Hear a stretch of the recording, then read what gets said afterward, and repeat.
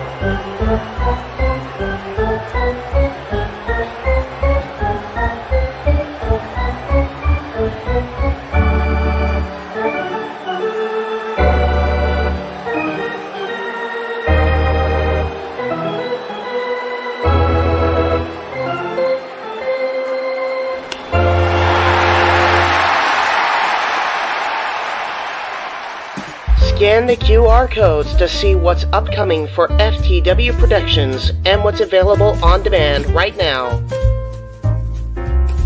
Button Master Stable Wars entire playlist. AEW Revolution Go Home Week, Dynamite and Rampage watch parties. Mistress Audio dramatic readings featuring voice actors from Weymouth Youth Wrestling. Elimination Chamber retrospective. WrestleMania Retros coming to the Wrestling Fortune 44 Incorporated channel. Star Wars Jedi Fallen Order Let's Play series. WrestleMania 19 Revenge Mode Let's Play series. All of A Simple Man's Brand Simply Predicting panels.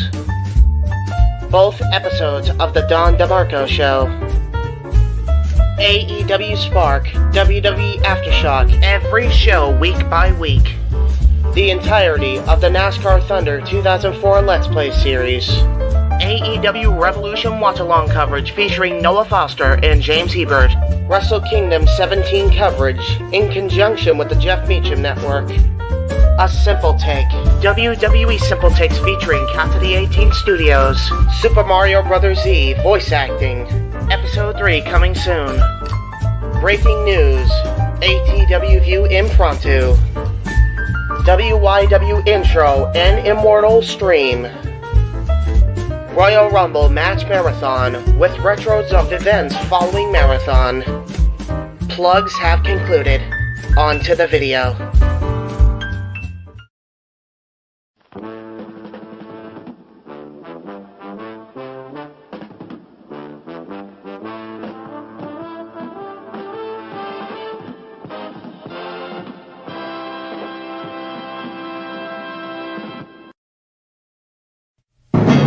The Jeff Meacham Network's Multiverse of Media. For over 15 years, the recognized symbol of excellence, and the standard bearer in coverage of sports and entertainment. The following program contains strong language that is not suitable for young children. Viewer discretion is advised. JJ, Jeff, you want to kick this thing off? Because I'm still trying to process everything here. Yeah, it's like, who wants to go first? Well, Come on in. It's open mic night with your host. you could maybe say there's really 4 topics, but it's split into 6. The Renegade, J.J. Williams. The Sammy and Eddie Kingston thing, which one's the better smelling turd? And his panel of co-hosts. I am the founder. We'll call me that for today since we're going with the Jeff Jarrett love theme here this week, according to JJ. The West Coast Professor, Jeff Meacham. Karma is karma. That's professional wrestling! Damn it! The Simple Man, Noah Foster. It's showtime! Yeah! How you doing, JJ? How you doing, Jeff? James. Yeah. And the Heb Man, James Hebert. Imagine Bill Burr, Joe Rogan, Paul White, the Baldies. There you go. It sells itself. God. Get in there. Short his ass and shit the bed. He's not Amber Heard. Give it time, JJ. Give it time. Now, I'm sure Jeff has some stuff that Dumb move. Just don't pull this bullshit again. You get one. Tony needs to stop caring about the ratings. Bradshaw said as long as the ads are in place, we're not going to lose that third hour. Ring of Honor does not have to be AEW Live. They don't necessarily have to coexist with each other. We kind of saw that tonight to a degree. Along with a panel of guests. He is no longer glorious. Don't you bring that up. You want me to rant about what my NXT used to... No, we are done here for the night. I swear, James. Because you never know who may show up for open mic night. I leave our company in the capable hands of an extraordinary group of superstars, employees, and executives. The first thing that came to my mind was, it's about damn time. Amen. I literally touched everybody in the state's trash. So it's horrible, you guys. Peyton's new thing is Dennis the Menace, but it's funny because she calls it Dentist the Medicine. And that's great. When Elliot Taylor came out and did Born for Greatness live, I was popping my pussy, having a great time. I didn't care. I was having so much fun. Sit back, relax, and enjoy the show. Fuck Bill Belichick.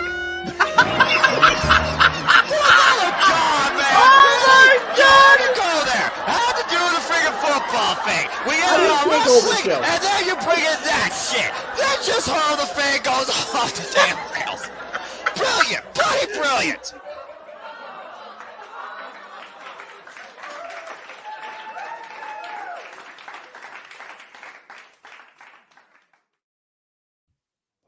Bloody brilliant indeed, as it is time once again for the Saturday Night Shenanigans that are Open Mic Night. I am your host, your moderator here across the Jeff Meacham Network Multiverse of Media. I am the Renegade of Wrestling, J.J. Williams, joined by my panel here this evening. First and foremost, we have the Heb Man, James Hebert. Actually here on time for a change. Didn't have to get called or anything to bring him into the studio. Yeah, just barely, too. Barely. Almost wasn't here on time, but, you know, technology has been a bitch. Right. Safet, how's it going? Good to see you. Daniel, one of our members here on the Casa channel, another Saturday night of open mic night. It's going to be a fun one. Absolutely. Speaking of members, we have a brand new member subscribed to the channel, and he's also in the green room. Josh Mansfield. What is going on? Thank you very much, sir, for signing up and becoming a member of the Casa channel. Well, of course, JJ. Of course Appreciate I was going to do that. Matthew, how's it going? Good to see you.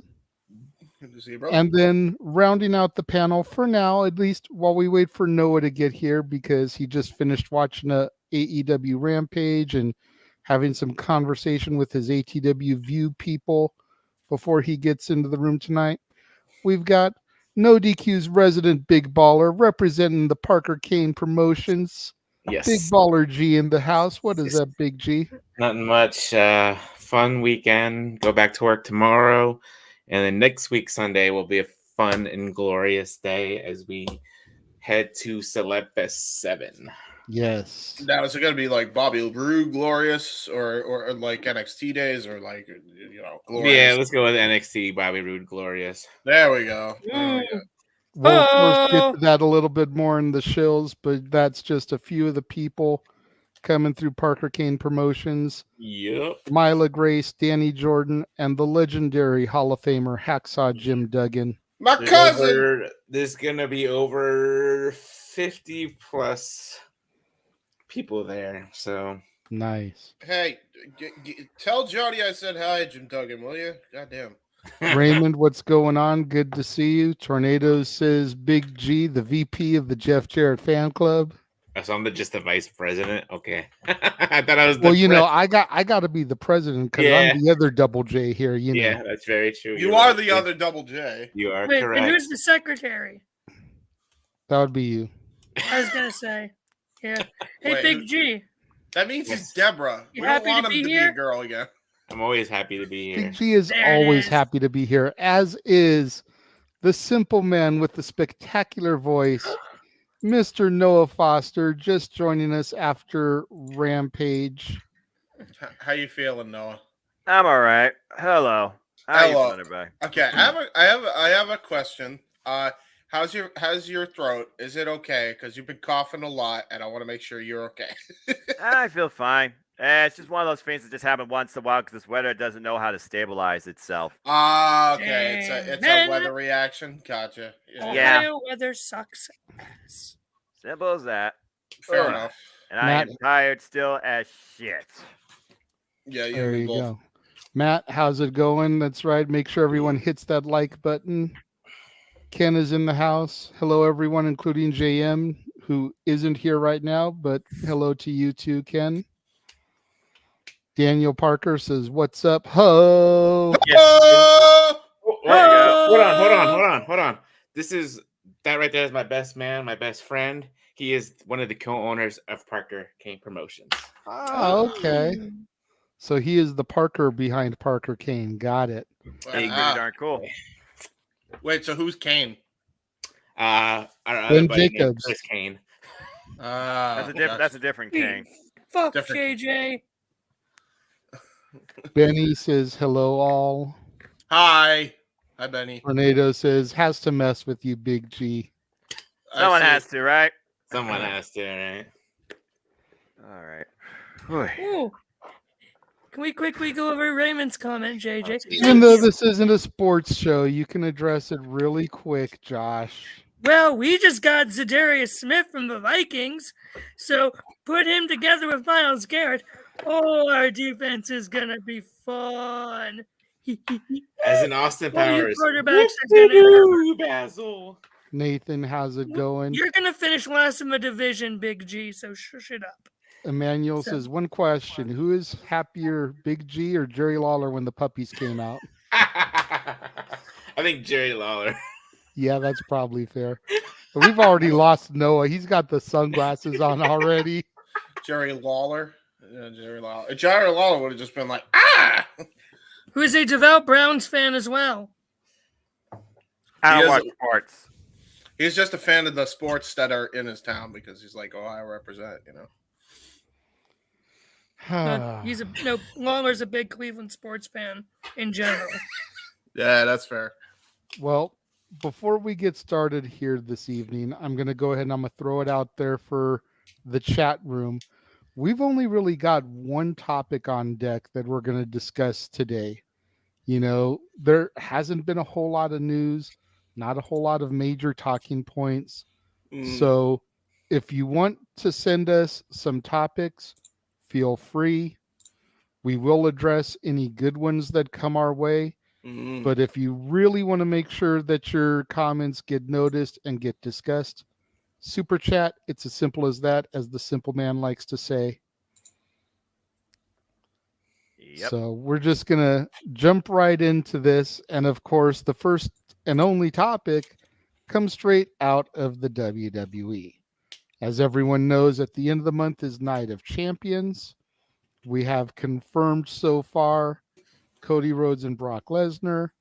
We've had the quote-unquote tournament, and we know that Seth freaking Rollins is going to take on SmackDown's phenomenal AJ Styles for the Raw exclusive World Heavyweight Championship. We didn't see but that I digress. coming. We didn't see that coming. Money in the Bank 2019 rematch throwaway. But I digress. The real news is this match right here. Fuck! Yep. Are you kidding me? Are you trying to tell me that tried to Roman 4 belts here? Oh no. So not only is Roman challenging for the tag straps alongside Solo Sikoa, but due to a truce, Sami Zayn is finally going to be able to go to Saudi for the first time without having to be in fear of his life. Yep. So Syria and Saudi Arabia. Oh no. They made like a not like a peace treaty, but like they're in peace right now as of this moment. Mm-hmm. And that's why I think Sami's quote able to unquote. go. I'm still gonna say a prayer before he goes out there. Yeah, say a prayer for I don't trust these fucking political nut jobs anywhere in the world. Never mind in the Middle East. So I mean that's a stretch that all of a sudden they're good. But I digress. Not to make anything political, but yeah. And people are saying that Roman's going to win. No, I said this yesterday. Solo Sikoa is going to take the pin here, or that. I mean, this is an early prediction. I mean, I'm sure we'll do predictions for Night of Champions here next week. But either that Solo takes the pinfall, or the Usos interfere and cause Sami and KO to win, and thus furthering the tension between Roman and Solo and the Usos. Usos interfere, ends in disqualification. Never-ending story of the tag team championships versus the Bloodline. That's not a bad take, Big G. I could totally see that happening because, I mean, Roman isn't around often enough for the straps to get put on him. No. And you don't want to take them off of Sami and KO less than 2 months from them winning them. No. So this is what really grinds my gears. Okay, let's go ahead, Big G. What grinds your gears? We were like all like, okay, Roman's gonna hit 1,000 days at Night of Champions. Who's he gonna defend against? And now here we are. Oh, Roman's gonna be in a tag title match. So like at this point, the man might as well hit fucking 2,000 days as Universal Champion. It's permanent. Why not? He might as well, because like at this point, people are saying that this World Heavyweight title is going to be a consolation prize. I'm going to say something. No. I'm going to say something that's going to piss people off. At this point, the World Heavyweight title is going to be the workhorse title, because Rollins is going to have it, obviously. And the Universal title, whatever you want to call it, is going to be defended every 5 months or so. Well, he might defend it at SummerSlam. But like at this point, who cares if I would have cared if Edge won. Who cares how many days Roman's going to be champion now? Because they were going to make this big deal out of 1,000 days, and now he's just not defending it. Roman Reigns is just a big old fat mascot marketing ploy, part-timing bullshitter. Yeah. I mean, damn, Noah. Okay. Yeah, I'm with Noah. Honestly, I'm just over the fucking Roman experiment, especially now with Vince clearly back in charge, trying to figurehead for the WWE brand. It's not a champion; it's a branding gimmick. Yeah, I mean, trying to fucking find a way to goddamn, combat the Saturday Collision show like full on now, because why not? I'm just over it. I'm over the bullshit. I'm over the pettiness. I'm over the political crap. Honest to God, like it you know, I hate to say I told you so, but you know, I told you so. You know, it really should have fucking happened at Mania. And now it doesn't look like it's gonna happen until next year at Mania. And by that point, you know, nobody's gonna. Don't forget, James. We can't say that until I know. prove Money. that JJ's wrong. We have to get through Money in the Bank. And Yeah, the but if they made dollars and cents, then Edge would have been the one that fucking won and not AJ. So you know, what do I know? Honestly, he was the only one. Am I the only? The minute I heard that he was announced for that, there was only one person that should have won that, and that was fucking Edge. I agree. That was Edge. Nobody else made sense. Nobody else. Because yes, you could argue that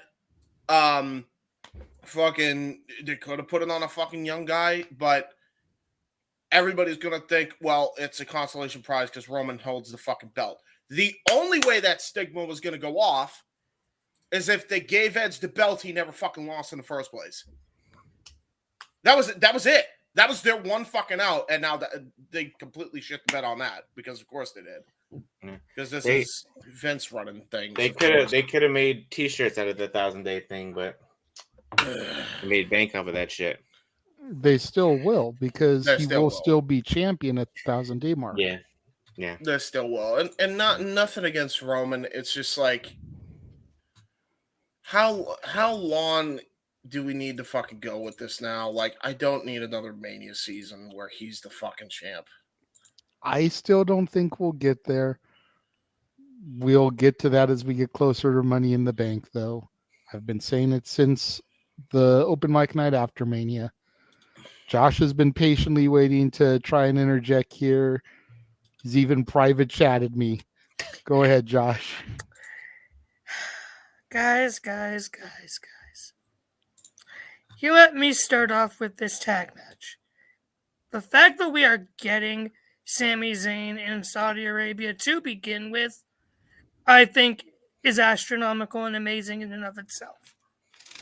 The fact that they are putting their stamp of approval on Sami and KO by putting them in this match with Roman together, you say, oh, this is... No. This ain't Vince doing this, and you know that. Yeah. Vince wouldn't be doing something like this. We know he wouldn't. I honestly think this is brilliant storytelling. This is Roman saying, oh, you can get the job done? Oh, watch us do it. And then them not do it to further get that dissension so that way the bloodline can just completely explode before SummerSlam when Cody beats Roman after Money in the Bank on SmackDown in Madison Square Garden, because that is where the story is being finished. We talk about Roman, 1,000 days at Night of Champions, but who are you going to be able to build up in that short amount of time as a viable contender for Roman on SmackDown that he hasn't already beaten? AJ just came back. That really wouldn't... I think what they're doing with AJ here works. You can tell this is a Triple H match, not a Vince match, or Edge would have won. Yeah, that's true. AJ is a Triple H guy. Seth is a Triple H guy. 2 Triple H guys. I was honestly surprised Sheamus didn't win. If I'm being completely honest right now. With you. So... Okay. I think this is a great move of this tag match. It will further show dissension in the bloodline, and we will finish that story with Cody. Not next year, not at SummerSlam. Again, I'm stealing JJ's shtick. That is the SmackDown after Money in the Bank at Madison Square Garden. Yeah, TikTok. Yeah, I believe it when I see it at this point. Seeing is believing, like anything else. While you all feed into dirt sheets and journalistic bullshit, seeing is believing. Yeah, I agree. The thing is, it's none of it is journalistic or dirt sheet bullshit. It's genuine thought process and storyline thinking. And how many Has times? nothing to do with the dirt sheets. And if it's being reported in the dirt sheets, I'm the one that said it first. You can go back to the time and date stamp because it was literally that open mic night the week after Mania where I said this. Yeah, but nobody else was reporting it until the last week or two. You also make the most sense with it, though. Exactly. That's the thing that I have known since my fandom in my later years is that anything that makes sense, WWE, and this has been a proven track record no matter who's in charge, especially with Vince in charge, will not do. So you can't blame me and can't blame everybody else for being fucking skeptical, and rightfully so, when they've had a proven fucking track record of doing this exact bullshit, which is the thing that makes the most sense. Well, now it's too predictable, pal. We gotta steer the course. You know, come on now. And I understand your skepticism, James. At But least we we are understand. still, theoretically speaking, in a new era.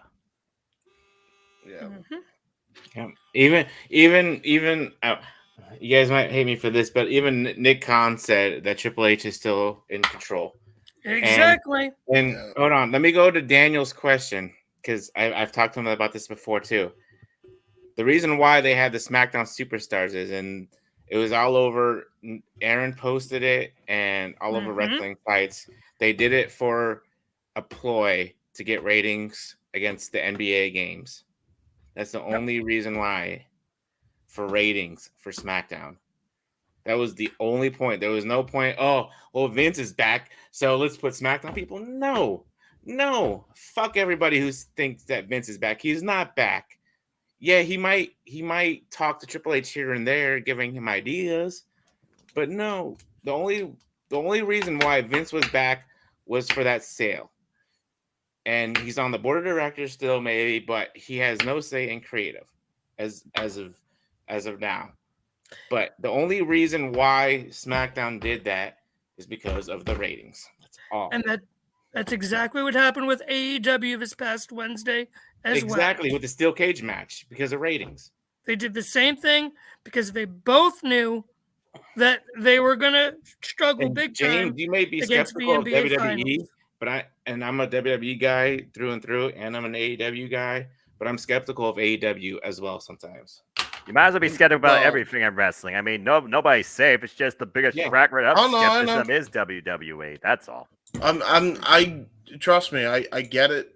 I get people trying to have the hope. I have lived too many of this fucking thing. Every time they say that change is going to happen and they're going to appoint somebody in charge, I've lived through this too many fucking times to believe that it won't be the case where Vince fucking takes over at the last minute. That's why you think I have? I haven't watched a single fucking episode. I have stayed true to that. The only reason I'm watching at all this week is because I got to cover my buddy that's going to North Carolina. Otherwise, I'd probably stick to that. But otherwise, I wouldn't be. I would stick to that fucking streak. So, real quick before we move on, or before Noah wants to say anything, going back to something Big G just said about quoting Nick Khan, I'm going to do something and say something that I'm pretty sure none of you would ever expect to hear come out of my mouth. See this hat right here? Nick Khan, I take my hat off to you, sir. Well done with the international PLEs. Well done. That was one of his main goals when he was brought onto the board of directors, was to get more international PLEs and shows. And look at the ratings, look at the money, look at the eyes it has got on the product every time they have done one of these. yeah, because hats off to Nick Khan. Good job. They said this past Backlash was the most watched Backlash in history. To be fair as well, though, the main reason for that is because there is more international flair about wrestling than there is in the United States. It's a lot like soccer lately in that regard. But nothing's bigger than soccer. I mean, the NBA might get 7 million it's people watching. You know what I mean? No, it's along those lines, fan-wise, where it's like, okay, well, they don't get wrestling often, so when they do in those regions, it's a big fucking deal. Like that's the main reason. Like that's why All Out All In like sold under without a single match announced sold over 60,000 tickets for Wembley. You know what I mean? Like that's the reason for that. You know, it's just like they don't get wrestling often. So you know, Puerto Rico hadn't had a that scale anyway. Since what, New Year's Revolution in 05? Yeah. So it's like it's been a long time before they had a wrestling event. But yeah, I don't know. Like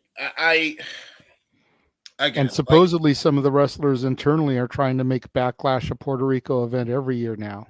Honestly, I wouldn't blame them. I wouldn't blame them. No. At least for a good 4 years, I could see them doing a SummerSlam deal with it. Yeah, give or take. Hassan, how's it going, sir?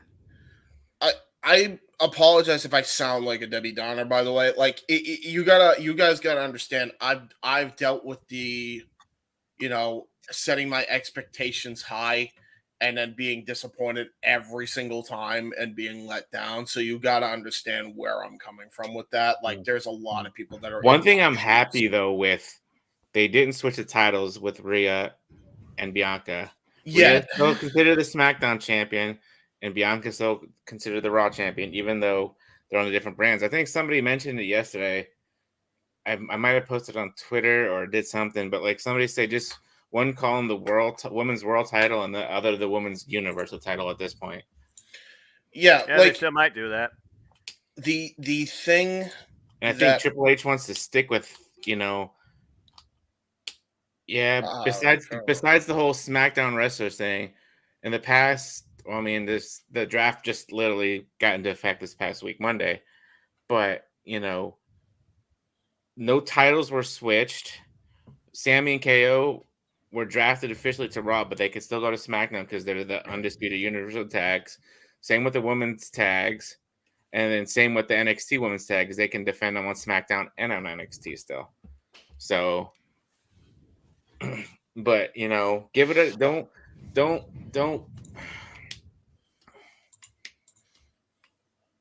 I don't want to say don't give up yet, but like don't put the product down when we're only in this new era with the draft and stuff like that. Well, because if it was Vince, if it was a Vince McMahon thing still, they would have swapped the titles by now. Well, for the Raw and SmackDown. Well, if it was also a Triple H thing, then Night After Mania wouldn't have happened. Nobody can deny me that's true. No, you're right. You're right. I mean, come on. I completely understand your cynicism, James, because I have been there. Yeah. How quickly we forget, you know, I'm the guy that walked away from the business for 10 years, damn near.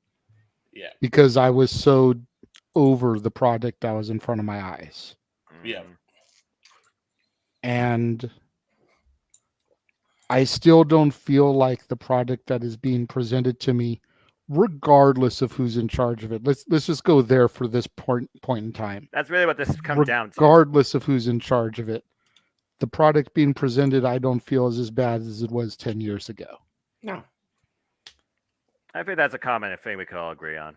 As far as the night after WrestleMania wouldn't have happened without Vince, I don't think anyone will deny that the night after WrestleMania was a Vince McMahon thing. That's also the day they announced the sale, though. So yes, Vince was present. The sale had just been announced. He was there. He was visible. He made last-minute changes that pissed some people off, that pissed a lot of fans off, because he was there because of the sale. The next week, he wasn't there. It was a totally different show. The next week, he sent out emails that said, Triple H is still head of creative. Yep. Ever since that Raw, it's been Right. back to what it was prior to WrestleMania for the most part. Because have you noticed there is, there's still some kind of comedy, but there's not this stupid crap, right? The Vince comedy that we had Yeah. seen for so long. I was going to say the over dramatic performance by freaking Bianca on SmackDown, notwithstanding, like that shouldn't have been funny, but I was laughing at how oversell that was. Like that was damn near Shawn Michaels against Hulk Hogan oversell. Asuka said apparently she put hot sauce in the spray. Oh, that's what I would do it. Oh, maybe she wasn't actually. It just looked like an oversell to me. She looked like she was acting on a soap opera. You know, maybe she's looking for her next gig. Who knows? Well, but ever since that Raw, things have kind of been back to the way they were prior to Mania, and everybody was positive and hopeful of the WWE product with Triple H in charge. It's that announcement of the sale. It's the fact that Cody didn't beat Roman at Mania. And it's that Raw after Mania that has everybody just like so dejected and willing to give up on it again. And it's like, yep, it's, and I don't regret it. And that's you. I'm not trying to change your mind, but it's just like, I don't think it's as bad as people are making it out to be. It's not. It's not, but it's also not something I'm willing to put myself through again. Put it this way, right? Like if not, the night after Mania wasn't going to happen, I made this point on Aftershock. I made this point on a bunch of other shows. Like it could happen the night after, before SummerSlam, the night after SummerSlam, could happen the night after a Survivor Series. Although I doubt it because Vince never really gave a shit about that show. Could happen the night after Royal Rumble or before. Whenever he sees fit, one night of creative with Vince is like undoing fucking 10 weeks worth of television, as we have seen, because literally this world title tournament was supposed to be way more extensive and thought out because that was supposed to be the King of the Ring. And then they had to fucking change course because Vince decided to blow that all to shit of the Raw after Mania. So I don't think they could even start that fucking process. You know, so they had to hold off on that, and then, you know, we got what we got, where SmackDown guys and Raw guys are fighting for a Raw exclusive title. So I don't know, man. Like it's very obvious that whenever Vince comes in, it's gonna blow up a lot of shit. You know, and I don't like that it does that. You know, like if it was like one of those things where, okay, it's guaranteed that Triple H has full creative control and Vince doesn't even touch it, then I'd be like, okay, fine. But there's no guarantee because at the end of the day, he's still back as chairman of the fucking board. And even from a moral standpoint, after the bullshit he was accused of, I can't support that anyway, so. Which is a fair point, honestly. I get it, but honestly, Vince doing one show isn't the end of the world. No. Yes, people were pissed off, rightly so. That happened without warning, but it was rectified after the fact. Honestly, and again, and I don't buy the whole Vince made the call of Cody losing to Roman. No. It was said that was decided weeks before Vince coming in and doing all that. It wasn't like it was ripped up the night of and just changed on the spot.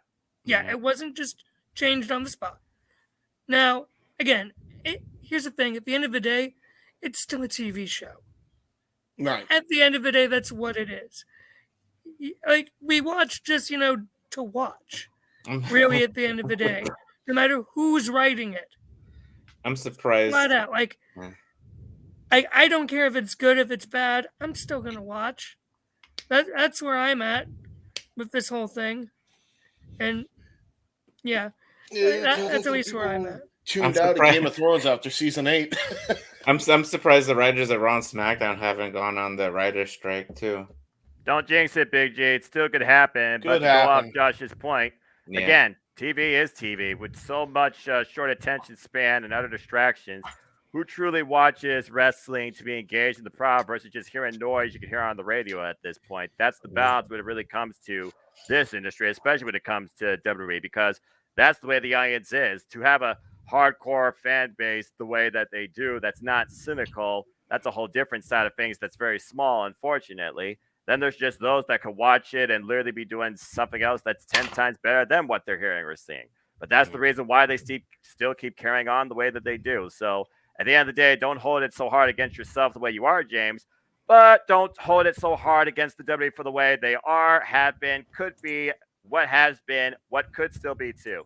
But the bottom line is this, as somebody who doesn't watch the WWE Weekly product themselves because I got better things to do, like sleep. It's better than what it used to be. Does that include not your NXT? For the time being, yes, but let's see how long that holds up.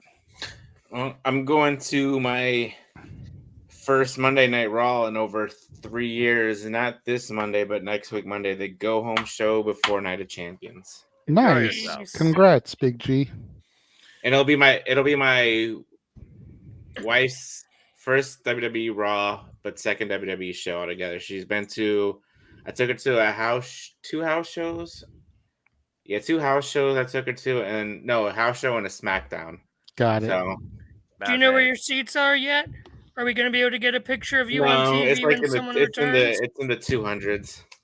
Yeah, the mid-range section. The Giant Center in Hershey is not a big stadium to begin with, but Goldberg at All Out just for Big G. For the record, also, by the way, just to put this in perspective, I'm sure people know this by now, especially on this show, but like, this isn't like a prejudice against like WWE, by the way, or just anywhere in wrestling. I've had my stance is I'm a fan of the actual workers in the industry that put their bodies on the line week in and week out. I'm a fan of them. I'm not a fan of either top executives that think they are hot shit and they really aren't and have way too many personal biases. Or on the other side, you have, EVPs who can't get over their own bullshit. Just not a fan of it anymore. Big wrestling corporations, I am not a fan of. Wrestlers, I am more of a fan of, if that makes any sense. Yeah, it makes perfect sense. That's the divide of the community. When you're a fan or you're a supporter or you're a heavier follower of the actual executives and you aren't making a damn dime of it, so why the fuck does your opinion matter? Exactly. That's your viewing of the product. Exactly. That's your own dismay. Exactly.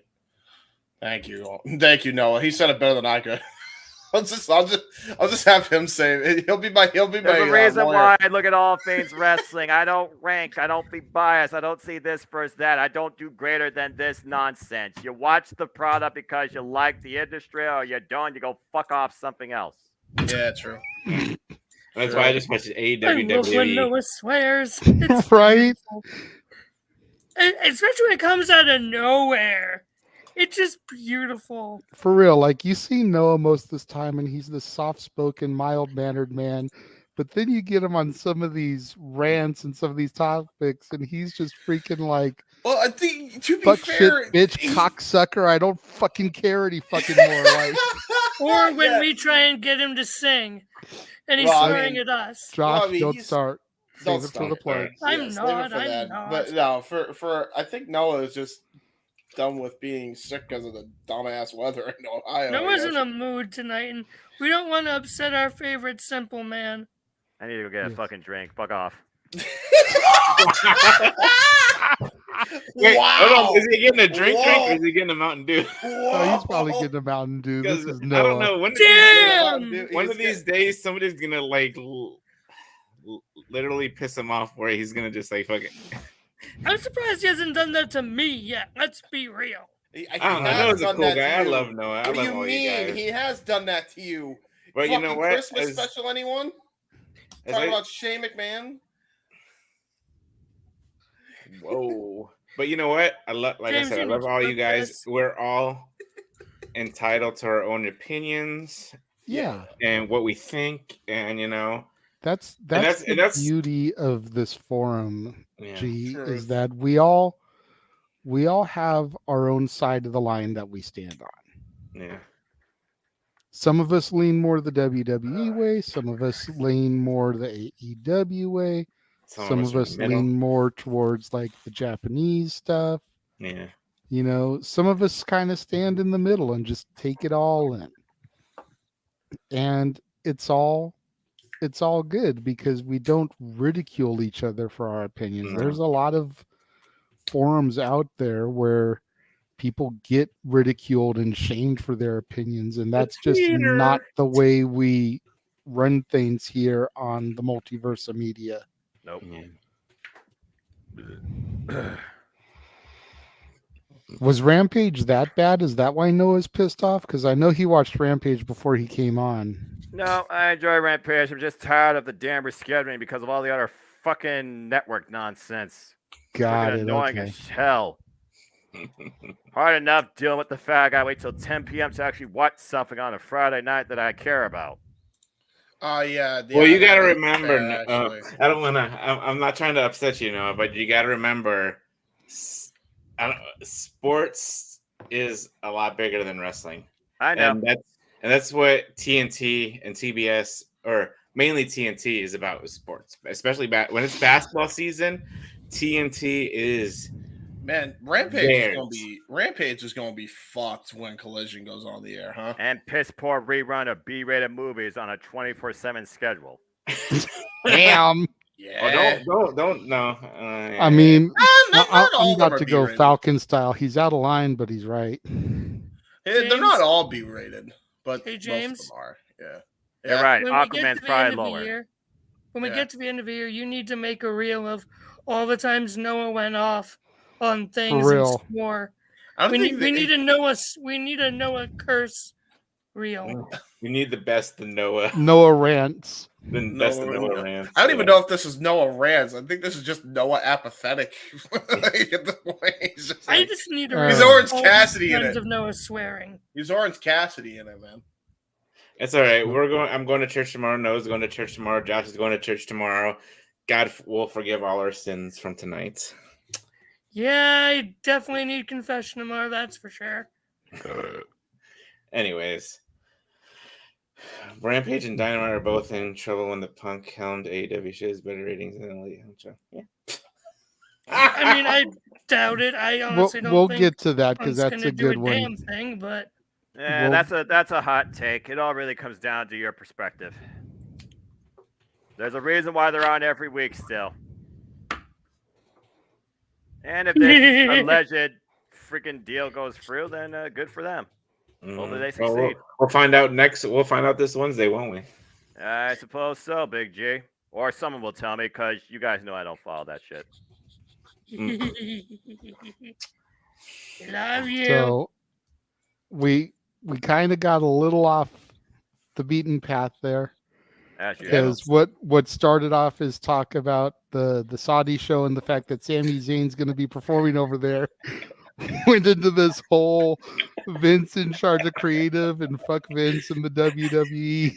Round this topic out. Sami Zayn, please don't die. Well, this is open mic night, isn't it? No, I'm kidding. Yeah, we only had one topic, so I know, yeah. but like, I just feel like the focus of that topic got insanely shifted. I mean, it became a political debate. Let's just be honest. But here's the problem with politics: you talk about political leaders, then it went into wrestling leaders. So, good job, James.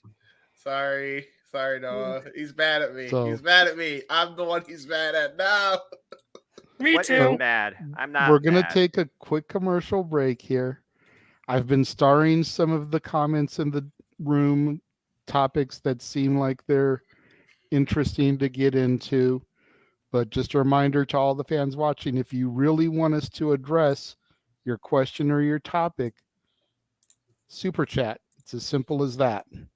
There you go. We'll be right back.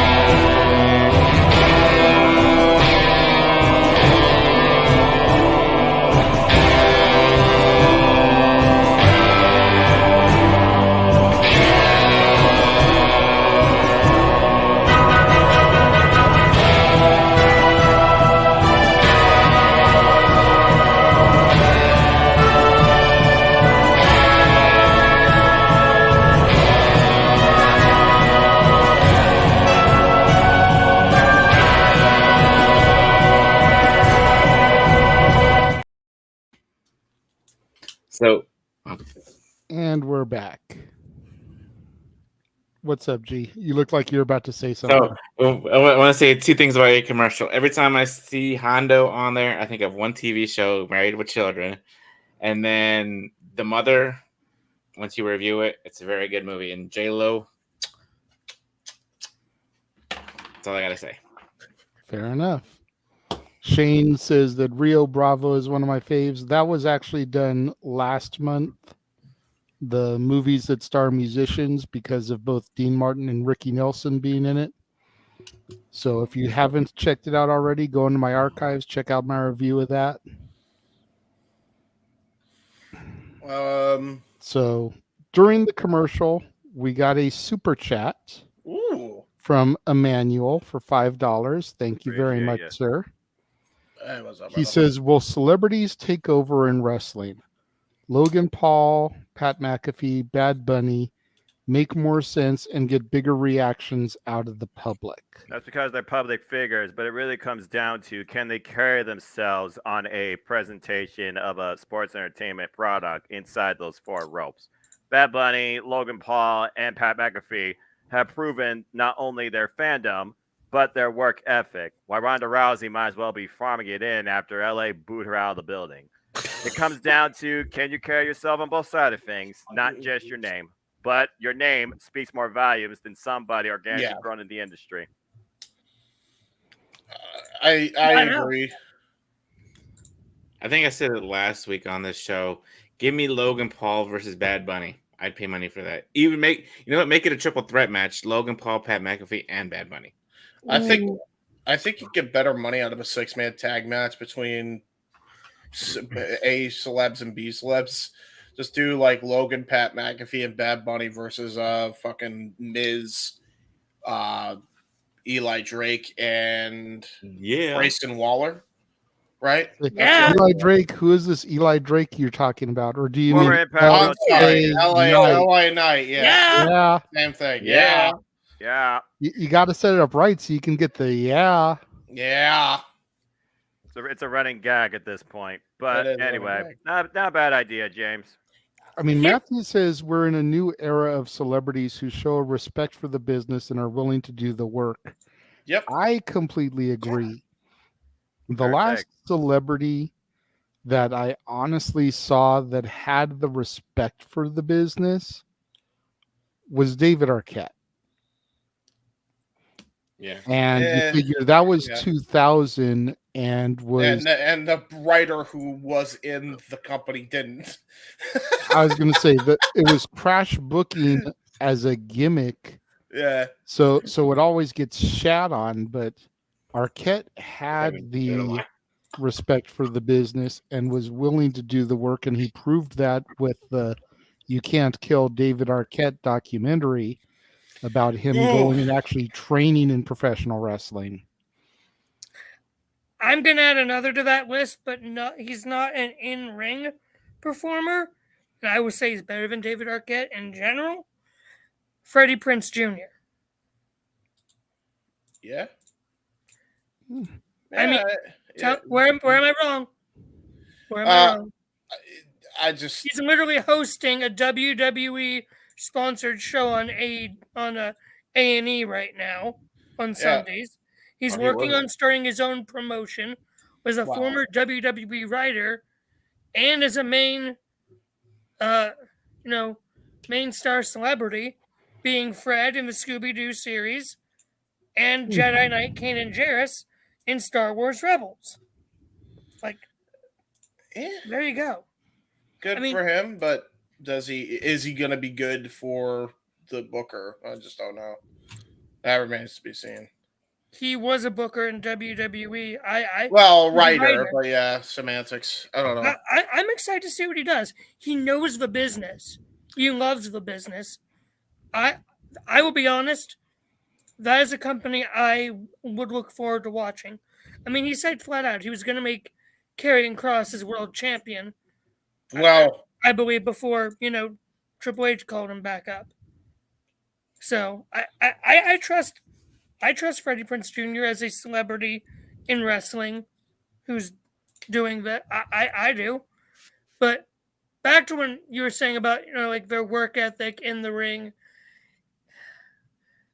What annoys me is when people do criticize the celebrities who have gotten in the ring and have put on the work, and you know who I'm talking about. Like when Bad Bunny did the tag match with Priest against Miz and Morrison, there was a certain someone who's like, "Oh, Bad Bunny shouldn't be able to do a Canadian Destroyer. He just start like." Doesn't matter when you start. If you learn how to do a move, you can do a move. Like all about practice. Exactly, and Bad Bunny had some pretty damn good trainers. So you train, kind of hard not you to. show When out. It doesn't one of matter them's how Rick Rogers. long. How long you've been doing it. You could be, for example, 2005, or no, it was 2004. Tough Enough, Daniel Puder, pointed out, Kurt Angle about made him actually tapped out in a shoot match on SmackDown. And what happened to him? He got, beat up by Guerrero, Benoit, and Hardcore Holly for his efforts. Yeah, I still think that's petty beyond belief. I agree, yes, but ridiculous. That's my point of anything can happen no matter who you are. So this whole, celebrities shouldn't be able to do this, or shouldn't be able to have, or Logan Paul shouldn't have been able to have that good of a match against Roman at Crown Jewel. No. If they train, they're good.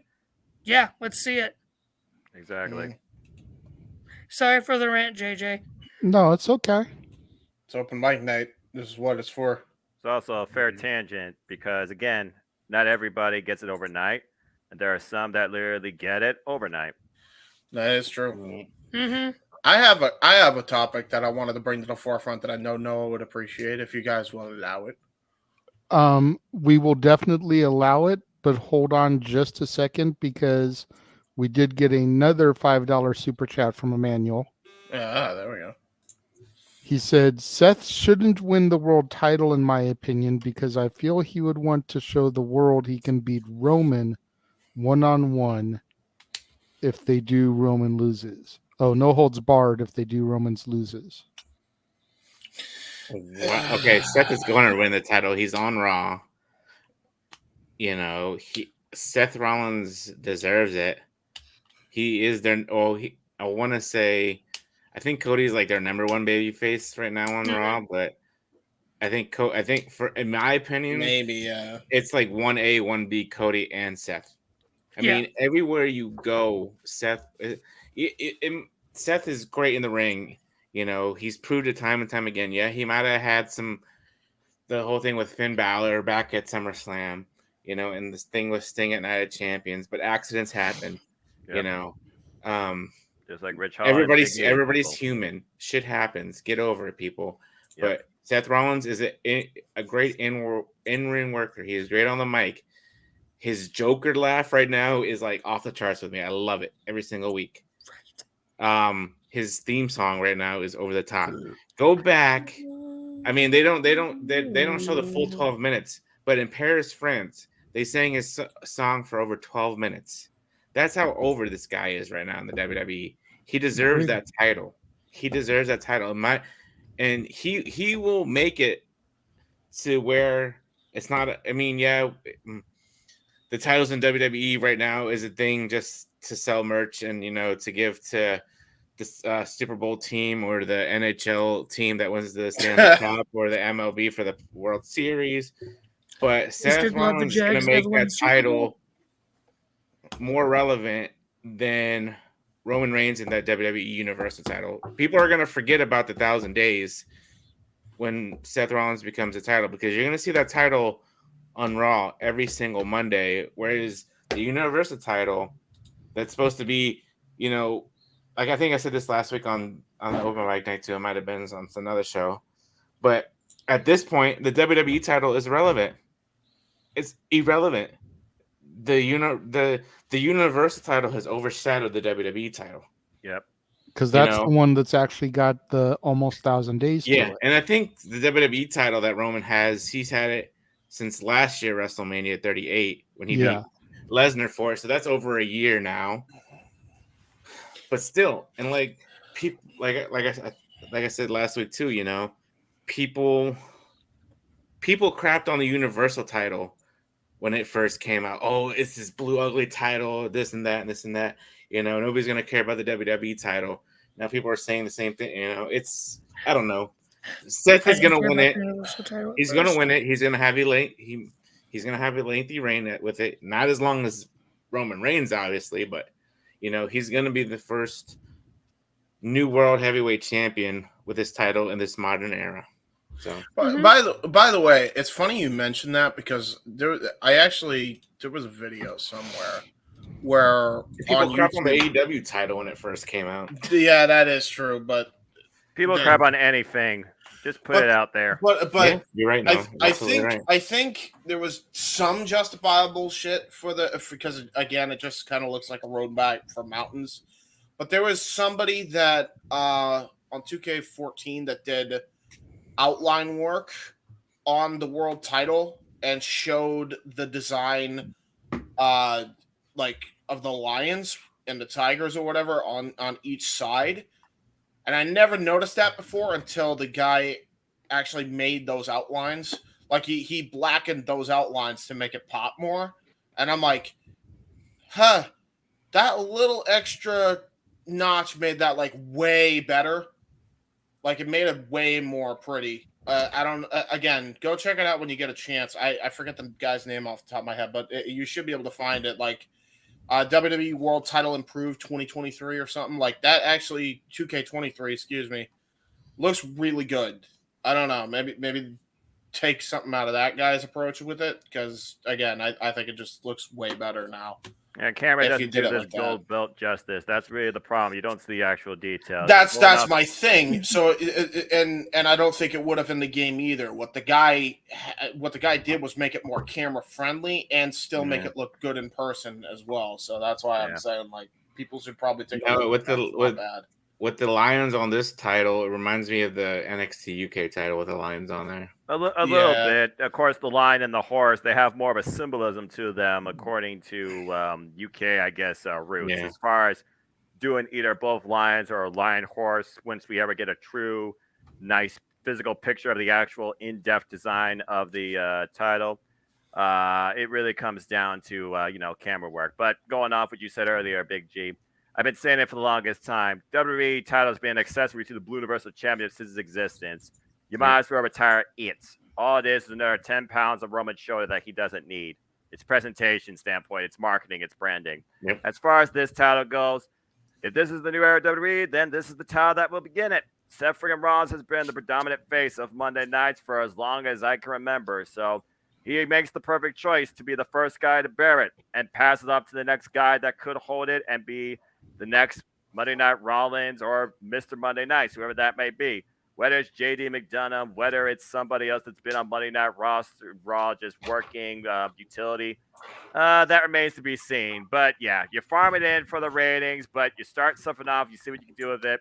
There's not a bigger star right now on Monday Night Raw than Seth freaking Rollins to hold this championship, let alone start off with it. So it makes sense as far as the way they went. I mean, at the end of the day of the tournament, it was just a ratings grab. Now. And this is the third time Rollins will be in the finals to crown the first ever of a championship. You're right. Which is all he was in titles. the finals for the NXT World Title against Jinder Mahal. Yep. You won? He was in the finals against Finn Balor for the Universal title. And lost. And he's in the finals against AJ for this title. Which he will win. Now, more than likely. I have a couple things to say. One on Seth Rollins, one on the new title. I'm saying that so people keep myself on track. Rollins. Like Big G said, 12 minutes in Paris of whoa. Even Triple H during the draft. Like, he was directing it. And they wouldn't stop even when Triple H was, when he kept doing it, he had to try and speak over them to continue on with the draft. The dude has proved himself. I mean, again, yes, like, I was ticked when Balor got injured because of Seth. But, I mean, the match they had on Raw, my gosh, it was beautiful. And Balor paid homage to that moment when he put Seth through the barricade the exact same way. So I think that was a good callback. It was a great match.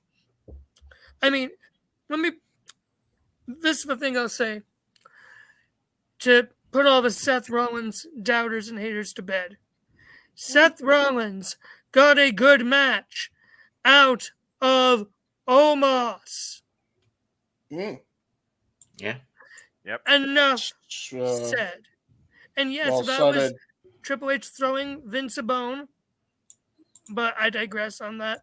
Seth got a good match out of Omos. That shows you his talent. But he's got the world heavyweight title. Got to throw Vince a bone. I do think the plan probably is to make the world heavyweight title mean more than the WWE Universal title, even until or even when Cody wins it from Reigns and hopefully brings back. I don't think he'll bring back the exact Winged Eagle, like this wasn't exactly big gold. I think he'll bring back a new version of Winged Eagle. But you have to remember, there was also a time in WWE where the World Heavyweight title was technically higher and more prestigious than the WWE title. Yep. I don't mean it immediately when it was brought back and just awarded to Triple H, but you talk about the end of 03, that era, to all the way to Batista having to relinquish the World Heavyweight title. I will dare say, during that time, the World Heavyweight title was more prestigious and ranked higher by WWE's own standards than the WWE Championship. I would agree with you up until the point where Cena got the belt and got drafted to Raw. Because I think that was before Batista had to surrender the world title due to injury. Yeah. And the fact that they were bringing the WWE title back to the A show at the time showed that it had kind of overtaken that belt. Yep. Yeah. I think in the course of 2005, with the matches Cena had, it worked to get back to that point. I will honestly say, though, it didn't get to that point fully until WrestleMania 22. I disagree because as soon as Cena got put on Raw, he had that classic with Jericho. That is true. But the reason before James does his go ahead. My reference for part of this is especially when you look at the WWE SmackDown vs. Raw 2006 game that came out in 05. When you go to the part that says title match in the games, what title is ranked first in that game? The World Heavyweight Championship. We're going by. So you're using a video game as your basis? W-O comes before WW in the alphabet, Josh. I'm just saying. Listen,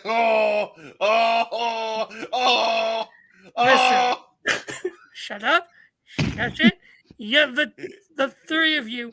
Noah, thank you for being silent, even though I see you shaking your head. That doesn't mean, just because he's silent doesn't mean he agrees with you. I'm not basing it just off that. I'm basing it just off in general thinking of how that title was booked.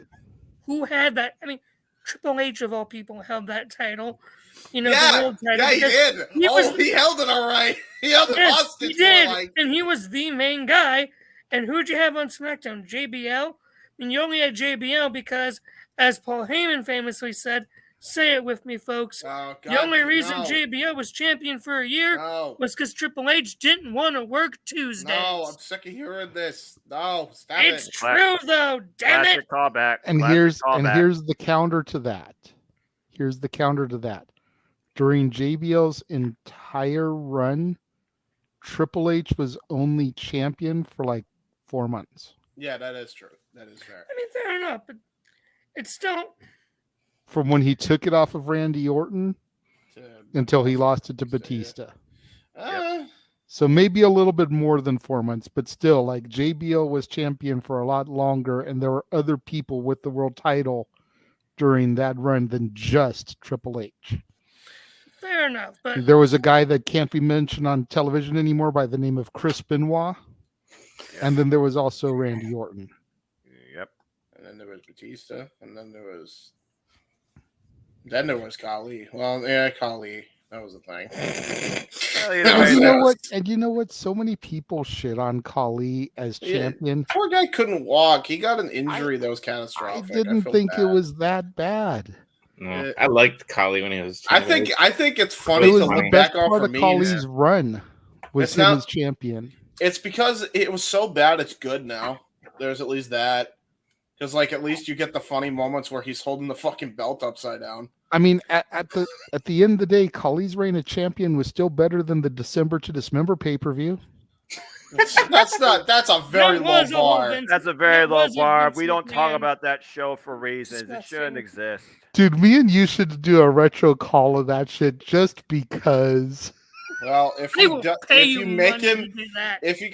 him money and you make him do it, then at least let me and Owen and do a retro so Noah can give his full wrath to that show. Please. For real, like me and you, I think it would be hilarious because whereas I am normally the guy that's cracking jokes and being the color analyst, I feel like Noah would just be like, what the fuck is this shit that I'm watching here? And I'm going to be the one that's actually trying to treat it seriously. Noah just looks at Matt Striker. He goes, "Who's this bargain bin? Who's this bargain bin? Fucking what's the guy's name from that had the train and shit from PBS? Why am I blanking on his name? Who's this bargain bin, Mr. Rogers?" Hey now, I like Matt Striker on commentary. This is when Striker was a performer. What? Yes. This is when Striker was still a performer. Exactly. Yes, and he got taken to wrestlers' court for saying that the which one of the locker rooms was worse than the other. I forget which. And then he actually stood up to JBL to take his punishment, and JBL backed off. But I digress. To Matthew's comment, I was actually about to say this, but yeah, pretty much this right here. I agree. Well, to be fair, but that's also because to be fair, Jinder should have worked. They just booked it like shit. To no, be he fair. shouldn't have. Don't you start that, Bull. You really want to challenge me on that? Because I know people that would have had a field day with that. You want to watch the Adam video? Adam Blompier booked it, and he booked it way better. Again, he's a friend of Jeff. Now, again, I enjoy Adam Blompier videos as much as anyone. Trust me, I do. But here's the thing. That is one thing I would disagree with that man on. Jinder Mahal should have never been champion. He should have never beat Randy Orton. Period. End of freaking story. It was they tried it to get the India views up and everything while they were expanding their market in there. Yeah. Guess what? He still sucked as a champion. Should have never happened. Period. End of story. I don't give a crap about Indus Sheer with him or in that thing, no matter if Veer is coming or not. Veer's just going to end up somewhere lost again in Okay, you know what? I might get some heat for this comment, but fuck it. You could say the same goddamn thing about Ron Simmons in WCW. Explain. At the end of the day, they just fucking pulled his name out of a hat to win the championship. Yeah, true. That is true. Yeah. Yeah. What was Ron Simmons doing in WCW at the time to make him worthy of being a world champion contender? Nothing. You're right. Actually, no. There was points where he was a contender. No, he was still working with Doom. Like, they literally had to break Doom up because they pulled his name out of a hat. Yes, I get that, but also you got to remember Halloween Havoc 92 with him and Luger, though. Okay, but still, that would be like fucking pulling Marty Jannetty's name out of a fucking hat and having the Rockers break up so Jannetty could become world champion. Like, the shit. That is true, but still, hey, listen. In an alternate I timeline. love Ron Simmons. Don't get me wrong. Farouk was amazing, but he should not have been WCW champion. You were saying alternate no. timeline. Maya Janae is the one that put Shawn Michaels through the window. Where are we today? Oh no! Isn't that also technically what they did to Bradshaw for the WWE title? And at the end of the day, freaking Yeah? Jannetty just jumped through the window anyways. Yeah. He did. Nobody jumped through. I don't remember a jump. I just remember he threw himself in the window. I don't think he jumped. Not breakaway glass though. When I think of jump, I'm thinking good of him visual. doing the Mario. You know, swing his arms from side to side and all that. What the? Oh, because I said damn. I was like, damn. Damn. Hey, he got a shirt out of it. He did. Yeah, right? Hall of Fame induction. Bad for Ron Simmons if that's all he's known for nowadays. Right? Not really. I mean, people remember the APA. They remember that too. They remember the APA. Hey, Nation They of remember Domination. him win the world title because he was the first African American to win the world title back in the day. To be fair, yeah, there is that. Right, There is yes, that. but you drag him out on TV any time of the past 4 years, all you do is you have him, just the camera stare on him for like 10 seconds of awkward silence until he shouts, damn. You know how much money he makes off of that? Fair enough, but still. I'm sure he has like a Legends contract, so he gets paid to show up every once in a while and say, all right, here. I wonder if he gets paid for each Thank time he you for says the dollar, damn or Ryan. each appearance. Yeah, thank you, Yeah, Ryan. for each damn. That's And fair. the answer is yes, Noah. I have a question. May I introduce a topic that Noah would be happy about? Yes. We said that you could, but then I wanted to get that super chat topic. So this is going to be a question, Noah. What was the announcement that Tony Khan made this week for the 50 millionth week in a row? The announcement he made this week was that there's going to be an announcement next week. Wait. Yes. Noah, is that right? There was no announcement this week. No.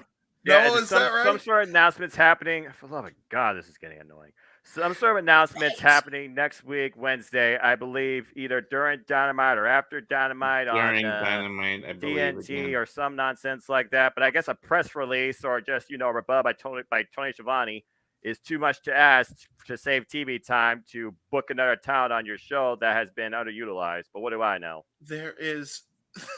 So from what I understand, he's going to make an announcement James, next week. from what I understand, and take this with a grain of salt, but from what I understand, there's like a convention or a meeting with the Warner Discovery Board or something, like a little convention of all the properties and stuff within. Okay. On that day, and the heavy rumor is that it's either going to be the Collision announcement, which pretty much everybody knows anyway, so why the fuck would they waste their time with that? Or it would be something streaming. With Max. It wouldn't With surprise me if Max. it's Max. You've been seeing more commercials for Max. You see all the stuff about WBD. It just sounds like Max to me is the most logical step. If it means that the pay-per-views go from Bleacher Report to Max, I'll take it and go from there. It's not like I'll watch anything else. Oh my God, Bleacher Report sucks donkey butt. Yeah, don't remind me, Big J. I got my pay-per-view purchase across 2 different accounts because Roku fucked everything up. That's why I went to. That's why I went to Amazon Fire Stick. I couldn't stand Roku anymore. The thing is, with Roku, it doesn't allow you to sign in with Google. So on the PC, I'm signed in with Google originally when I started my Bleacher Report account. But since I can't do that on my TV, had to create a new account. So it's like, okay, I got all my purchases, but they're stuck underneath 2 accounts, and I can't trust the one account. Fucked up service. I see, and a lot of people criticize Tony because he said that the announcement would be Wednesday on TNT. And everyone's like, don't you mean TBS instead what channel Dynamite's on? That's when you and know he was you've like, made too no, many I actually meant announcements." TNT. So that means one of 2 things as far as I'm concerned, as somebody who doesn't really watch or look at a TV schedule. He's either A, going to have an advertisement or some sort of tiny block as soon as Dynamite goes off the air for something to air on TNT, or it's going to be on TNT's social media in some way or capacity, maybe Twitter Spaces. I don't really know. What the fuck? I don't know. But yeah, No, there's supposed to be some kind of huge convention for like the HBO Max to Max deal and Warner Discovery and all that stuff, and something is supposed to be announced there that is going to then be announced on AEW. That's what the rumor is anyways. Can we just get them to fucking reconcile or fire one of the sides already? Like, can we stop with these announcements? What's the announcement? Oh, go have one next week. That's the announcement. Just do it during a fucking commercial break. Picture bullshit and quit wasting my time. Why can't Yeah, it be pretty on much. social media? Tony Khan is a waste of time, but I digress. Why can't he do it during a commercial? Any billionaire is a waste of fucking time, Josh. This is again why I don't want the Jaguars to ever win a Super Bowl, because I don't ever want to see Triple H having to present Tony Khan with the WWE Championship belt. I don't care. I highly doubt that would ever happen. I actually do want that to happen for the memes. I'm sorry. No, right? I don't even have a dog in that fight. I just want to see it happen. I can't. But I will say this about the whole. Again, Tony Khan's announcements are stupid and as annoying and old as the whole Veer is coming thing. But well, Veer came, so and it was Veer messy. came. Tony Khan's Veer announcements came, ain't left, popping, and came back. sadly. But Veer's coming again, as we know. Everyone was grossed out. So, gosh, we're being bad tonight. Whatever. Tell I'm him, not Noah gonna bring Cassidy. JJ and James with that one, and Noah's just nope, no selling. But I will say if their pay-per-views go on HBO Max or whatever it's called, if the price is lowered a lot more, I may consider watching AEW pay-per-views. Maybe. Well, see, that's the thing is, like, we kind of got into this a little bit last week, but it kind of got diverted, as some of our discussions do, into turning into the whole Punk and elite thing. It's like, if they move the pay-per-views to streaming, I think they're going to be able, people are going to be able to view them as part of the streaming package. You're not going to have to pay for the extra, I don't think. Right. Because that's the way most streaming services are. Is like, if you pay for this service, you get everything that comes with it. So if Double or Nothing is on the service, you get Double or Nothing for the $10, $20, whatever it is you pay for the streaming service. Yeah, there's no additional charge. Like with Peacock and WWE. Yeah. Itself, though.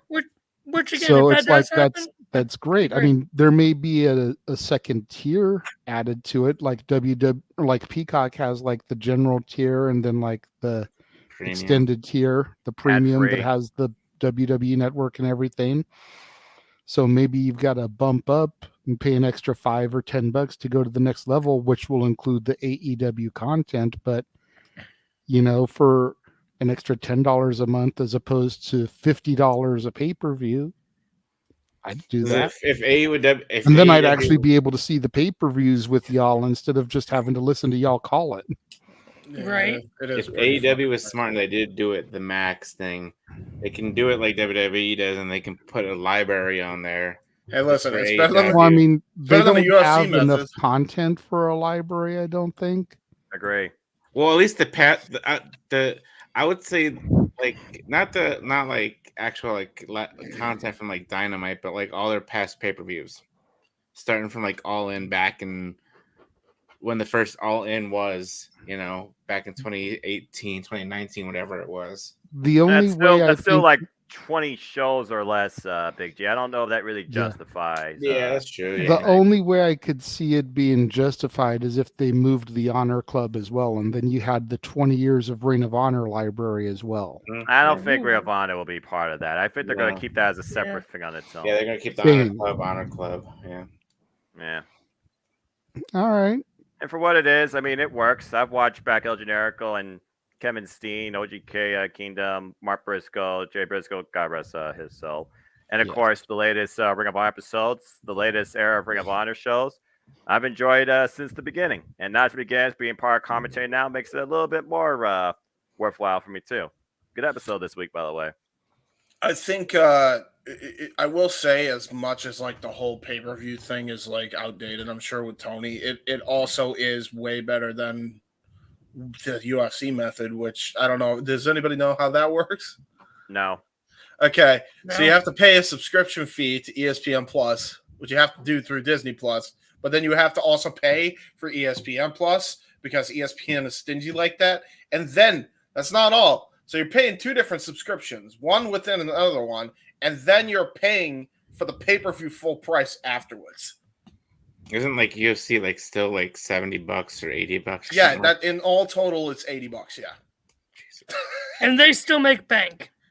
and Hey, people are willing to spend money on anything. fucking. Noah's in a mood tonight, so that we got a goth Noah tonight. Or I know we have think Judgment Noah's Day been in Noah the mood tonight. for a while, to be fair, which is I feel bad. We love you, Noah. He just sits there. No I've selling. been worried about Noah all week. He has, like, when we were backstage before we came on the show, he asked if Noah was okay. Yeah, I've been asking too myself. I've also asked Noah. I asked him after we were done with the Double or Nothing review. Love you, buddy. Love you, dude. All right, so we're going to take another commercial here. Again, I've got some comments starred.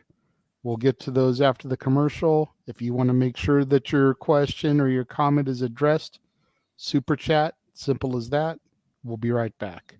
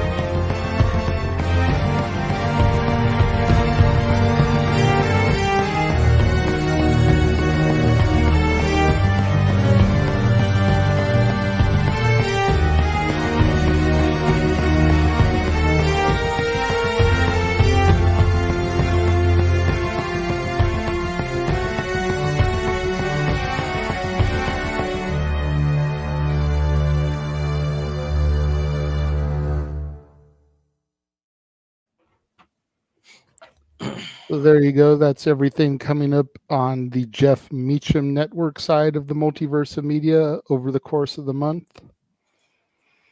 Lots of good stuff. May 19th. What? I said May 19th. No, You're right. No. May 19th. We don't talk about that. We don't talk about that. We don't talk about that. Oh, He's not even wrestling anymore. The gimmick's dead. Not yet. Oh, Well, don't count your chickens before the hatch now. That's fair. That's fair. He might come back. You never know. Yeah, true. Legends contract. Jeff is not here currently. He was feeling under the weather earlier, but he said that he was going to set a timer for 10 o'clock Pacific, which is 1 o'clock your time, I think. Correct. So depending on where you are, King Mike, if you're East Coast, West Coast, he'll be here hopefully in the next half hour, 45 minutes or so, assuming that his alarm actually wakes him up. And assuming he's actually feeling better. Yeah, right? True. Jeff's had a rough go of the past few weeks since Mania. He's dealing with a broken hand. He had COVID right before that, after Mania. Mm-hmm. Yeah, he has had a rough go. Mania. Yeah. We love you, Jeff. Love you, Jeff. It was So I feel like this has been addressed a lot on the channel here, especially in recent months. But a lot of people mentioned it in the chat room earlier. So I figured since we don't have anything to talk about, we'll just go ahead and run through it for about the 15th or 20th time here in the last couple of months. What do we think about Bianca Belair turning heel? I don't know. I mean, you mentioned. Hold on. Let's just go through all of these here. Still feel they should have put the title on Io or turned Bianca heel, but it is what it is. Yes to both. I'm just bored of Asuka and or Io jobbing to Bianca. Io doesn't need damage control now. They both deserve better, and they had the chance to make Bianca heel and failed to do it. But wait, there's more. There's nobody on the SmackDown roster built good enough to beat Bianca now. Wait, I can think of a couple. I can think of a couple, but that's the last one there Charlotte's regarding there, the don't Bianca say that. heel thing. Charlotte, dude, I like Charlotte, but Charlotte is not better than Bianca. Let's get that straight right now. We're gonna do whatever's No players way. because no one beats the Queen. Then maybe Bianca turns heel. So, okay. I'm going to say my piece and then I'm going to shut the fuck up because I feel like I say the same thing every time this is brought up. You do. Thank you, Noah. Love you too. Bianca is the female Cena. How many times did WWE have the opportunity to pull the trigger and turn Cena heel? And how many times did they do it? Go ahead. I'll wait. No. Bueller. His Make-A-Wish, his merch sales, Yes. the way the kids look up to him is every reason why they didn't pull it. Yep. Gee, who has the same thing going for them right now? Bianca Belair. Yeah. But I She would like, is not going to turn heel anytime soon. Now, with Triple H in control, I see him taking more of a risk than Vince was willing to do back in the day. Because there's another guy who was very popular in the 80s and even the early 90s who told kids to, say prayers and take vitamins that Vince just never pulled the trigger on. And then he went to a different company and started a revolutionary group as a heel and became one of the hottest things ever. Yep. Brother. I feel like Triple H is more willing to take that chance than Vince would, but not yet. Vince learned Not that until Bianca finishes making the history that she's doing right now. And I that agree. history gets made on July 30th, 2023. Just prior to SummerSlam. when she When passes she Trish. becomes the longest reigning black champion in WWE history. Period. Mm-hmm. Which she should. Everybody needs to just realize that it's not going to happen Yeah, I agree. until at least SummerSlam. Because by then she will have passed that historical run. Yep. And then if they do Charlotte versus Bianca, like they're rumored for SummerSlam, we all know the Queen comes back from her hiatus and becomes champion again. Because that's what Charlotte Flair do. For the 17th time. Woo! Although it would only be 15 by their count. Fuck their count. I know. Don't get snappy at me, boy. I'm just saying that's their count. I realize No that she's already a sassy, Noah. 16-time champion, okay? I've been watching your NXT, damn it. I know. But they'll probably do that, which will cause Bianca to turn heel and then get her victory back at Mania and finally conquer the fourth horsewoman. So trust the process, just like me and Jeff have been saying about the Cody story.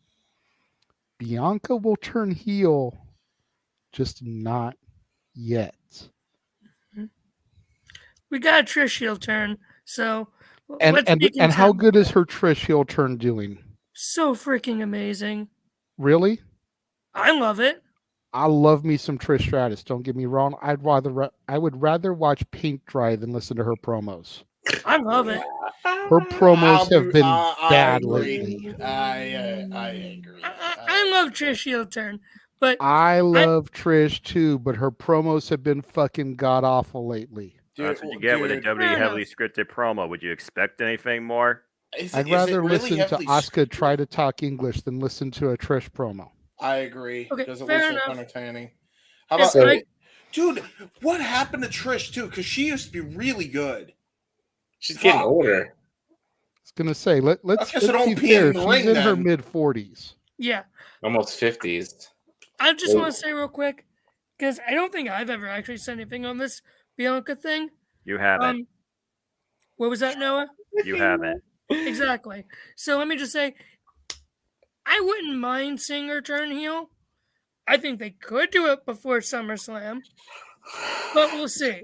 They Will would she have lose the no title before them? reason Probably to. not. But I do think that Triple H might take that risk with Bianca. Maybe, like you said, Vince didn't do that with Cena, didn't do that with Hogan. Learned his lesson with Roman, but even heel Roman is starting to become early 90s Hulk Hogan. I will dare say right now. He's starting to become that level of annoying, and which is why I think he's going to lose that title sooner rather than later. But I digress. So that's hell no. I did 100% disagree, Ryan Dempsey. May I say something? I will say something about that comparison as a man who loves both of those women. Hello? Bianca has the work rate. Jade has everything else. She's got the charisma. Yeah. She's got the entertainment factor. She's a little bit better on the microphone than Bianca. Bianca's the better wrestler. Jade's the better entertainer. I agree. I think Bianca can be a good entertainer. So let me Noah agree with me here. When Bianca first came into NXT, was she or was she not a heel when she first debuted? She was an obnoxious heel that worked. And was not the EST gimmick telling her that she's better than everybody? Yep. That's why she's the greatest, the fastest, the toughest, and I feel like this EST gimmick has worn itself out. Yep. It has. I don't mind her as a baby face. Don't get me wrong, because she is one of the top baby faces. But this EST gimmick started off as a heel gimmick, saying that she's better than everybody, but yet she's still sticking with it. And she's like, "Oh yeah, you can't have WrestleMania without EST in it." Isn't that kind of like heelish, or like I'm the greatest, I'm the fast? That's still heelish to me, because that's what we knew, what Noah and I knew. Yes, I'm still awake, Daniel. But yeah, it started off as a heel thing, and it's run its course. It's run its course. I would love to see Bianca heel again, because then it's just gonna get boring. It's gonna get boring. I hear you. And one of the first things I noticed about Bianca, because you keep in mind, I came into this, she was already full-blown babyface. Right. Yeah, you're right. Yep. But when I first got on back into this and I started listening to the wrestling themes on my Spotify, I realized how heelish the lyrics of her song are. Yeah, I'm on my own, Yeah, I'm on my own against the wall. I never needed you at all. You think I'll fall down? I'm going to watch you fall down. I never needed you at all. It's like, okay, this isn't exactly a babyface bop, but I can groove to it. I realized how heel it was, and I said then, that she needed to be heel. But then I started to see the crowd reaction. I started to see the little girls outside the arenas with the long ponytail braid, dressed like her, and especially last summer when she was feuding with Becky and dressed like Becky too, and their best friends going dressed as Bianca and Becky, and it's like, this is everything they wanted from Sasha Banks, and Sasha didn't deliver it. And not only did she not deliver it, she picked up her bag and walked out of the company. Now, I'm not here to get down that road. Mercedes seems to be living her best life right now with New Japan. She's making moves. She's living her dream. I'm not going to knock her on that. I might knock the way she began that journey, but she's living her best life. Let her live that life right now. Right. Bianca is everything they wanted from Sasha, especially to that market and demographic, the young black girls. Yep. Right. That was no more evident than her WrestleMania entrance with the Divas of Compton. You turn her heel, you lose all of that. And now isn't the time to pull that trigger. No, you're right. I agree with you. Yeah. I agree with you 100%. But yeah, it's just, I mean, us as people, I don't know. We have like, I don't want to say we have like a short attention span. We do. We do. But like, and we're known as wrestling fans. We get bored of things after a while. We get bored of things after a while, you know.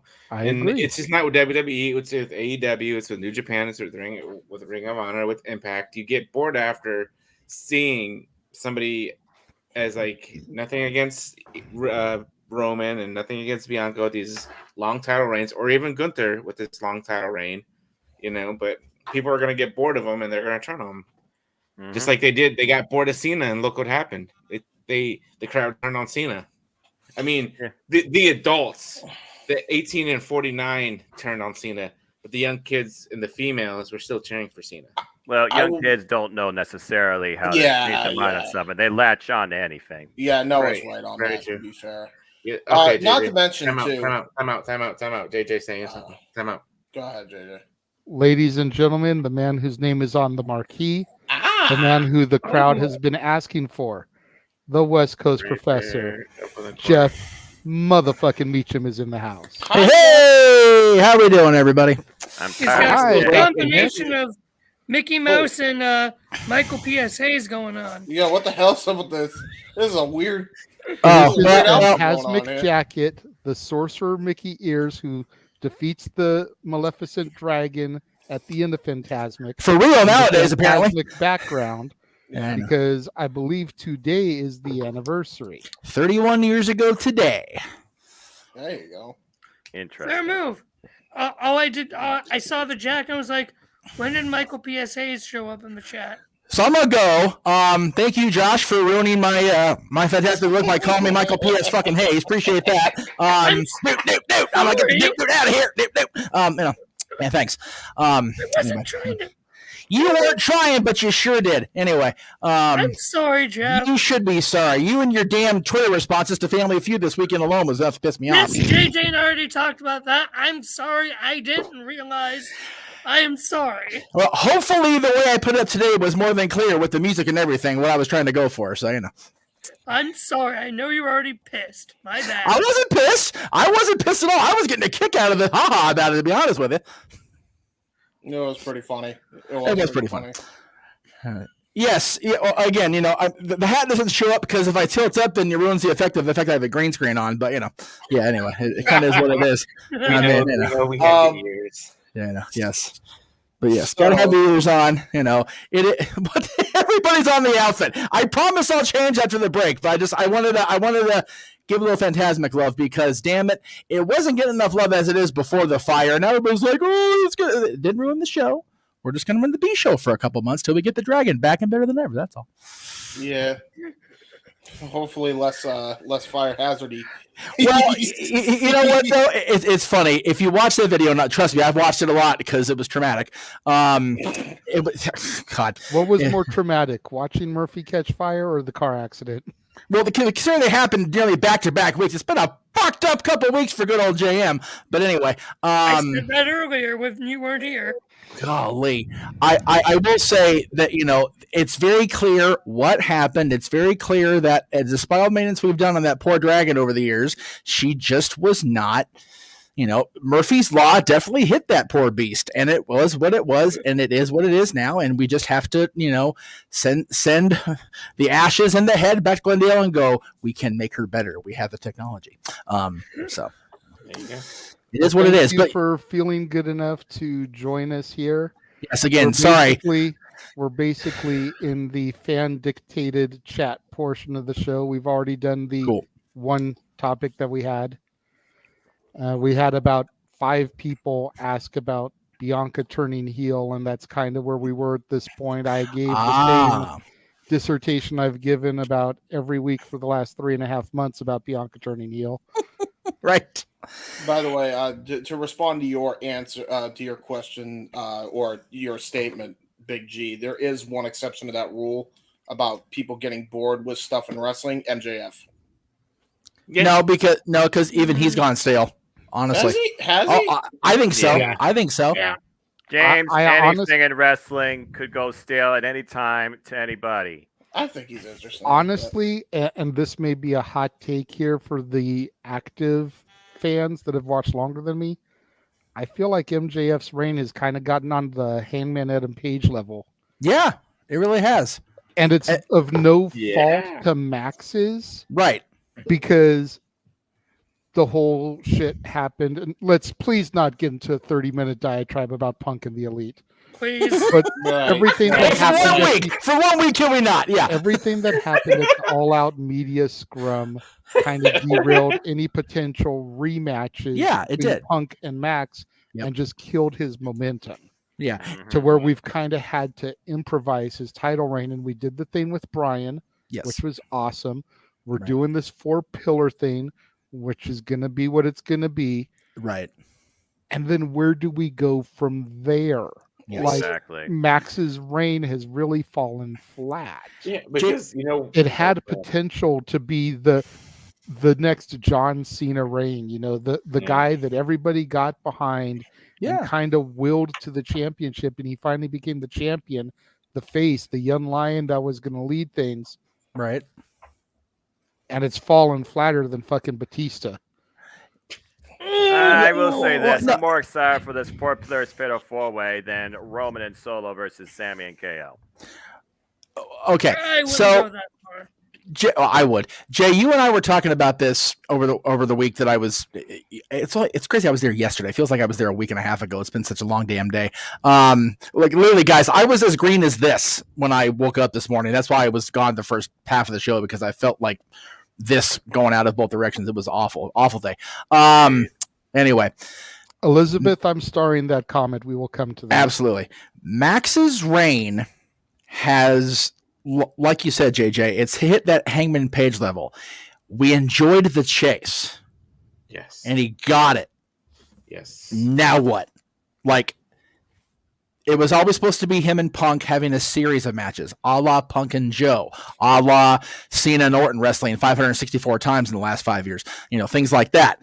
But it wasn't possible because everybody decided to get their panties in the bunch in Chicago. So, and again, we're not going down that rabbit hole because JJ made me swear I wouldn't this week anyway. But yeah, if whatever happens in the 4 Pillars match, and yes, I am looking forward to that more than Roman and Solo, if only because the Roman Solo part of challenging KO and Sammy is traumatizing my poor niece right now. I'm sure, having watched SmackDown, because the bloodline's going to break up and it's bad. She'll be better. Damn, you're as cold. Noah's been cold all night. When Noah is as cold to the kids as Virtue was to Lady Aaron's son at AEW crying over the blood in the cage, it's a bad weekend for Noah Foster. Noah's heel tonight. Noah turned heel. Noah turned heel while I was absent. Well, damn, that means I can't be salty ass high sodium Jeff. I'm sad now. I can't. He was dropping F-bombs like crazy, telling us to fuck off. Wow. I was gonna say James has been pretty clean mouthed, and Noah's been the potty mouth today. It's a different dynamic It's opposite tonight. day. It's actually kind of. I'm actually scared. Well, I mean, scared James. To be fair, somebody has to keep the sale of that shirt going. If it's not going to be you, it might as well be Noah. That is fair. That shirt will never go off zero as long as it's for sale. Anyway, Of course he did, because they've got cookies. we got cookies. I have Poofidus. That's why I'm going back to work tomorrow. Anyway. So are we finding other ways to pimp out Noah to make money? No, don't use the pimp word. Don't saying use the that. P word. Yeah, seriously, he's gonna reach through with his dark side of the force and force choke your ass. And also, you called him Michael PSAs with that hat. That's a bad timing. That's really bad timing. Damn.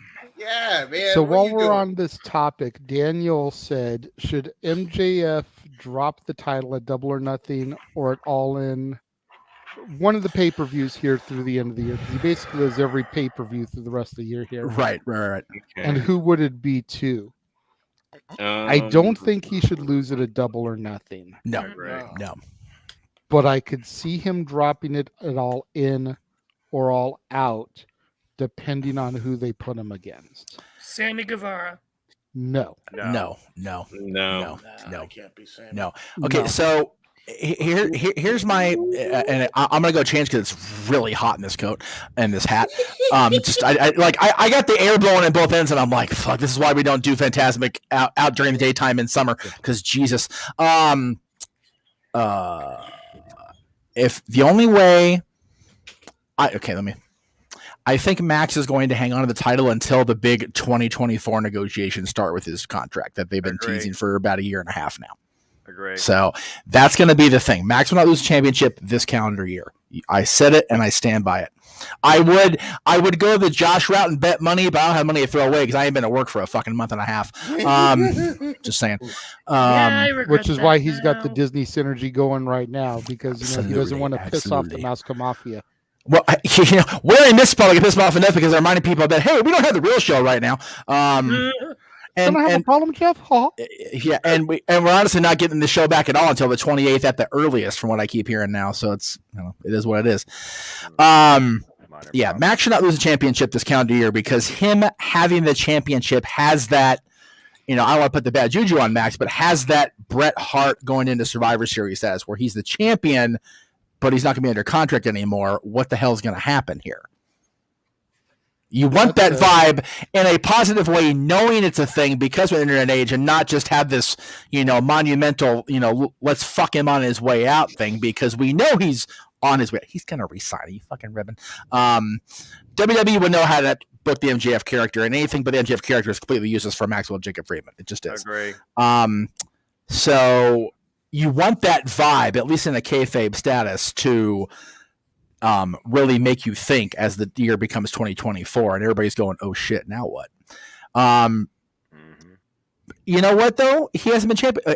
Oh yeah, he won the title before the end of the year, didn't he? Mm-hmm. Okay, so you know what?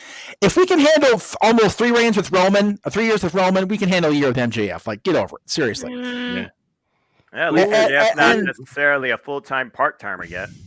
Right, and that's the thing. Max is on TV every week, and if he's not in the arena every week, we had the series of hype videos, which, you know what? Honestly, I thank AEW for that, because it made doing the recap for Aaron so much easier. I breezed through that recap because it was all hype videos, and okay, that happened, and the cage match. The biggest part was the cage match because of what Don did, but it was a wonderful, easy recap. But most of it was talk wrestling. It was awesome. Nice. Yeah, Max should lose the title until the contract becomes part of the storyline. For my money, anyway. I'm gonna go change. I'll be right back. It's gross. In your opinion, let Noah speak. Go ahead. I was just saying, it makes sense. He's been saying he's going to use that as like a chip in the bidding war 2024. Yeah. What do you guys say, Big J? I was gonna say, who is their number one babyface in AEW right now, if they have one? Number one babyface. They don't. Probably a toss-up at this not being the point. 4 pillars, huh? Between the 4 pillars or just in general? Just in general, not including the 4 pillars. I don't think they necessarily have a top babyface yet. Because whoever like their number one babyface was or is at the time that MJF drops the title, that's who he should drop it to. Yeah, I mean, you know what? I would like to, I know everybody's clamoring to see Omega versus Punk at All In, but I want to see Omega versus MJF. Yeah, I can see that. But then again, his mentality's been scrambled since Don Callis drivered him in the head. So we'll see what happened with that. Yeah. I know people also are holding out maybe for Eddie Kingston. Some might argue that Eddie Kingston might be the biggest baby face, but since he kayfabe quit AEW and now is Ring of Honor, you might as well throw that off to the side as well. So honestly, I don't know.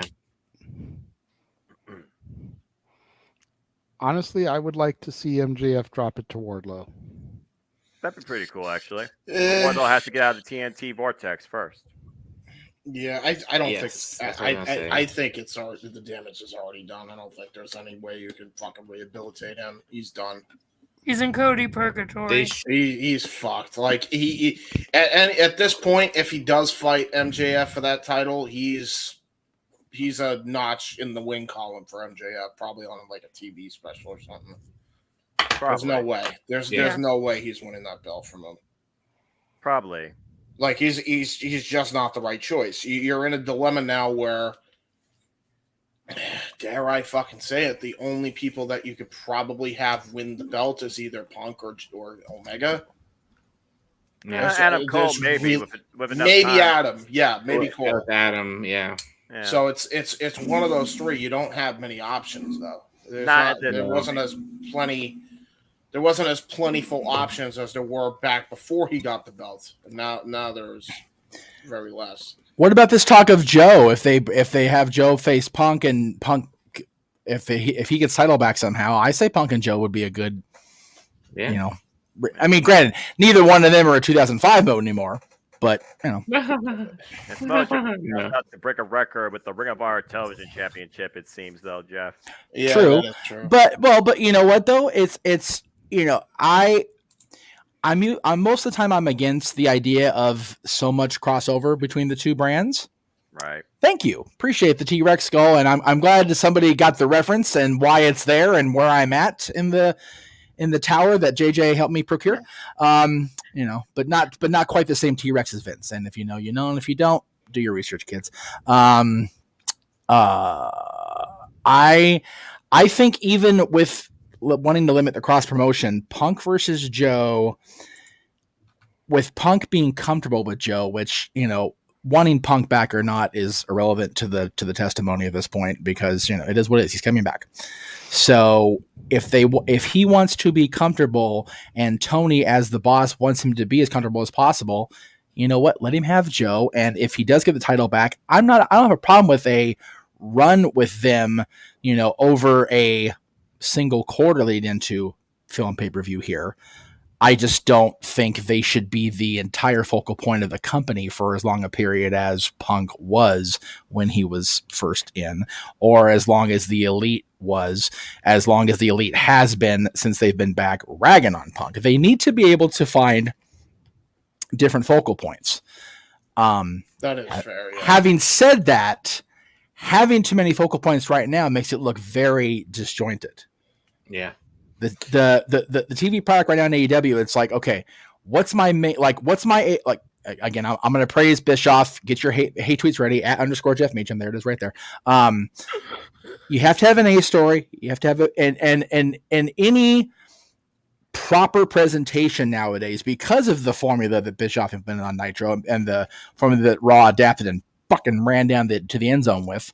You got to have the A story that's going to be your main driving point over the course of the 2 hours. The best example of that was the week that WWE broke the 83 weeks.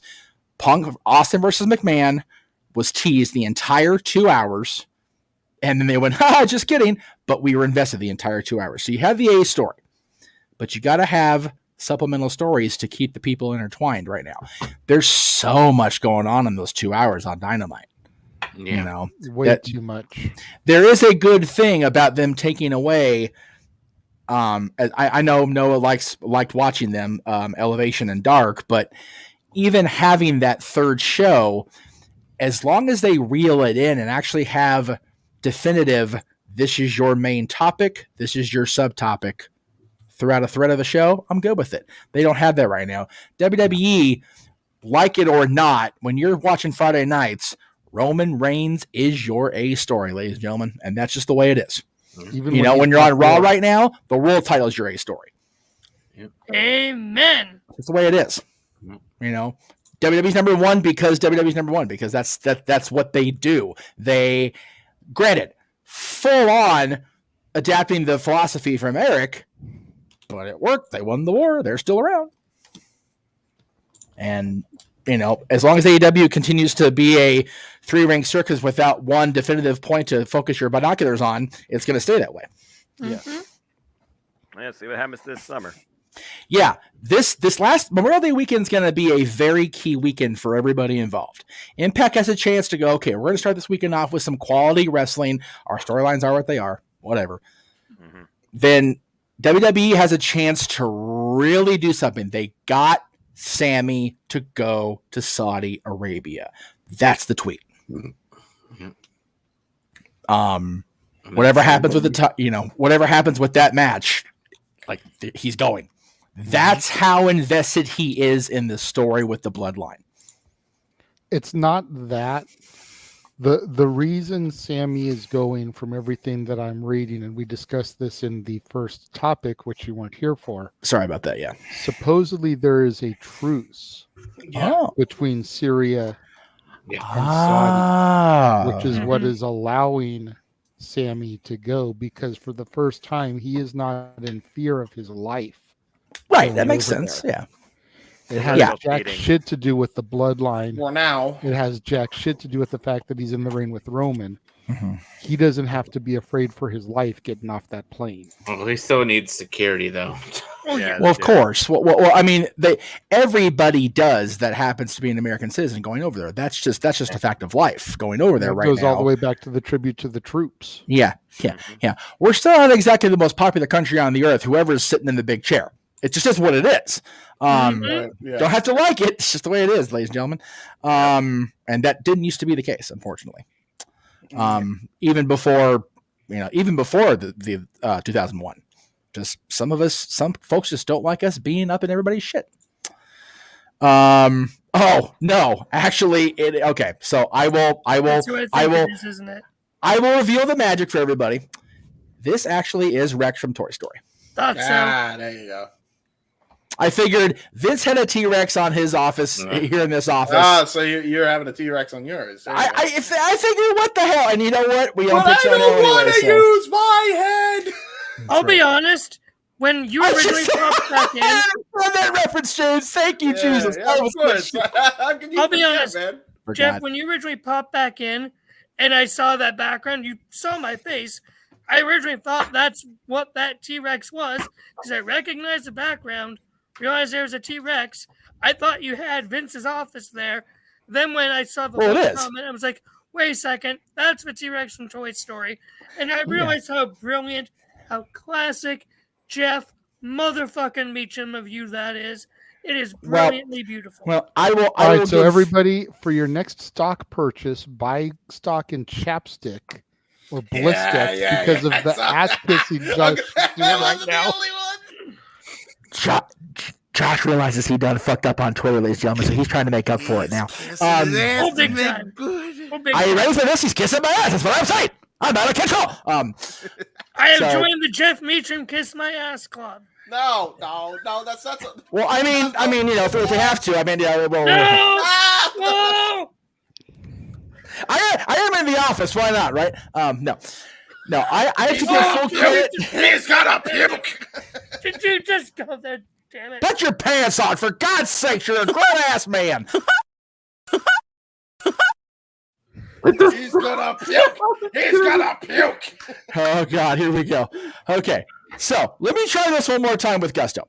I have to give credit for the inspiration to this for JJ because during the draft recaps, he decided that we, as in the network, had absconded with the towers from the sale of the original building. So we now own Titan Tower, the original one. Jeff Meacham Network owns Titan Tower.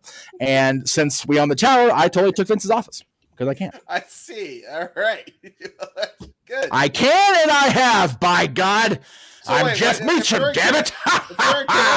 If you're in Connecticut, can you come down to Massachusetts? We can hang out, and chill Did out. you miss that, James? No. No, about the whole Titan Tower thing. I did hear about it. Yeah, I've heard about they were trying to sell that building for fucking ever. Trying to sell that building just before. There we go. Hey. You thought DX was bad. We painted over the right part of the building because we own this shit. Well, Fuck DX. We bought the building, then we put our name on it. And we got WCW style at a fire sale. That was good shit. Now, are we gonna call it the multiverse of media, just like Titan Sports or what? No, it's just JMN. It's just no media. It's just I'm live at JMN Towers now. There you go. However, I will say, and I forgot, I had a really good joke, and it just, you asked me if I could come down. Dude, I don't even want to go out to the office. It's too fucking cold right now in Connecticut. I want to go outside. It's cold. What are you talking about? It's hot as fucking balls up here. Well, I don't know because I'm not actually in Connecticut, but it's 91 fucking degrees out here even at 9 o'clock at night. Bro, like it was hot as crap tonight. Like I told JJ, like before I even jumped on the backstage and everything, I had to go grab a pair of shorts, an actual shirt because it was so hot tonight because it's been so humid. So humid's the word. It's muggy. It's gross outside. That's what it is. Yeah, absolutely. It's super gross. Yeah, it is. And it's like it's one of those. I don't normally. Well, that's not a. I like to talk about the weather. The sun. Oh, speaking of that, did we plug the British Invasion show or are we doing it at the end? Huh? What? The British Invasion karaoke. Are we doing the plug at the end or? Yeah, like we always do for the I don't know. Okay. That just tells you that JJ was tuning out our bullshit. Yeah, it's all right. As he should. Maybe we shouldn't mention the K word tonight with Heel Noah here. No, we got to mention the karaoke word because we got to get all the shills in. Noah will just be Noah Cassidy tonight. That's all. I'm trying not to be on Noah's bad side again. Josh is trying to spread the bliss text around. You let him be. What the fuck is bliss text? It's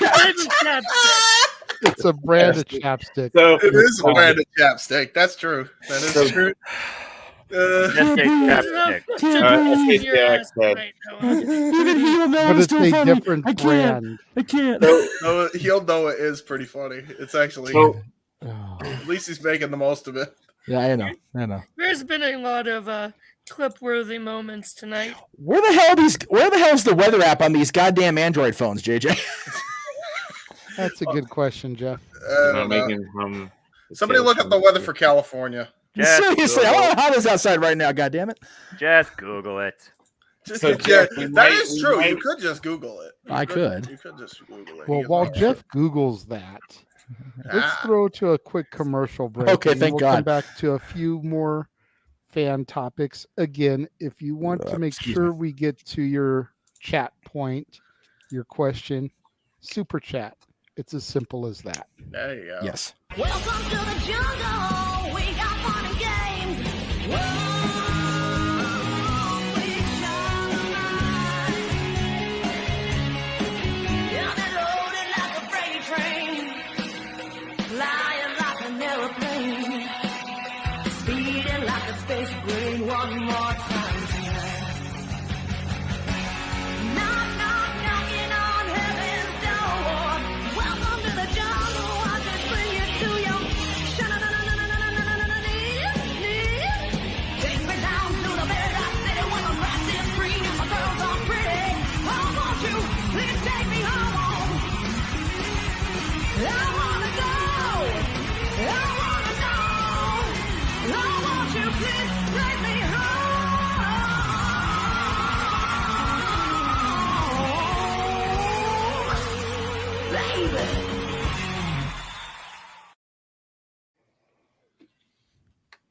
Yay. Thank you for saving that when I was here. Yes, the girls are out on the prowl this summer because that's what kiddies do, damn it. And go see them if they're hitting your area. The closest they're going to get to me is San Diego, but I think if I work that Sunday, I'm not going to make doors for a show in an hour, even going to Anaheim. That ain't going to happen. So please go support the kiddies because, damn it, I can't. I made sure to save that for you, and I made sure to save one other thing to show once you came here, and we'll go ahead and run this real quick before we get into another topic point. Okay. As everybody knows, today was the Heroes and Legends 19 thing that we've been shilling for Stat Boy for the last, almost like 2 months at least. Forever. Right? So I got this little video clip sent to me from Stat Boy. Check this out, everybody. Oh, jeez. Yes, no, we can't see you, Sabu. Sabu, you can get on this side. Come on over, Sabu. I'm being. See, earlier I said something stupid to him, and now this is my receipt. Okay. Sabu's just sabotaging you. Yep. He sure did. Yeah, he's taking over. Hijacking is a better word. You're right. Good luck. Thank you, Sabu. Now, when you get the. There you go. Hey, he spoke. He broke the gimmick. He broke kayfabe, goddammit. Although you could barely hear him, to be fair. Yeah. hey, you know what? At least he showed up. Anyway. So there's two things I take away from that. Yes, sir. Number one, Mikey said that he said something stupid to Sabu, so Mikey keeping tradition. And the other thing, as you pointed out, was Sabu speaking. But I thought that was so cool. He messaged me talking about how he was getting interviewed for some podcast. Right. And Sabu just freaking hijacked the interview. And I thought it was going to be more than what it was when he said that. Right. Yeah, I kind of expected him to completely take over the microphone and cut this huge promo, which would have been totally uncharacteristic for Sabu. Yes. But the way he said hijacked, but then to get that little clip, it was still, that's pretty cool. But for Mikey to say he said something stupid to Sabu, it's I wonder now. When will you ever learn? Because now I want to know what the fuck he said. Right? Yeah. For real, it's what, like I said. First of all, I made an ass of myself by saying Sabu. Ooh, Sabu showed up. He's been way better about that. He missed one thing I was at, whatever. But yeah, for Sabu to be there and for Mikey to step in and track it into the room, it's God damn it, Michael. So we'll have to properly razz him on Tuesday, JJ. Yes, absolutely. I will be sending you that video so that you can air it on the sports bar. Cool, we'll do. My question is, Mikey said something stupid to Sabu. How is Mikey still alive right now? Right? Because we're not in the hospital. Well, I mean, to be fair, Sabu's nowhere near the crippling menace he was 20 years ago. So still, he could easily break Mikey in half still. Let's be honest. That's a low bar to set, Joshua. To be fair. I'm aware. Yeah. Sabu looks like he has hair again, by the way. Hey, Sabu has gotten Sabu when they were having that fundraiser for him and people all it was no joke. That fucker was on the brink. So I am glad to see him back at hijackability status. I'm happy for Sabu legitimately. So I'm glad he's all right. Him, whatever he, no showed or whatever when I was involved in, he was also still very ill, and it's good that he's able. I saw him in Vegas when I went up there. What was that, early last year? I think it was, to go to that convention where I met Lita. She was still going as Lita. So it was cool to see him there. It was cool to meet the people I met. So I'm glad he's doing better. I'm glad he's able to, crack on Mikey with stuff like that. It's always good to see Mikey get cracked on anyway. So the fact that Sabu got to do it and he's healthy enough to do it is even better.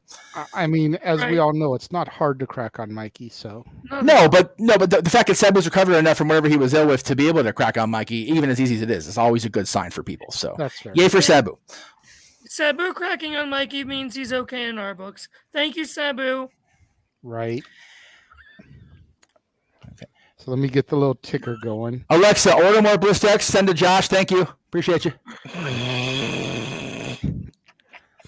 Would first you like buy a the case? Yes, stock. case. Buy the case flow. That's right. That's Jeff, first buy the stock in it so that you can make money off of fair. the purchasing Okay, of it. Alexa, update my stock preferences. Add Blistex. Yes, BLS. Thank you. Appreciate you. All right, very good. All right. Carry on, Wayward I have Sons. a list at this point. I have a whole list of asses that I have. I have a list, so I mean, You have a whole You have a list of list of asses that you need to kiss? What? Okay, Mikey T. Thank you, Mikey T, for the new clip opening for the show. Appreciate you. I know we've just replaced fuck Bill Belichick with I have a list of asses. Oh, okay, I was going to replace that for when Mikey said I have touched everybody's trash in the state. I mean, that works. That one's too good. We can't replace Yeah, that. that's true. That is fucking. All right, let's get Okay, back so to the wrestling. next- I think Noah's bored over there. In the So the Poor next Noah. topic that we're going to get to. And Okay. Yeah, start comments. Does wrestling today have too many titles, and should we yes. put less emphasis on them? Okay. Yes. That's multi-layer, but I'll go last. Yes. Yeah. Yes. Noah, go ahead and go first on this one, and try to elaborate more than just yes. You're the simple man. We love hearing you wax proxy on pro wrestling because you love it. Damn it. I mean, first part of the question, does wrestling have too many titles? Look at the NWA. Look at what WWE's trying to do with their titles. You look at AEW. You look at NJPW. I feel like Impact's the only one that's probably the most comfortable. Yeah, there's too many titles. It almost feels like at this point you're there to just have something around your waist just to pretty much sell the company. What is a title? Is it an accolade? Is it a representation of how high you are in the company as far as your absolute capability? Or are you just, leader of the political party that just runs the machine, Roman Reigns? That being said, should we put less emphasis on titles? I think so, because I think there are more than enough capable workers that don't need the titles. And then there's those that have the titles that you think, why they have this title when A, they had it either too long, or B, there's other people more deserving. When you look at wrestling and you look at the people with the titles are your most important ones in the company, it's short-sighted. There are many people that should be in that spot that don't have the titles, and honestly, they probably should deserve and have more attention than those with the titles. Most prominent example I can think of with WWE particularly is Shayna Baszler. It's still a damn crime to me that she is not a singles champion and should have had resume at 36. Big G, I always got you, brother. NXT, black and gold for life.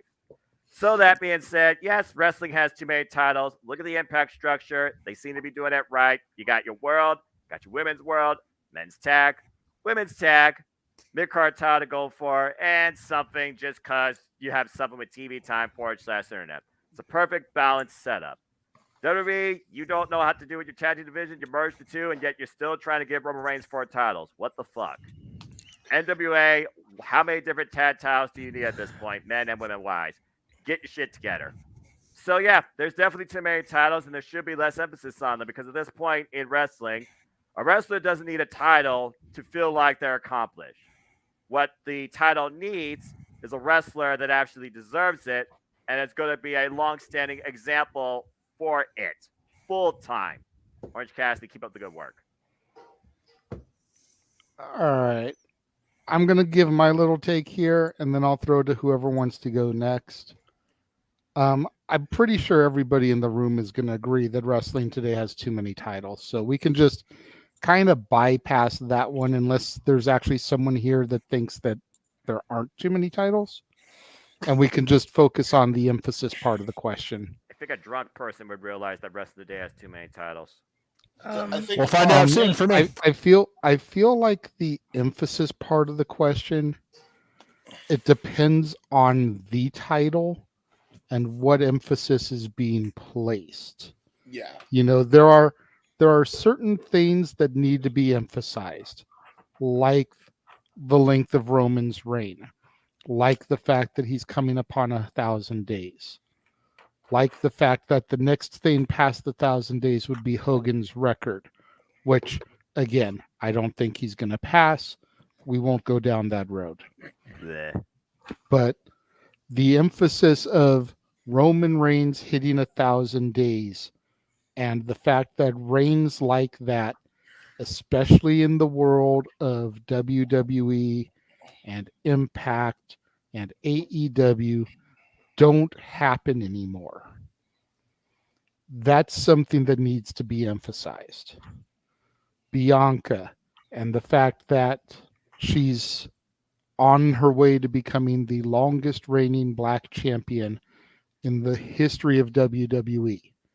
That needs to be emphasized. Gunther, Walter getting close to breaking the honky tonky meter. That needs to be emphasized. So there is emphasis that needs to be placed on the titles when it becomes close to a special reign. And all three of them are in the process of making history right now. Other titles, not so much. That's kind of where I stand on that whole point of the thing. It's like, I feel like Triple H, and I've said this a few times, I feel like Triple H wants to bring legitimacy back to the championships, which is why you see Gunther having this reign, you see Bianca having this reign, you see Roman having this reign. Even though Roman's reign technically started under Vince's watch, Triple H could have very easily killed it if he wanted to, but he's continued it because he wants there to be title reigns that matter. Does that mean that every title reign is going to have a lengthy reign like this? No, I don't think so. Austin Theory is not going to go on a 500-day reign as United States champion. People would lynch that boy. Please. As much as I love me some Theory. People aren't going to give that reaction to Walter, though, because of his gimmick, because of being the ring general and trying to restore, honor, and the mat is sacred and everything. Like, you can hate Walter all you want, but when you see him get in the ring and start throwing blows with Drew and with Sheamus and everything, you instantly have to respect him. Or you're a fucking idiot. I don't think you can hate him. I don't think you can hate him after he was dancing. He was tearing up that dance floor, man. Right? I mean, for real, like, if I hadn't already deleted that out here, I'd run that clip again just because you mentioned he's making that dance floor sacred, I'll tell you what. what. I mean, you know what I mean? It's like, it all just depends on the reign, I think, and how much emphasis needs to be put on the titles. Yeah, that's absolutely fair. Right. Yeah, fair. I was gonna say, so titles, yeah, the Usos had a nice lengthy reign. They had beaten the New Day's titles, and they did put emphasis on their reign as the longest tag team champions in history, or of the modern era, or altogether, I should say. Roman Reigns, the same thing, like you just said, JJ. Gunther, yeah, he's a heel, and the man has gone through a transformation big time from when he started in NXT UK, even before NXT. He's gone through a transformation. Austin Theory, I mean, he's doing great as the US champ right now. He's being the typical heel, winning by any means necessary. Rhea, she's getting her. I think this title reign with Rhea will be a redemption from when she had her Raw Women's title reign back a couple years ago. So, yeah. And then you got the women's tag titles. Like, they haven't been relevant since they first debuted. Nope. And they tried with Sasha and Bayley during the pandemic, which honestly I thought was the best time the tag titles had anything going for them during the pandemic, when Sasha and Bayley were running that. And and then they were trying to do it again with Sasha and Naomi, and well, we see how that turned out. And then you got AEW. You had the three main titles. You had the world title, the tag title, and the women's title. That's all they needed. And then they're like, Tony's like, you know what? I'm gonna one up WWE. I'm gonna add the TBS title, and the TNT. I'm gonna add the international title. I'm gonna add the World Trios title. Oh, and then I'm gonna buy Ring of Honor, and then I'm gonna have all those titles too. So it's like the AEW title. Oh, and the TNT title. Oh my God, I totally forgot about that shit. But the AEW title, when Jericho first had it, was a legitimate run. and then Moxley had it. That was a legitimate run. And then I felt like they just kind of the reigns just got shorter and shorter with everybody. No, with the Omega's AEW was title. pretty long. Who's? Omega's was Omega. pretty long. Yeah, Omega. Yeah, like the first 3 title runs were pretty lengthy, and then it just kind of like dropped down. No. And then the whole Punk. Yeah. Anyways, Injuries. and then you have Jade Cargill, who's been the only TBS champion and 57-0, going on almost probably 2 years as the TBS champion at this point. You know, that she really has. I think I said this last week too. She really hasn't had any. She's had legit challengers, but like lately, it's just been, not really anybody big. And then nothing against Orange Cassidy. I like Orange Cassidy. He's doing good with the international title. But honestly, I think Miro should have had that title and kept that title. The tag titles, it is what it is. The TNT title, it is what it is. So they need to. What was that sign? What was that saying? The man makes the title, or the title makes the man? I can't remember it. The champion makes the championship. Yeah. Championship does not make the champion. So I pray they don't make any more titles, and they need to focus on what they need to focus on. So I'll be. And If I can go next, the biggest companies out there. Because mine's very short. Okay. And Emmanuel, I do see your super chat. I'll get to it once we finish our thoughts on this. My thing with this is, well, let's talk about getting rid of more titles when we stop having an oversaturation of wrestlers in the market. That's the reality of the situation. Let's be real. As long as there's wrestlers and there's a lot of wrestlers in one company, you have to have as many titles as possible for people to get a lot of time. Like, that's just how it's going to be. It's been that way since the Attitude Era. It's been that way for a long time. They didn't have that many titles in the Attitude Era. You had You WWE. kidding me? I can name all the titles in the Attitude Era. They had a shit ton of titles. And not just WWE either. WCW had all those titles WCW too. had So titles. World, and all of them in IC, '98 were tag, crazy good. Hardcore, light heavyweight, women's, European. European. WCW had the Cruiserweight Championship, the Television Championship, the United States Championship, the Tag Team Championships. I have championship. I have something I want to say to kind of piggyback off of what James said, because I disagree with you wholeheartedly on that. Because basically what you're saying is that you get the world title, you get like the tag titles, and everybody else gets a participation trophy. Exactly. Pretty much. Well, I mean, It's like you don't need.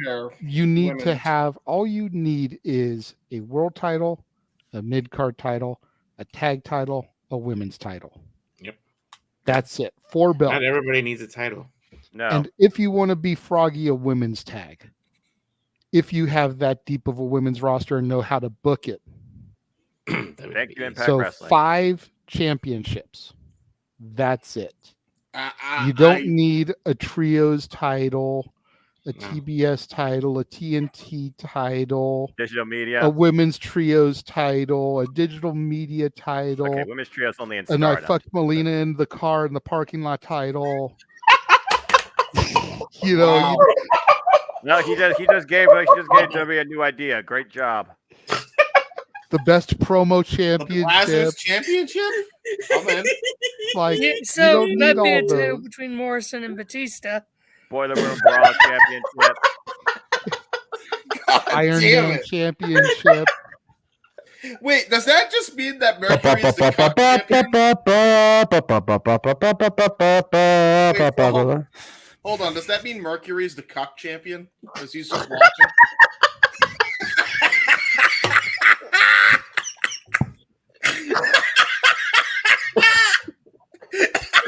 There you go.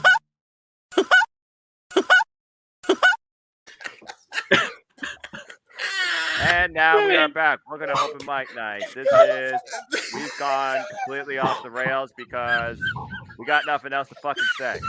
So there you go. Oh, Joey, go. how could you let this happen, brother?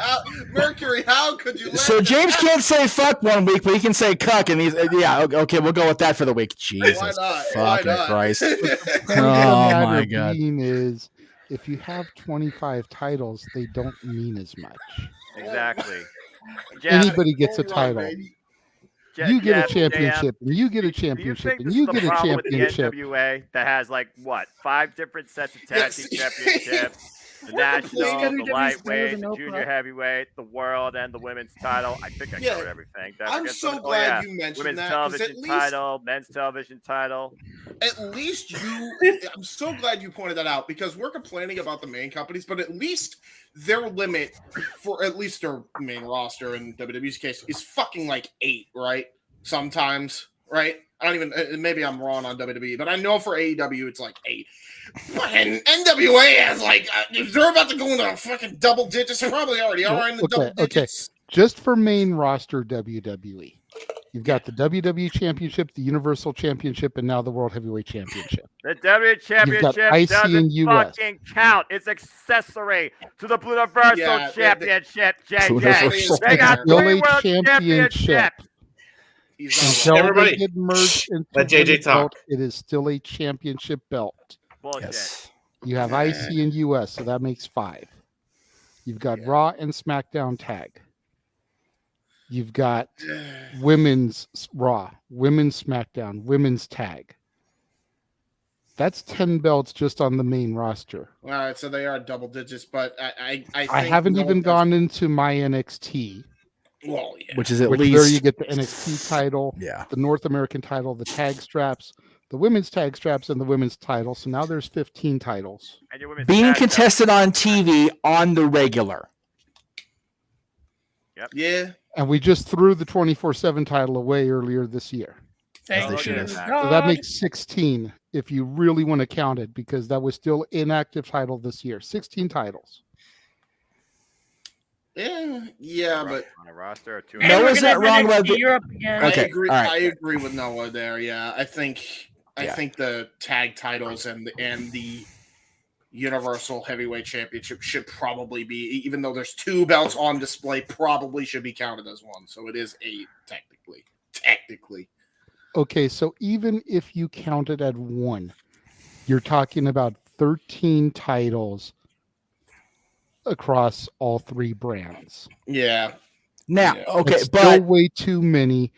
And let us also acknowledge the fact that at any point those belts can be resplit back up.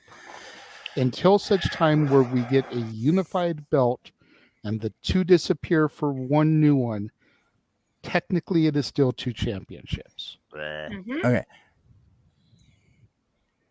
If everybody has made their point, I will start with countering JJ. If anybody has, Josh, I know you were waiting, so Good night, Ryan. Have a good one. Thank you, for Ryan. tuning in this evening. Yeah. Could you put the question back up real quick, JJ? Since Put I'm what trying to back up? remember the exact parts of the question. the question we're addressing right now. What? I already unstarted. Are there too many titles and should less emphasis be put on them? Okay. Yes. Are there too many titles? No. There's 2 brands. There need to be equal amount of titles for both brands. Yeah. Yep. Yes, Jeff. No, I'm trying to figure out how to point. I'm trying to angle so I can point and agree with you. He's correct. Trying to give you props. Trying to give you props to accusing you of being a Blistex agent. So go with it.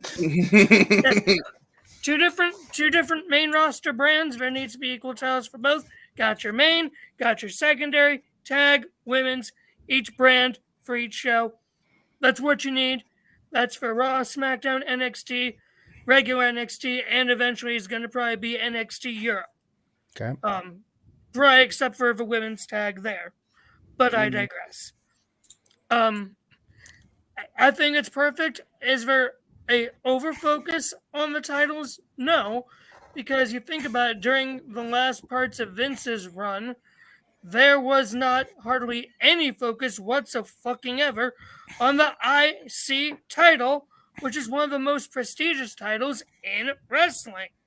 So, no, Triple H is doing what needs to be done, putting focus back on the titles to make them mean something again.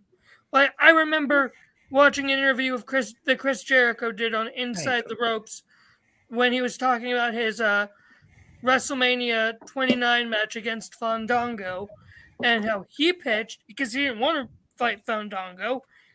Jericho wanted to go for his 10th Intercontinental title, but Vince even said back then, "Oh, no one gives a fuck about the Intercontinental title." Triple H is trying to fix that and put emphasis back on the titles where they belong and make them mean something. Yeah. So, yeah. Yeah. All right. So. Sorry for my rant. No. Please don't be sorry for rants. Just, yeah. So, here's where it becomes a multi-layered answer to unfortunately for, I forget who it was that asked it. I apologize. A multi-layered question. Manual, I think. No, there are not too many titles. But there are if they're doing exactly what they're doing right now. They just split the roster, allegedly. Yet this Monday, or whatever it is, next Friday on SmackDown, the tag team champions who were drafted to be Raw exclusive are going to appear, quote unquote, face to face with their challengers who are SmackDown based leading into Night of Champions. They need to split the titles up if they're going to make this draft look any sort of legitimate, which it's a kayfabe sport. No fucking shit. Keep up with me. No, they're not enough. They're not too many championships if they keep WWE wise. If they keep that we are having a split roster like 2002. 2002 was the draft in its purest form. You had one champion across both brands. You had one women's champion across both brands, although she never went to fucking SmackDown, which is why the Divas title became a thing. But I'm not here to argue semantics or philosophies because God will be here till fucking 2:00 in the morning. My time, not your time. You're almost a 2-year time now as it is, guys. One set of tag titles that should have been across the brand. Again, they didn't do that either. But they're not doing that. So by the sheer reality that they're not sticking to a split roster, yes, there are too many titles. If they don't split the roster, then there are too many titles. I'm sorry, there are not too many titles, but because they're not, it's disjointed. The NWA is a complete fucking circus. It is literally the Oprah Winfrey of the wrestling world. Everybody gets a goddamn title. Yep. And I only say that it's a not such a funny thing because the NWA is very much reminiscent of the dying days of Crockett / early WCW. I kid you not. For those of you youngins out there that weren't fans back then, we're alive. World title, tag titles. World heavyweight title, world tag team title, world television title, United States title. United States tag team titles, world six-man titles, and the occasional tease of a possible women's division, just in WCW. Then in the WWF, you had the world heavyweight title, the Intercontinental and the tag titles that were emphasized on the regular. At one point, the WWF had Intercontinental tag team titles. That was a legitimate thing they had on the roster for a bit. So there are not enough titles if they stick to a roster split, and there's nowhere near enough emphasis if they do it, because championships are what drive storylines in professional wrestling. The statement was made that the champion makes a championship, and that is very true, but the champion has to have a championship to chase or to defend to make him, and by definition, make the championship as a result.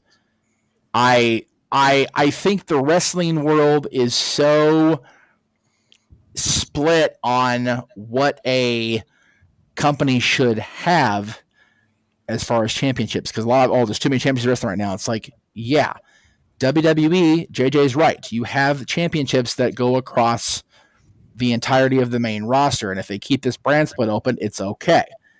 Right. AEW does not have a definitive brand split. This fucking Collision show may change that. I don't know. Yep. Right now, because I don't know, I truthfully don't care until I see it play out. But if they do have a roster split where they have people that only appear on Dynamite or Rampage or Collision, then you need separate championships for each show. That way they're not, cross-pollinating until every quarter, until the end of each quarter with a pay-per-view, which is fine. But a world title, a secondary title, another secondary title, a women's title, a secondary women's title, a tag title, a trios title. There's just a lot going on there for one whole company to have to try to split, really speaking, 2 hours of prime real estate, primetime TV. Especially in the NBA playoffs where Rampage jumps around more than a freaking rabbit in heat. And that's not even counting the FTW title, which is unsanctioned. A cat in heat or pussy in heat. I was going to say the Rampage broadcast has jumped around more than the TNT title in recent months. Yeah. Accurate. Well, considering the fact that TNT title once looked like the Lakers colors and it's being moved around by the NBA playoffs is not lost on me or anybody else, I'm sure. By the way, fuck the Warriors. Ha! Okay, I feel better. Hey, I agree with you on that one. Well, I like NorCal sports, period. So it is what it is. Sorry, Cindy, love you, but no. All right. Anyway, so yes. So getting to Emmanuel's super chats now. Mm-hmm. And the IWC says WWE is a monopoly. Look at AEW. Yeah, that's true. Now, you know what though? I only slightly waver on that because Vince himself always said they're not really AEW, as much as Tony wants to believe it, and that curly-headed little head of his is not actively competition for them yet. WWE doesn't have to, at least at this point, the way they're running, doesn't have to worry about AEW right now. And plus, Vince will take it to his grave. WWE is sports entertainment. Everybody else is pro wrestling. Yep. And Emmanuel, I'm not 100% what you were trying to say here. If you can retype that. Yeah. Predict new tag. Take out Sammy, replace for 2 versus 1. I think he means for Saudi Arabia, but Sammy's going. Sammy's going. So I think the way he spelled Sammy, I thought he was talking about Guevara. Wouldn't that be wonderful? No, I think he means Sami Zayn, and I honestly, and Godman, Natalie, forgive me for this, I want Roman and Solo to lose just to watch the bloodline go. So we'll see. You know what? You know, make the icing on the cake. I won't have Roman take the pinfall. No. Have Sammy pin Roman. Seriously, have Sammy pin Roman and watch the entire wrestling world's head just go. Have Sam, because Roman hasn't been pinned in. Well, he's lost in a tag match, but he didn't get pinned. Yeah, he's not been pinned in 3 years. And it was Corbin. In him. Roman did dedicate the match to the Wild Samoans and have him lose the match, and then.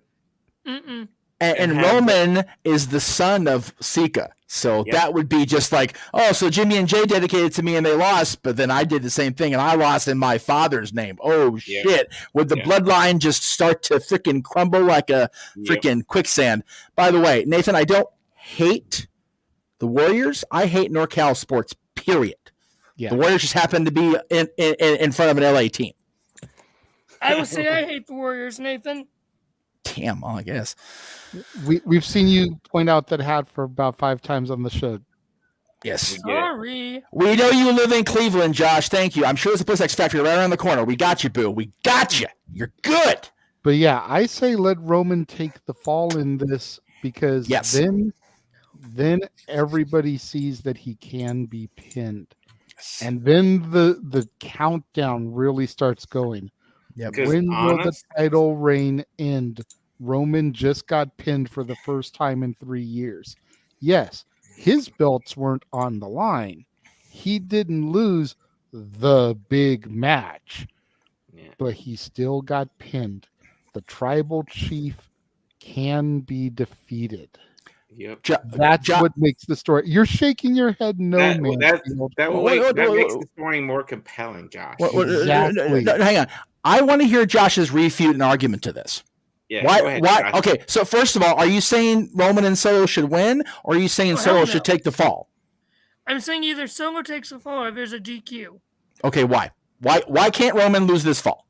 Please, seriously refute. Roman should not be pinned until he loses the title to Cody. Flat out. You want to make Roman the biggest deal?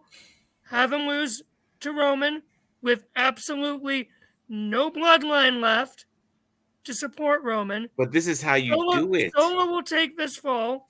Yeah. You have Roman turn on Solo, or not turn on Solo, but berate Solo to the point where Solo will turn on Roman. You will eventually get the Usos breaking away from Roman.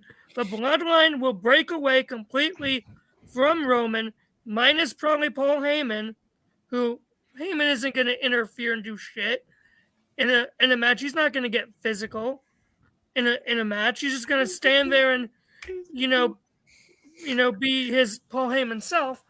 But you get Roman alone versus Cody with no interference at MSG on that SmackDown for Cody to win it. Yes, G, I know. But again, This is, you get the bloodline gone and you get the towels off Roman. This is how you start it. Josh, I'll tell you what. Come up with a non-monetary bet that I say Roman takes the fall. Non-monetary bet, I will go with you on this. How about this? I see it going like this. Okay. I see the Usos costing Roman the fall. Probably. Especially after everything that went down on SmackDown this week. Right. Possibly even, sliding into the ring, hitting Roman with the 1D. Sammy crawls over and pins him, and Solo stands there and does nothing. He could save the tribal chief, but he doesn't. I say Roman taking the fall is the most effective way to start that final crumble to Cody. Mm-hmm. I say it. I agree with Jeff. Yeah.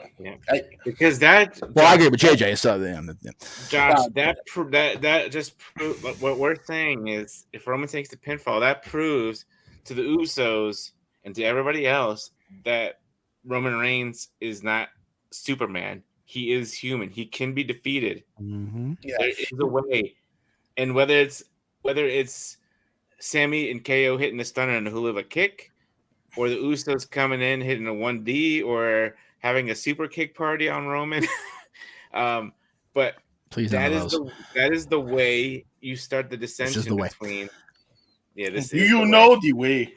I disagree. I think it's Solo taking the pin, probably to KO. I would say KO. I think that'd be the most believable. Solo taking the pin to KO. For like 2 years. Give me the pinfall at this point. Hey, okay. Well, hang on. Hang on, guys. Solo takes the pin. Roman berates Solo to the point of putting his hands on Solo. That sets the Usos off completely. Because, Roman's the tribal chief, whatever. Solo's their actual brother. Right. Roman puts their hands on his brother. Oh, no. Hang on, Jay. We're going to make their point. Let's finish this point. Okay. So that's when everything happens after. It won't be Roman turning on the Usos. It'll be Solo and the Usos being done with Roman. In context of storyline, will you agree or disagree with me that had Solo not spiked Cody in the throat, Cody would be the world champion right now? Absolutely. Okay, so that's where I'm saying that Solo, JJ saying Solo not doing anything and Roman taking the fall proves that Roman needs Solo more than Solo needs Roman. And vice versa with the Usos. And Usos and Solo don't need Roman as much as Roman needs them. Yeah. So Roman taking the fall shows he's fallible. Exactly.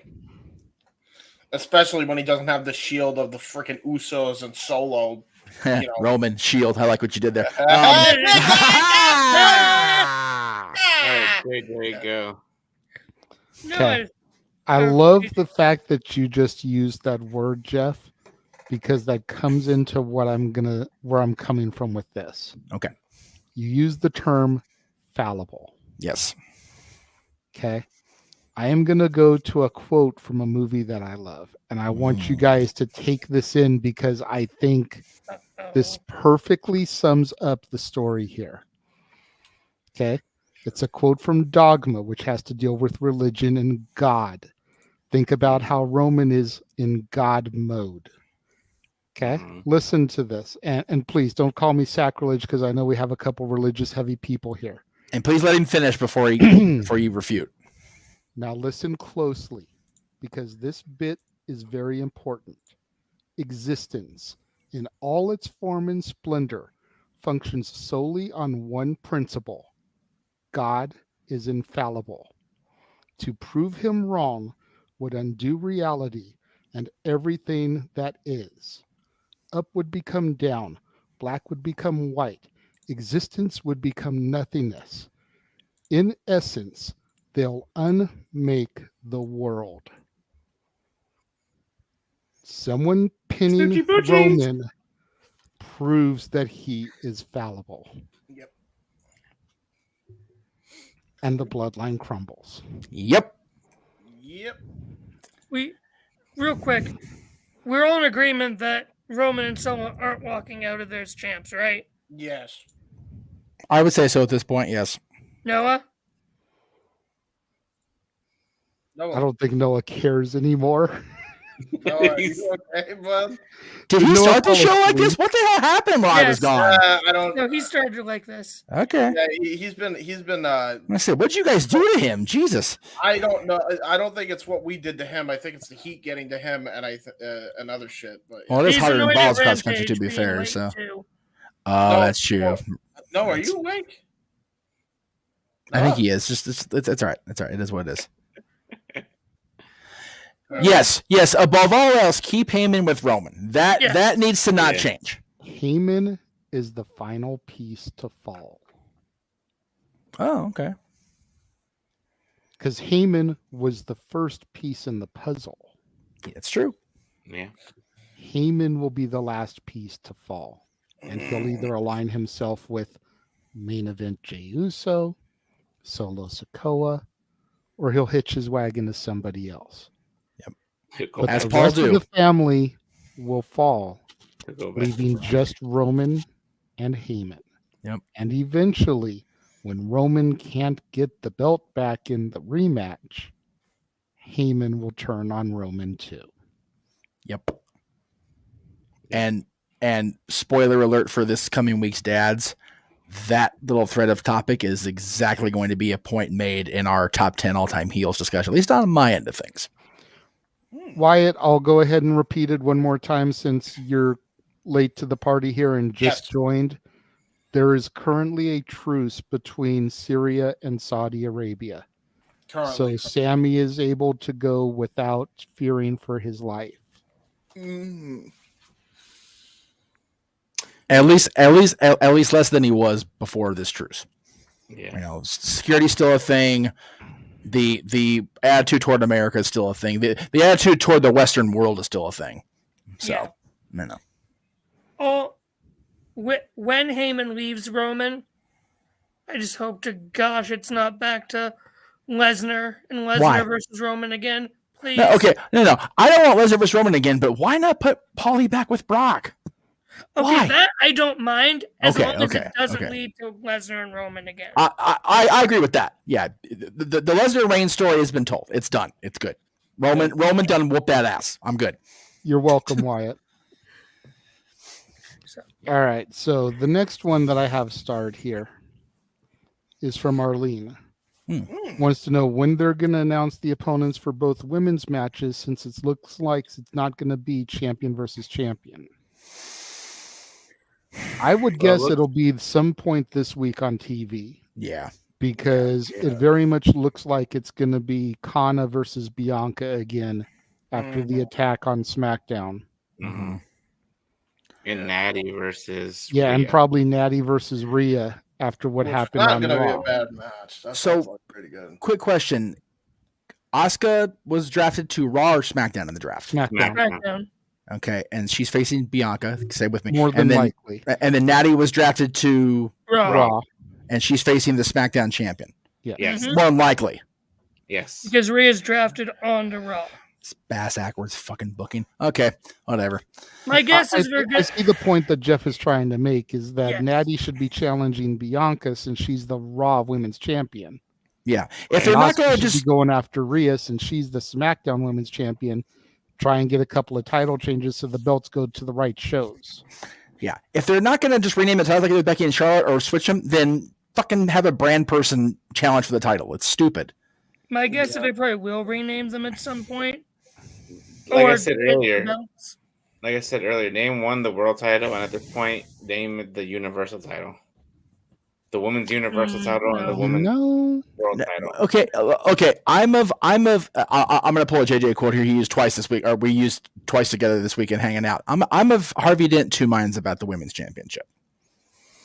On one hand, having one champion go across both brands means more prestige to that one champion, and I'm okay with that as a women's wrestling advocate and former promoter.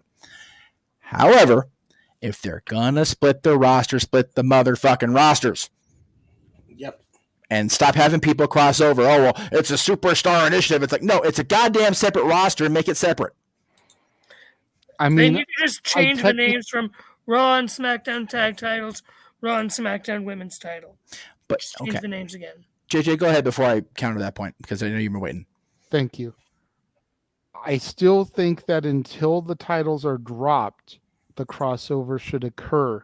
That way, the Raw champion is defending it against Raw talent. I agree with that. SmackDown champion is defending it against SmackDown talent. Right. And then once they lose their respective championships, Bianca becomes SmackDown exclusive. Yes. Rhea becomes Raw exclusive. Yes. But until the belts are lost, they can defend the title on the show that their title is named for. Yeah. And the same thing with the tag titles. Since they are the unified tag champions, KO and Sammy can defend it on either brand. Yes. Until they either give them new titles or separate the belts. Yes. Which I personally think this is a perfect opportunity to do it in Saudi Arabia. Make the match just for the SmackDown tag titles. Then Roman and Solo could theoretically win the belts, give Roman another strap, not like he needs it, and we've got the belts separated. We do not need that meme to become a reality. No. Hang on, Josh. The only way I will agree with JJ is if it's Roman and Solo against the Usos at SummerSlam. Then I'm okay with it. Or Money in the Bank, whatever. I'm okay with it then. Yeah, same. Okay. Now, as far as the dropping the titles, like Josh said, either like I said, and Josh kind of not piggybacked, but agreed-ish. They either need to get the titles on the right brand people, or they need to just do either the Becky Charlotte switch or just say, okay, since they're already hyping Bianca as the longest reigning champion in the modern era anyway, she's on a show that's not conducive with her title, so just rename the damn thing like I did with the tag titles. Exactly. I like that option the least. Let me be clear on that because it totally muddles everything up and makes my head hurt more. But something needs to be done because they should not have drafted the damn champions to the wrong brand.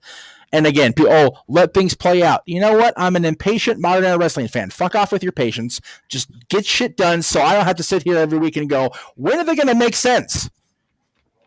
Because, they did, we're going to have the draft. We're going to shake things up. We're going to have a world champion for Raw that was defended on fucking SmackDown this week. Like, what? It's so muddled up already. It reeks of McMahon is what it does. Nobody's not supposed to make sense. What the fuck y'all been talking about the last 15 minutes while I've been sleeping? I understand that, Noah. I get that. The people that are anti WWE, WWE's not supposed to make sense. You know what? I understand your point of view. My counter to that is, I am a fan of the entirety of the industry, sports entertainment, professional wrestling, all that stuff.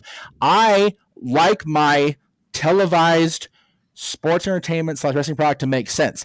That's why, with all due respect to what Billy Corgan's original intention was, I don't cover the fucking NWA on this channel anymore. Pay-per-views or anything, because there's so much going on in an hour of television each week. Your brain literally rattles around your head going, what the? Yeah, we got to cover the pay-per-views though, at least as long as Natalia Markova's on it, because James can enjoy drooling over the pictures and the videos every week on this show and just give us all a chuckle. But I'm not gonna show out and pay for a pay-per-view when I had a fucking membership grandfathered in and they went, oh, just kidding, we take it away. Like, no, fuck you guys. I agree. I agree with Jeff here. Like, I love Markova. I do have to say, bro, she deserves better. She does.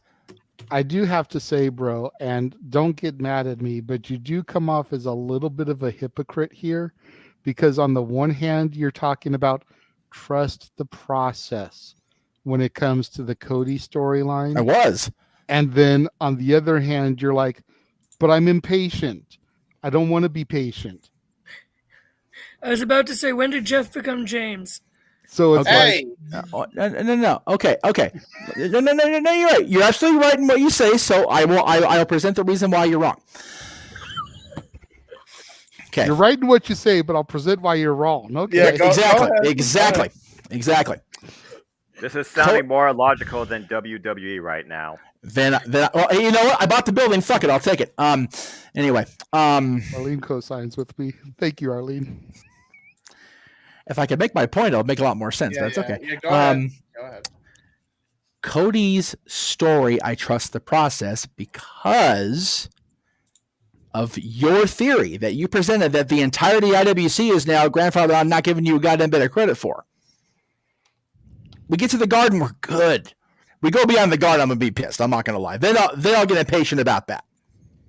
I will full on be like, all right, what the fuck then? Seriously. Yeah, I'll be more pissed off because I'll have to acknowledge and start believing in Joe Hendry. Right? God, what a horrible bet we made. Well, you made. I haven't co-signed on officially yet, but I'm starting to really like, you know what? I need to get this energy going. We need to get Cody the damn title. The rest of WWE, as far as the draft and the world title, it makes so little sense that my impatience level has been amped up as a result of it. Yeah. I mean, JJ, I said it when Hunter came out and pulled that veil away and revealed that big gold belt. He pigeonholed the title instantly by making it seem like a concession. Whatever the exact verbiage, whatever brand Roman Reigns got drafted to. So basically, this title is lesser than because Roman Reigns won't be, contending for it, even though Paul and Roman are like, you know what? And it will continue to be lesser than until Cody takes the belt off him, if he even does it. Exactly. So that was the first thing. The second thing was the draft itself, and the fact that you have the Raw Women's Championships on opposite shows. The fact that you had the tag titles drafted to the tag champions, as unified champions drafted to one show, yet you're having, champions that are exclusive to the other show able to challenge it. The way they did it in 2002 was this, and I'll never forget it because I was like, oh, this actually makes fucking sense in 2002 WWE. I'm going to have a stroke over it. The champion was able to go to both shows, but Vince, having won that coin toss, got first choice of number one contender, which meant the number one contender was to be from SmackDown, his brand, which is why I'm not saying I'm glad Hogan got the title for that, but it made sense storyline-wise. It was his number one contender. He got the title. And then the Raw contender got it the next month, which is how Taker became Undisputed Champion. It made sense. And even when Brock Lesnar hit, I'm going to be a SmackDown exclusive, Bischoff went, okay, well, since my number one contender didn't get a fair shot, he's my Raw champion now. It made sense. The way they have conducted this draft and however few weeks it's been makes no goddamn sense. To be fair, Jeff, I still convinced that wasn't all Hunter's fault, because I'm pretty sure it was because the Raw after Mania got fucked up so bad that it derailed the process of it. And that's fine. I'm not going to blame one person. I'm not going to blame one, whatever. But the bottom line is the entirety of the process post WrestleMania other than my belief in JJ's theory about Cody. However he does it, whether he gets a briefcase with a contract in it, whether he walks up and smacks Roman in his stupid face and goes, I'm going to whoop your ass on Friday, however it happens, other than Cody getting the championship at Madison Square Garden, as he should, the entirety of the rest of the booking of WWE right now, championships, storylines, whatever, is so muddled up. I might as well be watching Impact in the Hogan era. It makes more goddamn sense. No. Yes, it does. Yes, it does. No way. I'm sorry, it does. Oh, WWE is so. There doesn't seem to be a up until they decided the championship contenders. The way they went about it was bass backwards because they had it on SmackDown. It's like, no, it's a Raw title. Stop that. And even now, they're having a SmackDown guy in the championship final. What if AJ wins? I'm not saying he's going to, but for argument's sake, AJ Styles, their SmackDown superstar, holds the Raw exclusive championship. Huh? So then Raw's completely the B show because they ain't no goddamn world champion at all. I just don't care anymore. I'm going to be real with you. I really don't care anymore. I don't care. It's just so beyond bonkers. And thank you for the $10, wherever you said that to, Big G. I will hope you send it to me because I'm behind for the month. Yeah, I think. I just want to say real quick to Jeff, you were talking about how it feels like consolation prize. 2002, Lesnar's exclusive to SmackDown. Triple H. Here you go. I explained that. No, hang on. I explained that because Triple H was the number one contender chosen by having it was a victory or something that he won and was named the number one contender for the WWE Undisputed title. Mm-hmm. The second that became a disputed thing because Lesnar's going to SmackDown, Bischoff went, fuck, what do I do? Storyline wise, he needs a world champion for his brand. Boom, Triple H is the guy. Yeah, he's right, Josh. That actually made sense. Yes, in theory, token title until Elimination Chamber later that year. And, in theory, token title, but you know what? When you come right down to it, up until 05, when Cena jumped to Raw and Batista went to SmackDown, the world title was the more prestigious title. We just had that conversation earlier in the show. Okay. Before you got here. And that's exactly what I said too. Okay. Actually, no, you said until Batista held or turned the title in. Then I amended it and I said when until Cena WrestleMania jumped to 22. Raw. Yeah. I think I amended it and said until WrestleMania 22 when Angle lost it and Cena retained against Hunter. How dare you do that to my boy Rey Mysterio? How dare you? So the whole fucking point of this conversation is WWE is fucked up. Draft makes no sense. The only thing that has some sort of merit, maybe, is Cody and Roman if JJ actually finishes the story. Otherwise, JJ admits I'm right. Okay, then. Good deal. I don't mind the draft. I like it. I mean, to be honest, you weren't going to send Charlotte to Raw, and you need to get Bianca and Charlotte against each other sooner than later. So I don't mind it. Honestly, I don't. Alexa, buy stock in salt and send to Noah's part of Ohio. Thank you. He's very. And again, as we talked about earlier with the SmackDown side going for the world title, that's the only reason that they did that is because of the NBA Finals. Yeah. That's the only reason that they did that. It's because they needed the ratings boost because, Lakers and Warriors, which is the only reason that they had the steel cage Dynamite too. Right. But I digress. And yeah. If WWE is so not worried about the Raw champion defending the Raw women's title against a Raw superstar, you should have the SmackDown women's champion defending the title against a SmackDown superstar. There's no other way of putting it. I still think that's basically what I said, just with a less sodium content. Well, there you go. Hey, listen. How about we just go to the next comment, please? We've been on this for ages. We could have JJ run the show, but there is that also. Yeah. No, James is absolutely right. He's right. I know. I've been sitting here and trying to find a moment to throw the commercial, but it just keeps going and going and going. Well, it's a very hot button topic. It needs to, So we're gonna take a look really quick, a little brief intermission here. Okay. At the updated watch along schedule and all the stuff that Noah Foster will be calling, and either I or James will be calling along with him. So Noah might want to wake up just a little bit to see what is on the docket for him in the coming weeks. Oh, and there's an update about that for you and I physically as well, brother. So okay.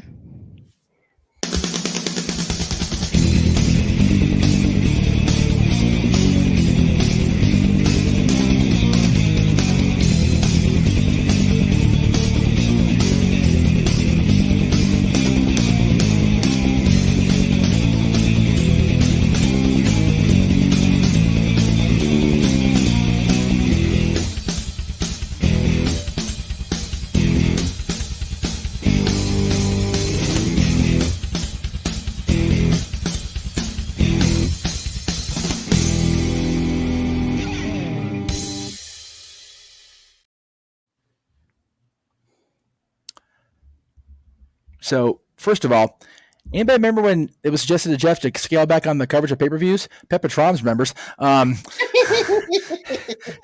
two, JJ knows, but the rest of the team doesn't know. I am working on the 21st.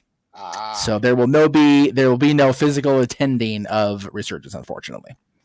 Which sucks. Which sucks big. Like, if they'd have gave me a morning, I could make it, but it's a Sunday, so they technically can't because of my availability. Yeah. But even if they give me the earliest, which is 11, and work me the same time, I'm off at 7. That's when the doors open East Coast time. It's 4:00 here, so it's like we're totally screwed. There's no way. So we're just gonna have to do the normal watch along. Yes. We'll have to figure out, where we order it, which I think, Noah, you were saying it's New Japan World or something like that. So far, it looks like only njpwworld.com. All right. Well, so may have to go ahead and purchase it that way so that I can see it, and whether it's James or I that's calling it, or if we do a 3-man booth, because there's a lot of guys that have SoCal roots out here. Yes. That I'm definitely going to want to be in there and do the color for those guys on, and then All right. the rest of you guys do the normal call, and again, this is me speaking out of class because I'm not 100% sure because it's been a while since I watched a show on New Japan World, but I'm pretty sure Noah still has a login, if I'm not mistaken. And I know that if you're going to have a person on call, I think they're even more stingy about how many people are watching than Peacock is. So if that's the case, then Jeff, I'll need the passcode, and then I can stream it to Noah on Discord. Here's the thing: I'm not going to be home, so it doesn't matter to me. Other than cool, my name's on the marquee on a New Japan show because you guys are going to be calling for me, which I appreciate very much. And is it on Noah's account? Uh-huh. Oh, okay. So Noah, you have to send it to me, and then I can stream it to you on Discord, and then we can. The watch thing is, you don't need a subscription to buy it. It's one of those things where it's like, here it is, click it, buy me, you watch me. Oh, I thought New Japan World was like the other ones where you had to subscribe first and then add watch as you go. No. No. Oh, okay. Well then y'all work it out for next Sunday. Whatever works. We'll do that. Whatever works. Anyway. I liked Real Wyatt's question if it hasn't already been starred or chatted or whatever. But we'll get there otherwise because I do like it. It has been starred, but there are others in the queue that have been waiting. Let me see here. I'm gonna go ahead while JJ's looking through the queue. Well, let me go ahead and go ahead and say what you're gonna say, but then I'm gonna address the super chat from Big G real quick. All right, Josh, if you gotta do your thing, brother. Thank you. We appreciate you being here. Yeah. I'll head out the end of a half hour.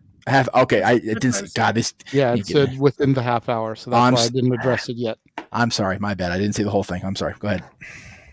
So, Big G sent a $10 super chat saying, "Holy crap, Big Baller G is still awake, and he's putting his name in for next week." Cool. Of course, he is discussing and mentioning and referring to the open mic game night. Cool. That will be occurring next week, so he will be a contestant. One of the contestants, along with Emmanuel Dominguez. Yes. We are still looking for one more contestant, at least, to be part of the show to take on the team of James, me, and probably Stat Boy. Yes. So if anybody would like to be the third and final contestant on the other side, $10 super chat is all it takes. Yep.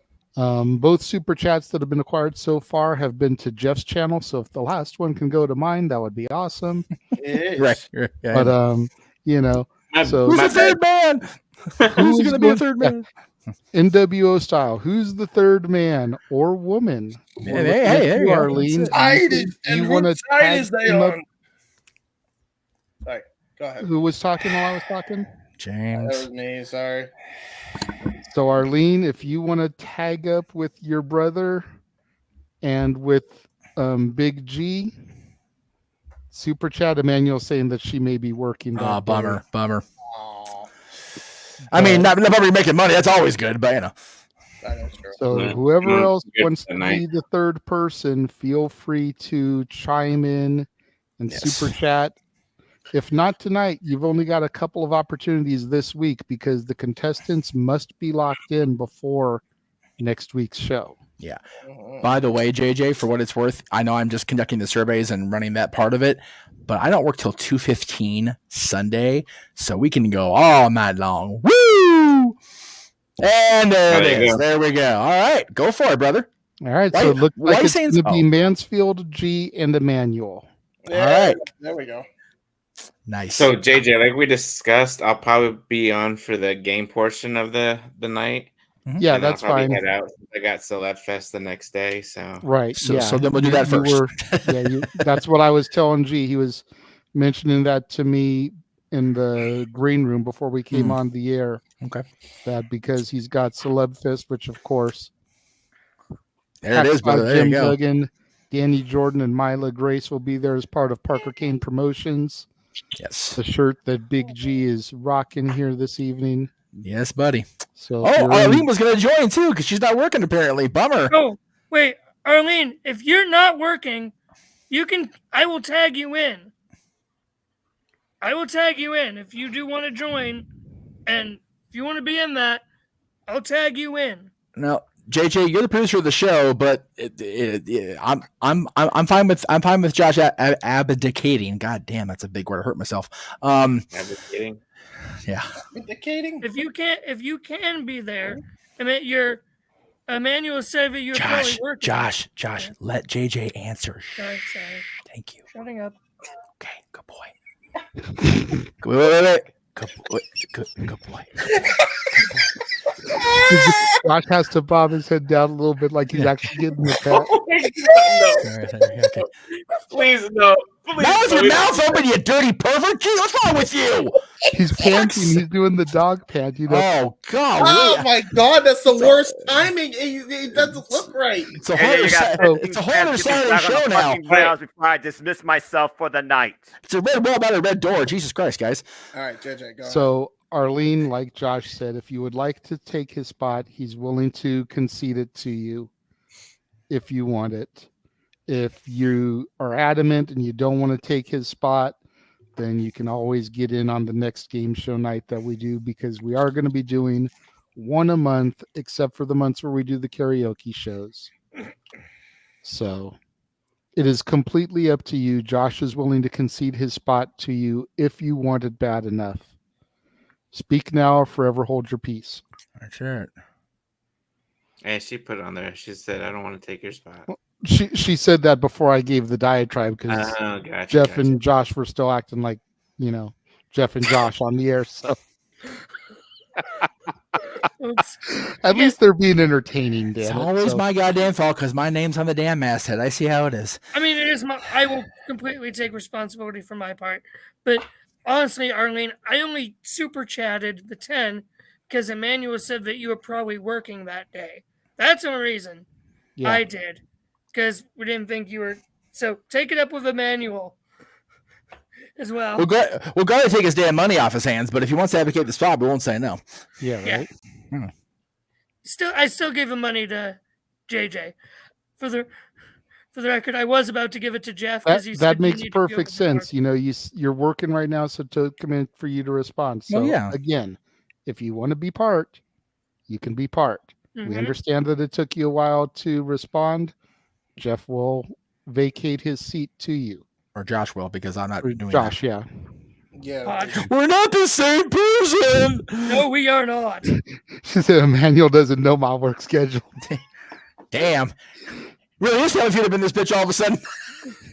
I think we just got Emmanuel in trouble. That's all right. That's all right. Hey, so there Maybe we go. She doesn't want to tag with her brother anymore now. Now, okay, so hang on, JJ. The other question becomes: we were talking about doing 4 people on each team. Do we want to do that, or do we want to keep it 3? I mean, if we can definitely get a commitment that there will be a 4th for us, then yeah. Okay. Okay. I'll put it in. Give me 5 minutes. Okay, so we'll do a 4-man team then. That's fine. Okay. So we will try to find 4th person We'll to see team. if Dory can commit too. We'll see if we can get Mikey and Dory to commit. So now the question becomes: that's 4 Noah on screen and me off screen. That's how it's gonna be anyway, right? Right. Okay. Cool. Well, even if you were on screen, that's still 10, which is the limit. Oh, that's. I just figured 9 looks better with the way the StreamYard Yeah, lays out. I mean, so. it'll look the whole Brady Bunch thing, but Right. That's okay. Okay. however So we want to do that. I mean, but like, we In can that- get all 10 of us on the screen at the same time, right. or We'll we figure can it out. just do the 9. It doesn't matter. In that You case, but you will definitely be producer man for that show, since Yes. I will be on screen talent. yeah, and we need to use my room if we're going to use 10 people. So Yeah. Well, I can still get 10 people. I just can't stream to more than 3 channels. Oh, it's Aaron that can't do the 10. I'm sorry, my bad. Whoever it was. What of y'all can't? I don't know. It's discussions. In that case, I will put the last survey question out Tuesday before you and I record dads. Okay. Because there's 3 out there now, and we need 4, 1 per round. So Yes. And by the way, please go vote on the 2 that are out there. The freaking WCW one's long answered. I'm good. But the other 2 look like me. So thank you, Big G. Thank you, Emmanuel. Thank you, Josh. Thank you in advance, Arlene. Yes, thank you for being our panel. Much appreciated. And Noah and will be the host for that show. Yep. Let's come up with cool names, because we've got the Saturday skirmish, because I didn't want to call Family Feud, because I mean, other than Emmanuel and Arlene, it's not family. Really. War games. Wait, that's copyrighted. Never mind. We can't do that. Hey, you know what though? I'm sure Rigo won't give a shit. We'll go ahead. There it is. There it is. Woohoo! She's official. There it is.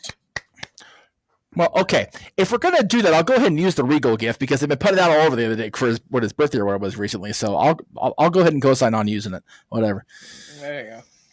Although, like I said, Saturday skirmish looked good, but because it was alliterative, another big word, hurt my damn self again. But War Games works fine on that sign too. Clash at the Castle. Oh yeah, because Tryst at the Towers. Yes. Yes. Towers. Yeah.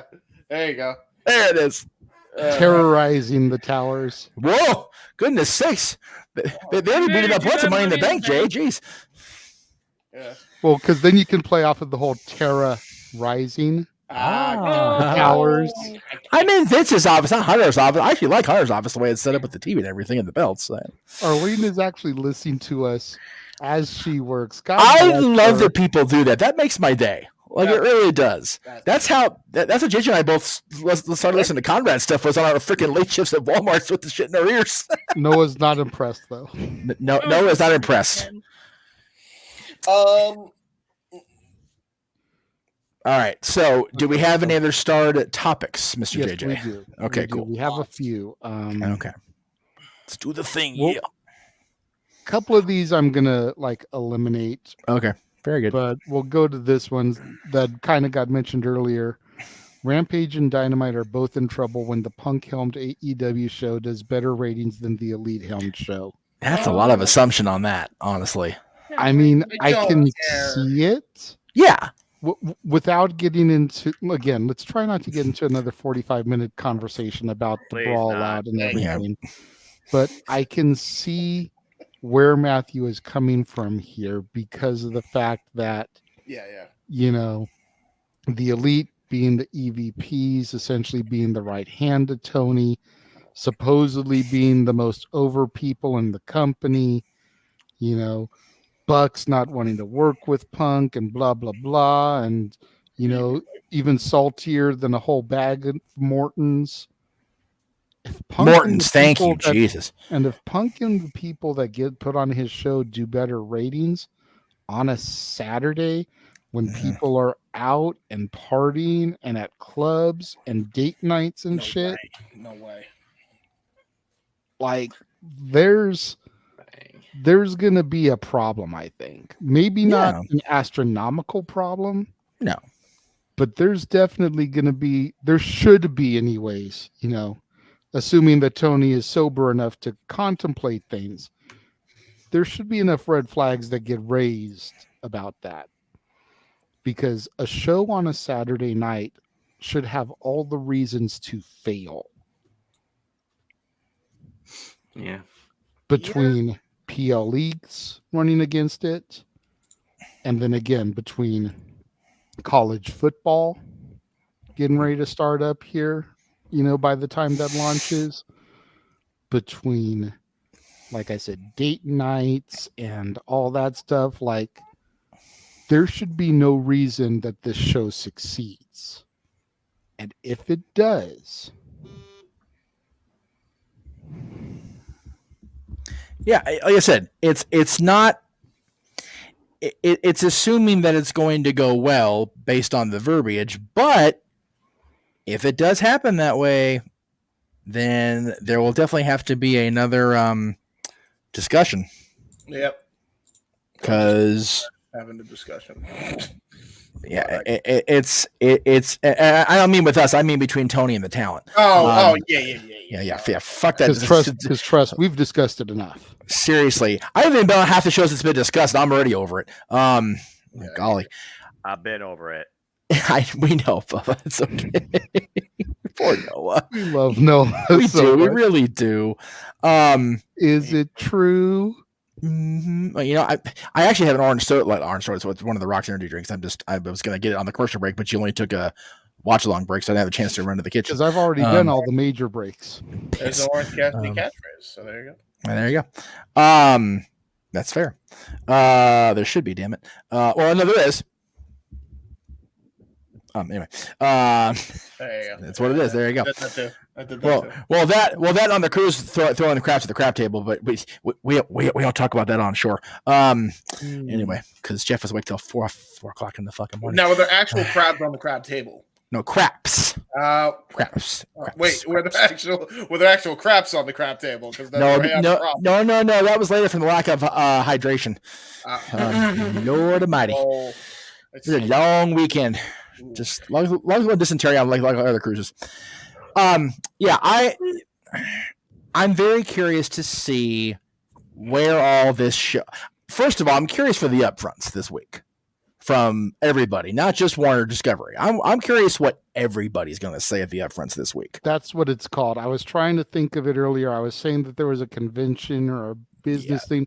The upfronts. It's the upfronts is what it is, guys. Yes. And that's just from me doing this shit every year. Ugh, God. I'm so JJ. I'm about to be a TV executive for all the shit we cover these every year because the companies are on these networks that we have to, be aware of this shit. So, because figure WWE's on NBC or Comcast and, on Fox, I almost said TNA. God damn, I went backwards in time. AEW, is on the Warner channels. So there's a thing there. AEW needs Punk so bad they will fall way faster without the mainstream star like Punk. Okay.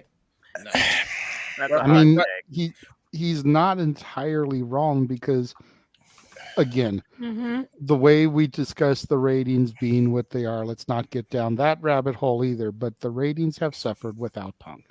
Yeah. Period, point blank. It is what it is. The entirety of numbers across the board have not improved in his absence. That's just that's just the facts of the matter. And they've gone down. Even the return of the Elite was a short-term boost. Yeah. But then they've slid again. Yeah. They've not debuted a hot enough star to generate merch sales to skyrocket again. They've not had a oh my god moment on a pay-per-view. I'm sorry, they haven't. other than Max's return, and that was before Punk, and before Punk and the Bucks got their little lover squirrel. So Max, really, I'd say Brian I'd- I didn't need that image in my head, Jeff. I would say Max and Brian was an oh my god moment, but that's yeah, just me. Yeah, okay, so we both in agreement on that. Yeah. Okay, that's fair. That's fair. Yeah. Because who in their right mind thought that Max would be able to hang and survive? Okay. So they've had the oh my god moment, but that didn't stabilize or raise numbers in any facet of the company. Unfortunately, because it was a goddamn good match. Max saying it's the best Iron Man match of all time is, Max being a braggadocious heel, but it was damn good. James says the same thing. So I mean, to be fair, we were all sitting there when it was happening. We all were wild at it. I've had a chance to look back, and I'm doing WrestleMania viewings because not WrestleMania viewings. I'm doing history of world title change in WWE right now on my little viewing, but I'm not doing the 45 other things I do. I'm starting to feel like Noah more and more with all the stuff I'm doing. And the world title fucking week, Jeff. I'm just no, dude, seriously. I was telling JJ, my original plan tonight was to go and hang out with my buddy Catherine and her mother-in-law and her little son, because that's the first sense of non-Disney, non-wrestling normalcy I've had this month.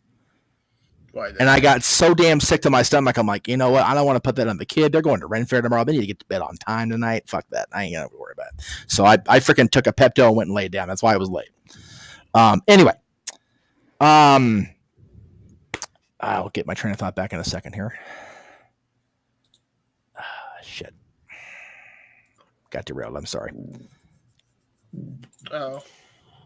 We're off the rails, but no, not the rails. I forgot what I was saying because I wanted to make the point about how crazy a week it's been. You were talking about how the Max and Brian thing didn't generate ratings in the long run. Right. So I was talking about what I've been doing when I'm not doing the other things I have to do for the channel or for Disney. I've been going back and watching World Title Change in WWE. The Shawn Brett match was so good. It just was. The matches that, the Iron Man match at Judgment Day 2000 that was fall heavy was good between Hunter and Rocky. There have been good Iron Man matches over the years. Max and Brian will hold up in the grand course of time. It is very, very good. Anyway, that moment, as we were saying, didn't hit numbers jumping across jumping up across the company. It was a great moment, and then Brian disappeared. And then when he came back, he got muddled in with this battle with the Elite and the BCC. So, and Max is now in the Four Pillars thing, which, sorry, both are cool. The Elite BCC thing is only a little bit more of a topic point because of what Don did Wednesday night. Other than that, it's the company as a whole has cooled off since Revolution, without a doubt. And even Double or Nothing having a good, in theory, a good card on paper, the lead-in has been a little cold. I think they're focused more on All In than they are at Double or Nothing, which is sad because Double or Nothing is their WrestleMania. Yes, but I've heard more than one person say, including people that are in AEW that also have their own platform, Jeff Jarrett, saying this could be their WrestleMania 3 as far as Wembley, which honestly, it can be. Yep. They had 60,000 seats sold without a single match being announced. Without a single match being announced before the general on sale was fully concluded first day. Yep. That's for a 4-year company. That's batshit crazy. Exactly. Like WWE had to push like a soon-to-be non-expectant mother to get 93,000 people, 78,000, but go with me here, for Pontiac. AEW didn't have to say a goddamn thing, except we're going to Wembley. 65,000 people. Boom. For all people shit on AEW for being lesser than or having all the shit going on, including me on this show tonight, 65,000 people before the first day of regular on sale is goddamn believable for me. Yeah, right. I love that shit. That's great for them. Mm-hmm. Now they have to get at least close to a sellout between now and August 27th. Thank you. And as they get closer, start making matches that people go, okay, I got to fucking be there. Yep. That's the thing. Yep. Right now, it seems like as far as the stories on TV, they're talking about Wembley a lot, but the stories are being driven toward Vegas as they should. It's in 2 weeks. Mm-hmm. And it's going to be the last show of that weekend of batshit for the gentleman in the upper left and whoever's tag team with him on whatever day. God bless all of you. The top row are my heroes this week because in 2 weeks y'all gonna be dog ass tired. Is what it I'm is. used to it. I know you are, and I love you for it that you're still okay with it. I just want to remember what the question was that we started down this path. It was CM Punk, the rating. Oh, Brandon, as far as Punk. Brandon Okay, Carr. yeah, Punk. I want to believe that Punk coming back is not going to be the make or break point for the company. But I really think it has become that at this point because so many people are geared toward it. As far as the fans, I don't know if the talent's there, but I know the fans are, and that's unfortunate for the fans and for the haters who claim to be fans but just want to watch the company fall. Which is an unfortunate thing, but that's reality. We've all said it at one point or another. The worst part about wrestling fans is the fact that they're wrestling fans. Yeah, one-dimensional fucking idiots. Bingo. Without me taking James's gimmick away from him and letting know I have all of that tonight. You do you, brother. Yeah. The true wrestling fans are tickled that AEW is doing so well in sales in Wembley. They're loving it that there is enough to discuss in wrestling that doesn't have to have a 3.5 hour show be just about the Bloodline and Cody Rhodes. Yeah. But there are those one-dimensional fuck faces. There you go. Sorry, I'll use one. I'll be sorry. You're accurate. That are like, it's all about. It's like no, it's not about WWE. If it was about WWE, the business wouldn't have been in such a doldrums in the 2010s. So who said that? Whoever's buzzing, either stop it or buy me dinner first. Sorry. Thank you. Red door, kids. Red door. Anyway. Anyway. Gotta make the ha-ha. I gotta make the ha-has. Anyway. While we're discussing AEW and Max, and I think this is something Noah can maybe get really in on because I'm clueless about the topic here, but Elizabeth said with the Forbidden Door coming next month, she cannot picture MJF as the champion facing either Sonata, I'm not even going to try to pronounce that, or another New Japan champion. That's Yoda Tsuji, and as far as Tsuji, NJPW champion, I mean, oh, good grief almighty. Tetsuya Naito, Kazuchika Okada, Tomohiro Ishii. It's one of those things where I really don't know what direction Forbidden Door is going to go into this year, but if there's one thing I can say about it that's probably going to be accurate, the main event will likely be Kenny Omega defending the IWGP United States Heavyweight Championship against either at this point Hiroshi Tanahashi, Lance Archer, or Will Ospreay. Yeah, that's the biggest bummer for me missing Resurgence is seeing Ospreay and Tanahashi. I'm like, fuck me. Even more than Mercedes or Moxley. Hand to God, I'm more mad about missing Ospreay and Tanahashi. As mad as I am about missing that, I'm more mad about missing Christopher Daniels. Fair point from a personal standpoint. And you're he's right. only in the fucking buy-in match. I know. But yeah, seeing Chris would be nice, especially seeing Chris in action. There's Josh with the hand raise. Yes, Josh. Couple quick things before because I got to head out here, guys. I got to get to bed because I got to shower before church in the morning. So, just about that last topic real quick. Punk coming back. Punk is at this point the Vince Russo of AEW. Bro. Yeah, that's where I'm at with my thoughts on that. So that's pretty much Even So though real CM quick, Punk is the guy that makes the WWF the most watched thing on television. Got it. Okay. And finds let me angles rephrase and that. storylines for every fucking buddy on the roster. Which is exactly what Russo did. Let me rephrase that. Okay. Well, good no, boy. I'm is just going the- with what you said. Good boy. Punk is the Vince Russo of when Russo went to WCW, then TNA. Okay, if that's a quick thing, you're gonna have to not be a quick thing because that you need to expand on that because how are you making that correlation between Russo as a writer derailing WCW with his bullshit booking and TNA booking of talent rather than Punk being a talent sitting on timeout because of him not being an EVP? Yeah, I don't get it. I don't understand the comparison. Yeah.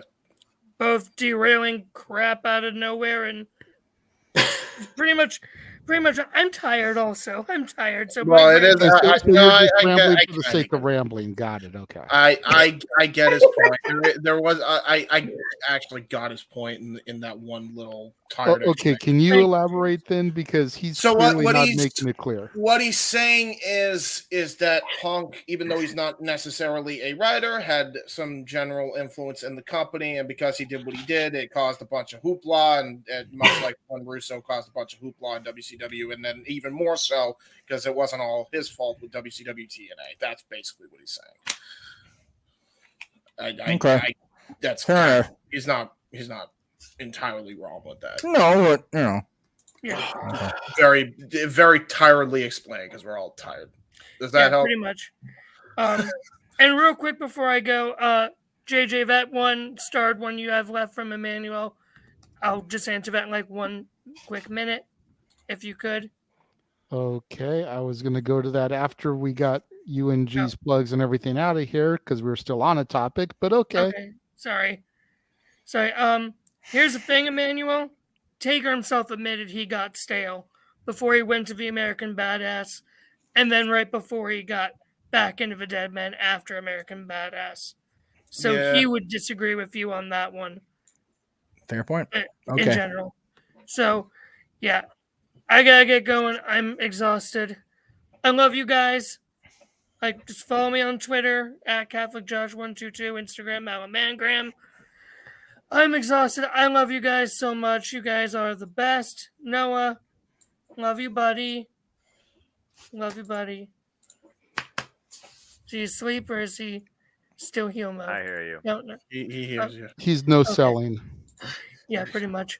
We love you, Jeff- Josh, but you can't miss us till you're gone. Yeah.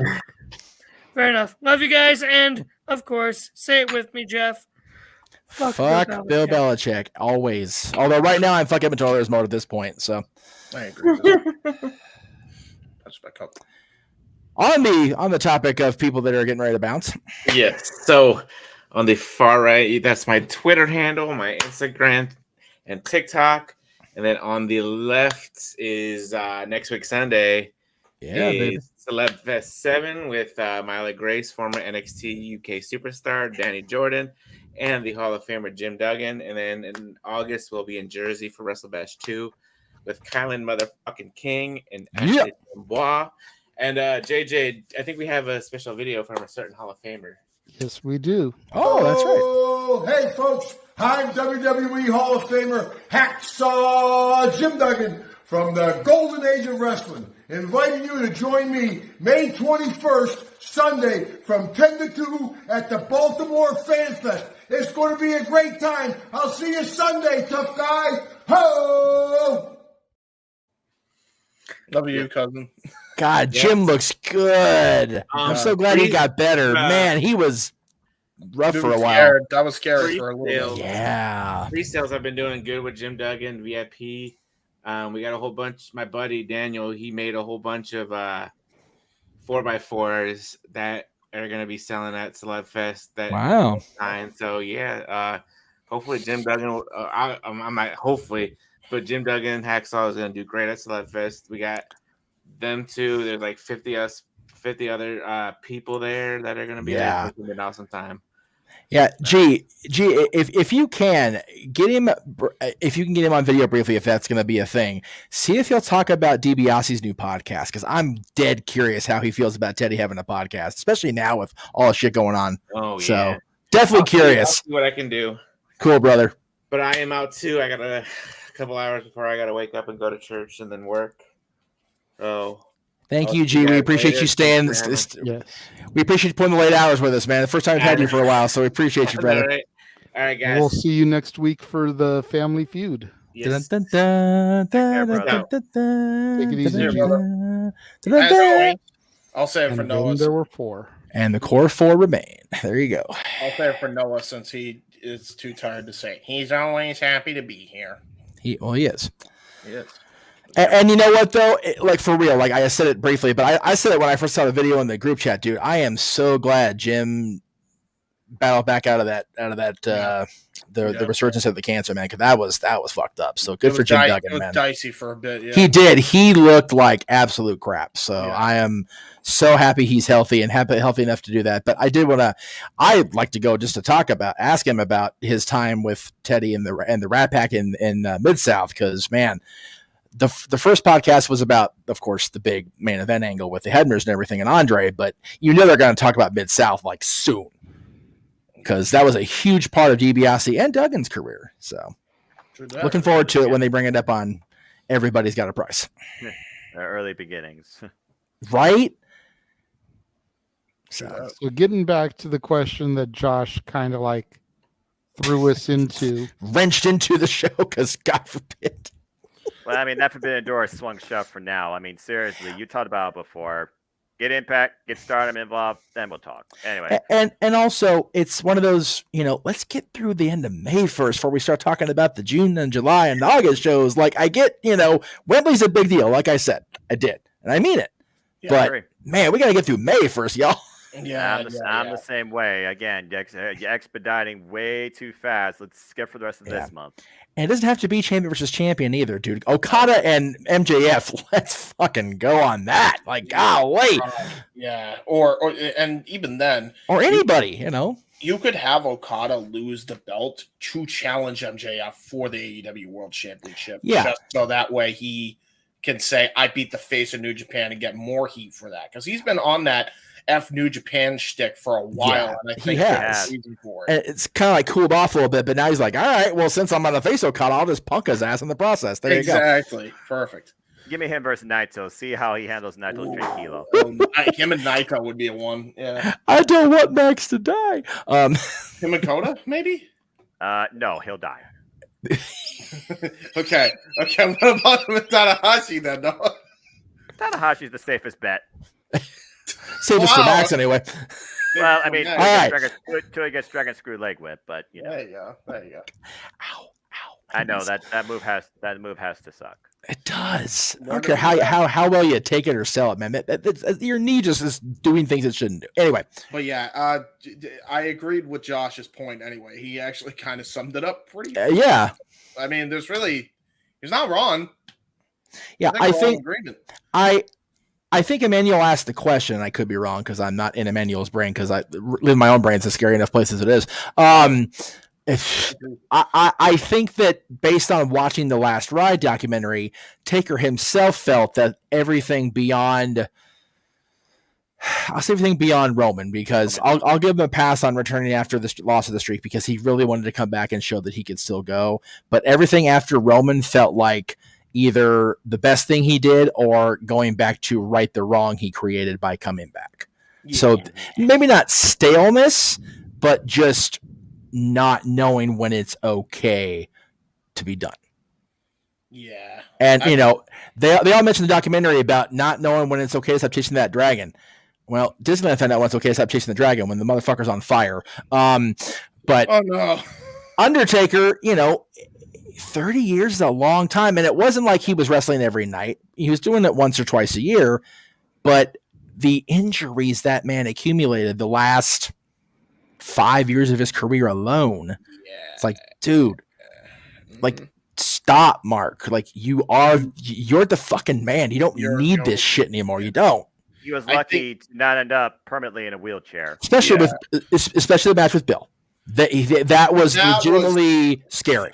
And by the way, everybody blaming Goldberg. I know we hate Goldberg and stuff, but for the love of God, hate him for the right reasons. It was hot as balls that day. Like I would botch a jackhammer too if I was a conditioned athlete. Jesus. And again, this is coming out of my mouth, so everybody, get your screenshots ready or highlight clip James ready. Okay. It is very easy to blame Bill Goldberg for everything because at least to Team No DQ, he was a piece of shit person. Yeah. But everything I've heard out of everybody except Bret Hart's goddamn mouth, he's not a bad person. He's just not a good worker. He's not, and he never has been, nor did he himself tout himself as that, or anybody that ever booked him or promoted him. He would cut. Bischoff summed it up perfectly when he first joined WWE in 2002, and he was on that bit of Confidential. Bill would come in, he would breathe fire, he'd spit, he'd snort, he'd come in, he'd spear somebody, he'd jackhammer in the locker room in 5 fucking minutes. That was Goldberg, and that's how it should have been. When you get him in a match, anything past 5 minutes, that's where the problem is. And the problem with that is that guy shouldn't be the world champion. True. Anyway. Yeah. I like Taker. I didn't think he was stale, but no. I liked the American Badass stuff that a lot of people didn't. I actually love the Ministry Undertaker, and it was just, again, he was so banged up, and they freaking, here James and I get on the same front for a second here. Yeah. The corporating of the Ministry was ridiculous. Completely torpedoed Undertaker's vision for it. Yeah, because it's like, why are they, like, I get the greed aspect, but couldn't have been a better way to do that. Even having Shane be the guy was okay for me. It was when Vince was revealed as the higher power that completely Undertaker had zero fucks to give about that whole thing after that. And you could see it. You could totally see it. Vince is the higher power. Austin gets the title back, 3 weeks later, maybe? Something like that. First blood, end of an era match doesn't become about the championship. Undertaker it becomes about Austin and Vince again. And then everything after that, Undertaker was gone a month later because he didn't even do Unforgiven because he was so beat up. Yep. It was 2 months because he did SummerSlam with Big Show, which again, criminally underrated and underdeveloped thing with him and Show that should have gone so much better if he wasn't so beat up and Show just wasn't ready for that. Anyway. But yeah, Undertaker Ministry, Undertaker era there was so much on the table that just got left there because of I won't say poor booking, but rushed booking decisions. Mm-hmm. So not stale, just rushed. Yep. Yeah. True that. All right. Random question. Please no. No, it shouldn't at this point. I don't think. And again, for people that are just listening at work, like Arlene, the question is from Real Wide: Is Becky Ronda feud ever going to pick up again, or is it dead in the ground? Like there's no interest anymore. There's not. There's just not interest anymore. The perfect time to have rekindled that fire would have been, unfortunately for everybody involved, the pandemic WrestleMania, because Becky faced Shayna. Becky was going to go off and have the little one anyway. We didn't find out about that until after the fact, but that's what it was. Right. Shayna beats Becky for the title inside the PC because of Ronda coming back and costing her. Yep. Then when Becky goes away, Shayna's the champion, but Ronda's like, I didn't really lose that fall. And then you build toward them for SummerSlam, whatever. Yeah. Anything after that would be like, I remember that, and that's all it would have been. To be fair, also, I think that you could even make an argument for the Mania the year prior, maybe, when Ronda won the Rumble, and she probably should have challenged Becky, to be fair. Probably.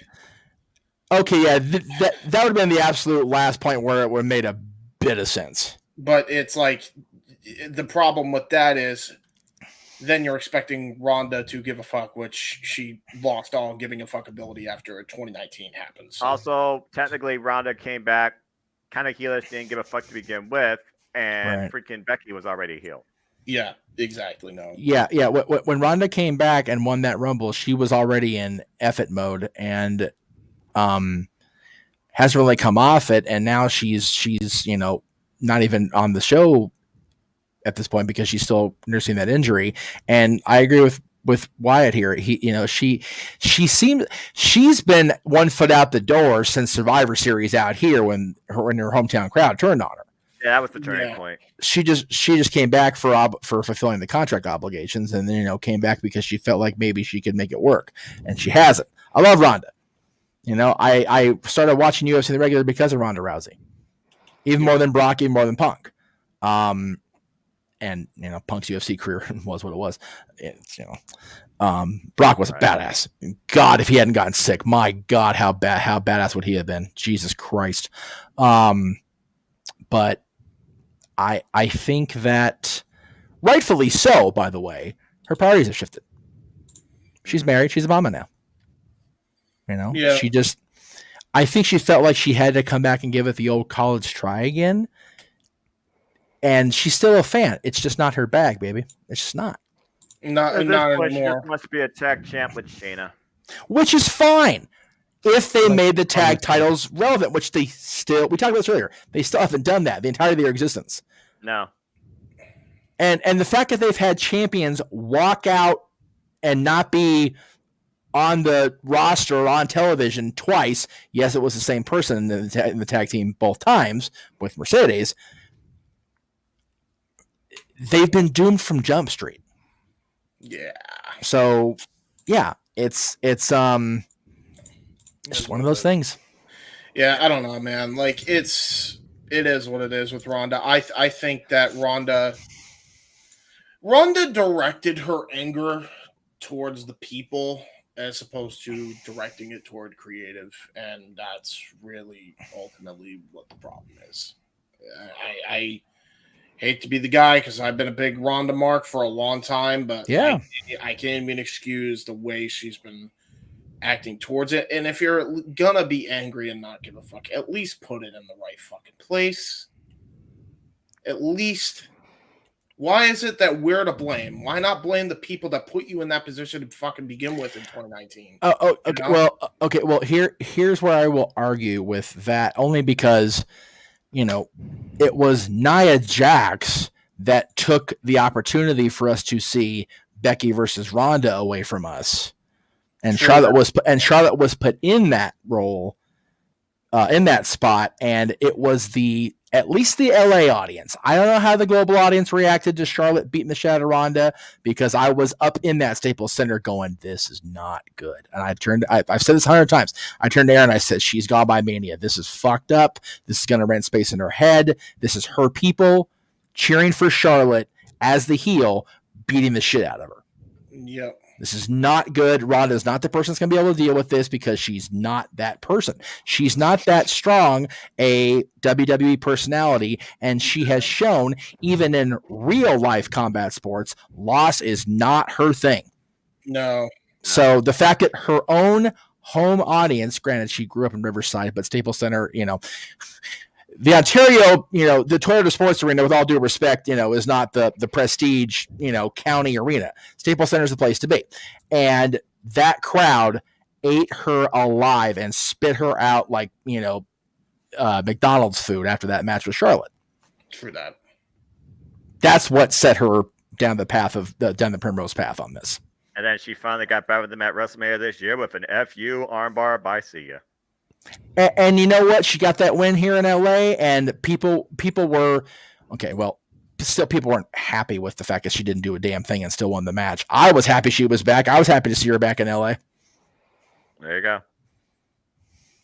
Yeah.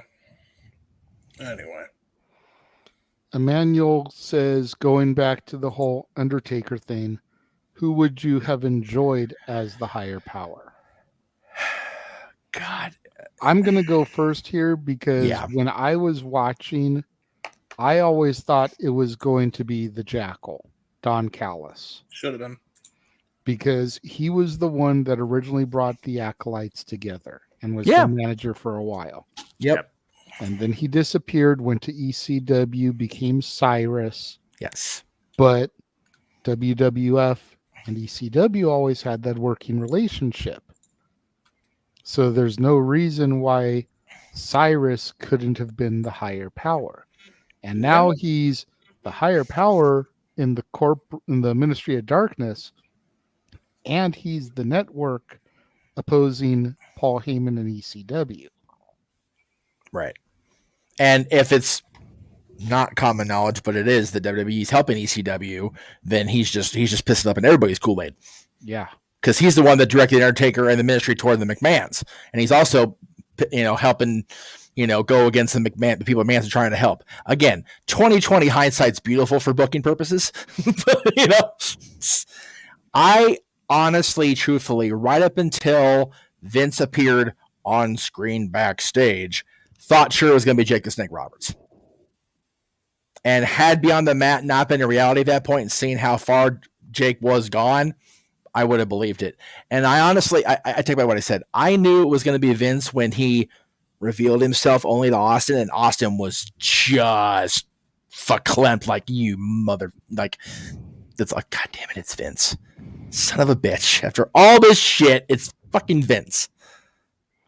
They just went with a safe bet ultimately, which was like, and then Russo was gone, and then it improved. But well, no. What's really funny is I actually watched. I forget how far back this episode of the Pritchard Show was. There was legitimate talk it was going to be Daniels, who was one of the more prolific enhancement talents at the time for WWF. But once he pulls it off, it's like, who the fuck is this guy? At least back then, 1999, nobody knew Daniels was. Yeah.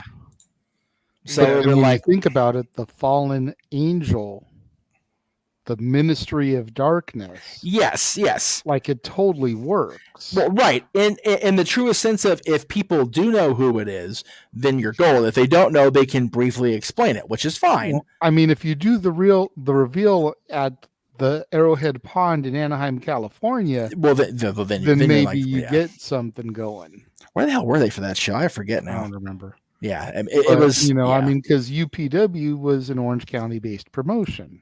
Yes, and when you think about it, everything was only pushed back 1 week.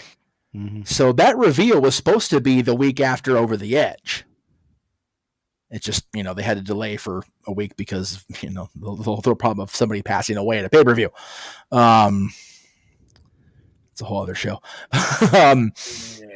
Arlene says that Emmanuel is one of the ones booing Rhonda. Dude, for real though, Arlene, like, and again, it's hard to explain fully the emotion behind it, because it's kind of one of those things like, if you're not there, it's hard to fully extrapolate on it. But I was in pretty goddamn good seat, thank you, boss man. In the lower bowl of Staples, which is a bitch to get for Kings, let alone for WWE. But man, me and Aaron and Cindy, we're all sitting there, and I don't think any of the three of us were actively cheering when Charlotte was whooping on Ronda. But I remember looking around, and the majority of the building, and you figure for a WWE setup, it's probably a good 18,000, 19,000 people. Yeah. The majority were cheering with vim and vigor, and I'm like, not good. Because Ronda, I don't think, had made the transition in her head from being a fan who happened to be under contract now. And that was the biggest problem. I'm not saying she's wrong for it, because we all are still fans. If we weren't fans, we wouldn't be sitting here doing this shit at 12 o'clock at night, 3 o'clock in the morning for you guys, But when you are a fan who then gets in as deep as Ronda got on a platform as big as she was, you've got to find a way to negate that switch, and she never did. Yeah, I don't know if she still has now. That's true. And that's an issue, unfortunately. But yeah, with the higher power, Jake the Snake was always fresh in my mind until Beyond the Mat came out. I'm like, yeah, nope. Like I said, if it honestly had been Shane, or Shane had been working for anybody but Vince, I think it would have been far less of a thing. Vince being the guy who was going after Vince when you really break down the storyline of the Ministry of Darkness. I mean, it didn't make any goddamn sense. It became part of Austin versus McMahon, which was not what it was. So Shane or Jake or Callis would have been my choices. All right. And that is pretty much everything. There is a couple other things that are starred, but I'll get to that in the plugs. Cool. Because it does tie into some of the stuff here. Yay. Okay. Start running through these the way I have them listed in here. And as everybody's stuff pops up, feel free to just chime in and represent your shit. Represent. So make sure that you guys follow your barkeeps on Twitter at Hathaway Lou, at LBStatKid1977. Of course, they had the Heroes and Legends 19 today that I'm sure they are home and exhausted from. Should be getting a full report this week on Statboy Sports Bar. Yes. Featuring Dory Lou back in its regular time slot, not its ungodly early 9 a.m. slot that it was this week. 4 o'clock Pacific, 7 o'clock Eastern, across the Casa D18 Studios channel. Produced by Mr. Meacham. That would be me. Make sure you follow the Cleveland combatant, Josh Mansfield, who was here earlier, at CatholicJosh122 on the Twitter, at MallowManGram on the Instagram. Make sure you follow and support Big Baller G, TikTok Big Baller G 1988, Twitter NoDQ _Big Baller G, Instagram NoDQ _ Big Baller G 1988. You've got the Brussels Fest, Baltimore Fest, whatever it's called again, coming up this weekend. Hacksaw Jim Duggan, Danny Jordan, and Myla Grace all going to be there as part of Parker Kane Promotions. Make sure you support Gino Rivera, the Frank Sinatra of the Spanish Mafia. Booking inquiries, Gino _Rivera at yahoo.com. Facebook, Gino, last name Told You So. Twitter and Instagram at Gino Told You So. This is all the chaos that is coming for the multiverse of media over the course of the rest of the year. Yes, all the things. Take it all in. Drink it in, man. Drink it in like Jeff did the cinnamon roll on Wednesday. Golly, was that good. I forgot to tell Catherine about that tonight. God, thank you for reminding me, brother. I'll have to tell her tomorrow. You can follow me on social media, the Renegade JJ Williams on Instagram, ROWJJ Williams on the Twitter, and of course, Casa D18 Studios on YouTube. The 15 of you that are still watching, 4 of you are watching me right now on the Casa D18 Studios channel, and we appreciate that. Thank you very much. God bless you. Make sure you check out all of the content that'll be coming up this week on Renegades Reviews. Of course, the Warzone tomorrow, the Sons of Katie Elder on Monday. So good. Again, Statboy Sports Bar on Tuesday, El Dorado on Wednesday, Throwback Thursday, Chisholm on Friday, Nice. Guardians of the Galaxy Volume 3 for new release Saturday, rounding it back up with another Warzone next Sunday, and then, of course, make sure you subscribe to the YouTube channel, become a member, just like Mansfield did earlier this evening. No way, Josh. Greatly appreciate that from him.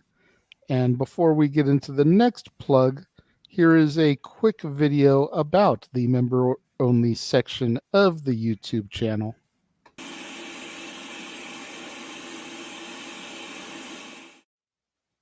The following is a special announcement from JJ Williams and the Casa D18 Studios YouTube channel.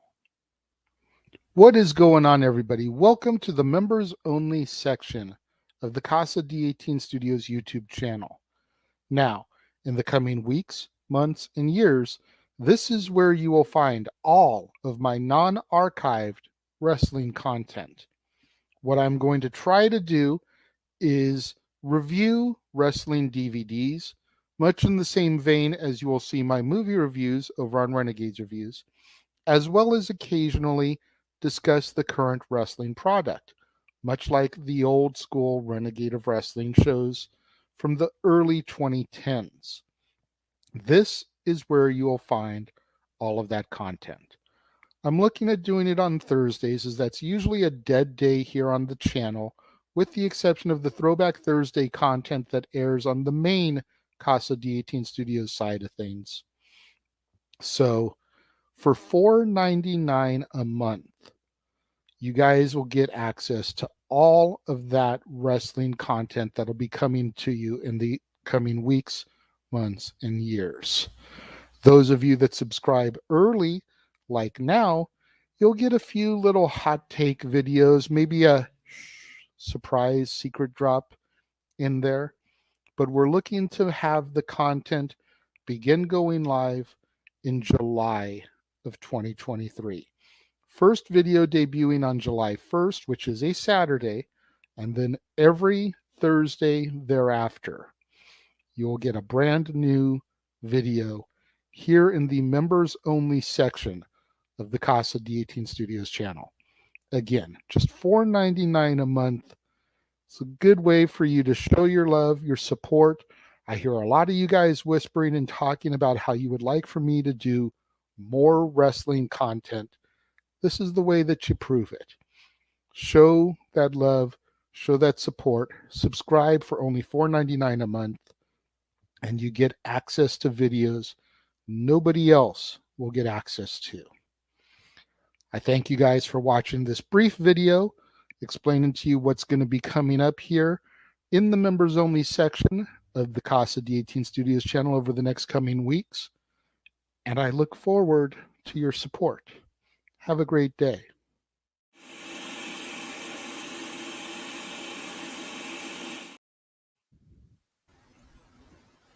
Sorry if my drop botched the show. Apologize. No, it's okay. It happened while the video was running, so it didn't really matter. But okay, good. I wasn't sure. Goddamn internet piece of dog shit. Yeah, Anyway. So that is what is up with the members only section of the Casa channel.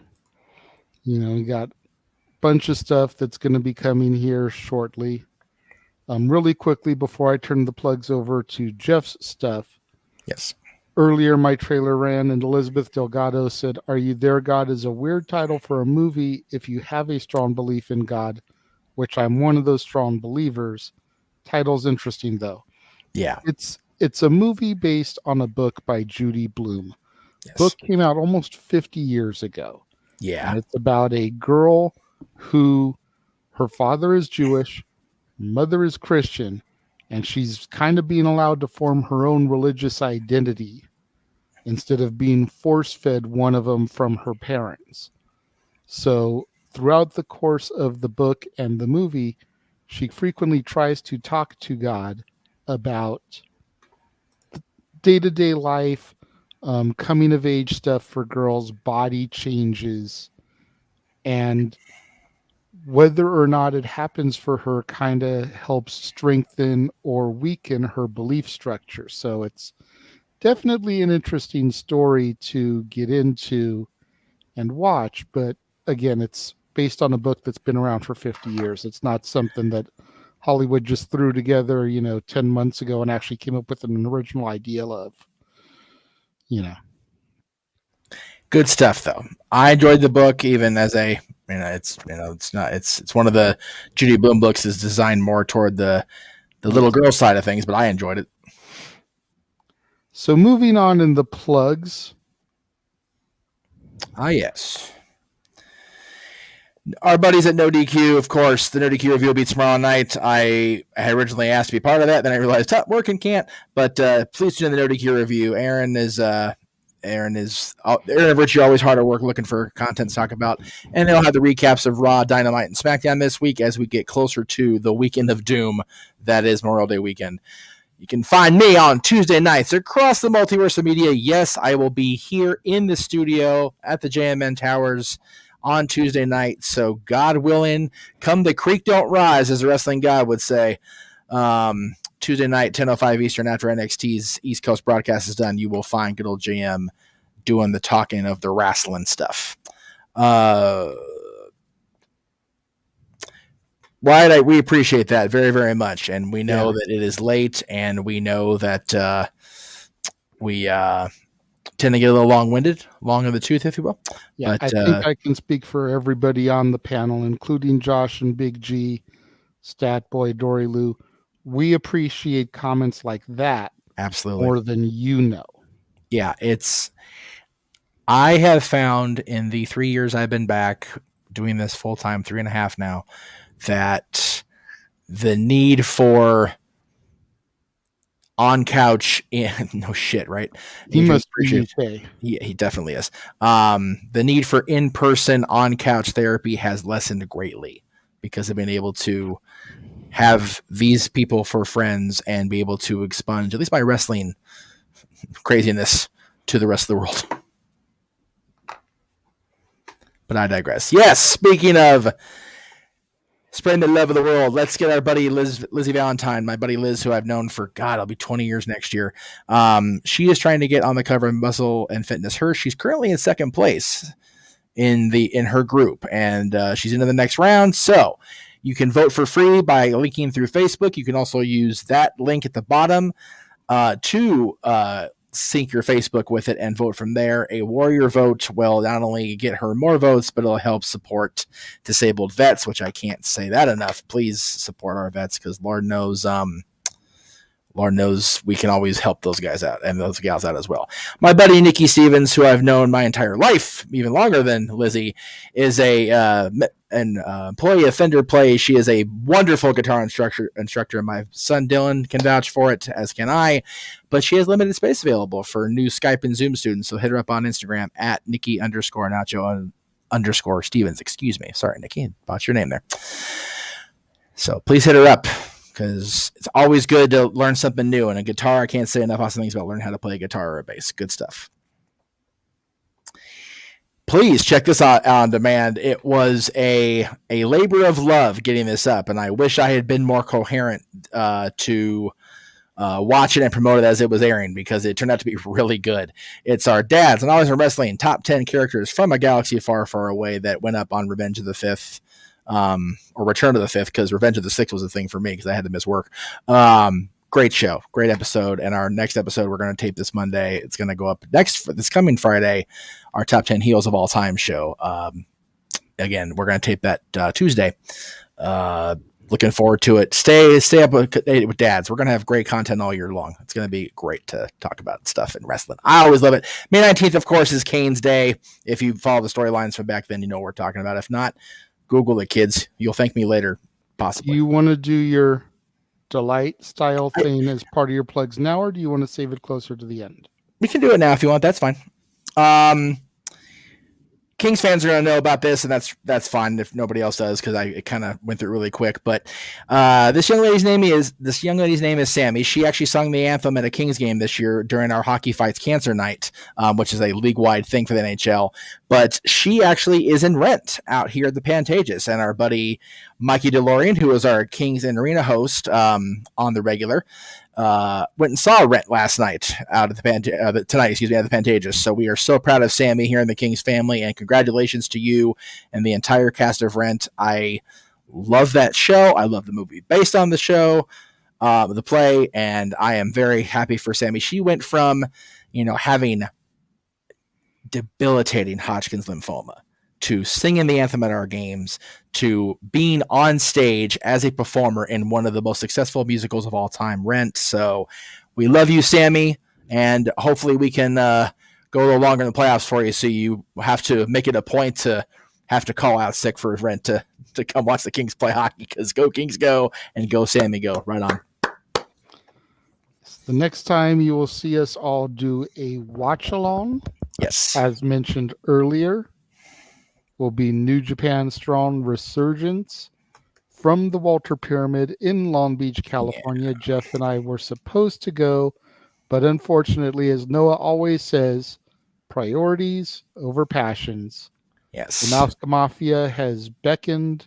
Meacham has to answer. Yes. I could still go, but honestly, it's just no fun going to a show solo. You want to go with some buddies. You want to have friends. Yeah.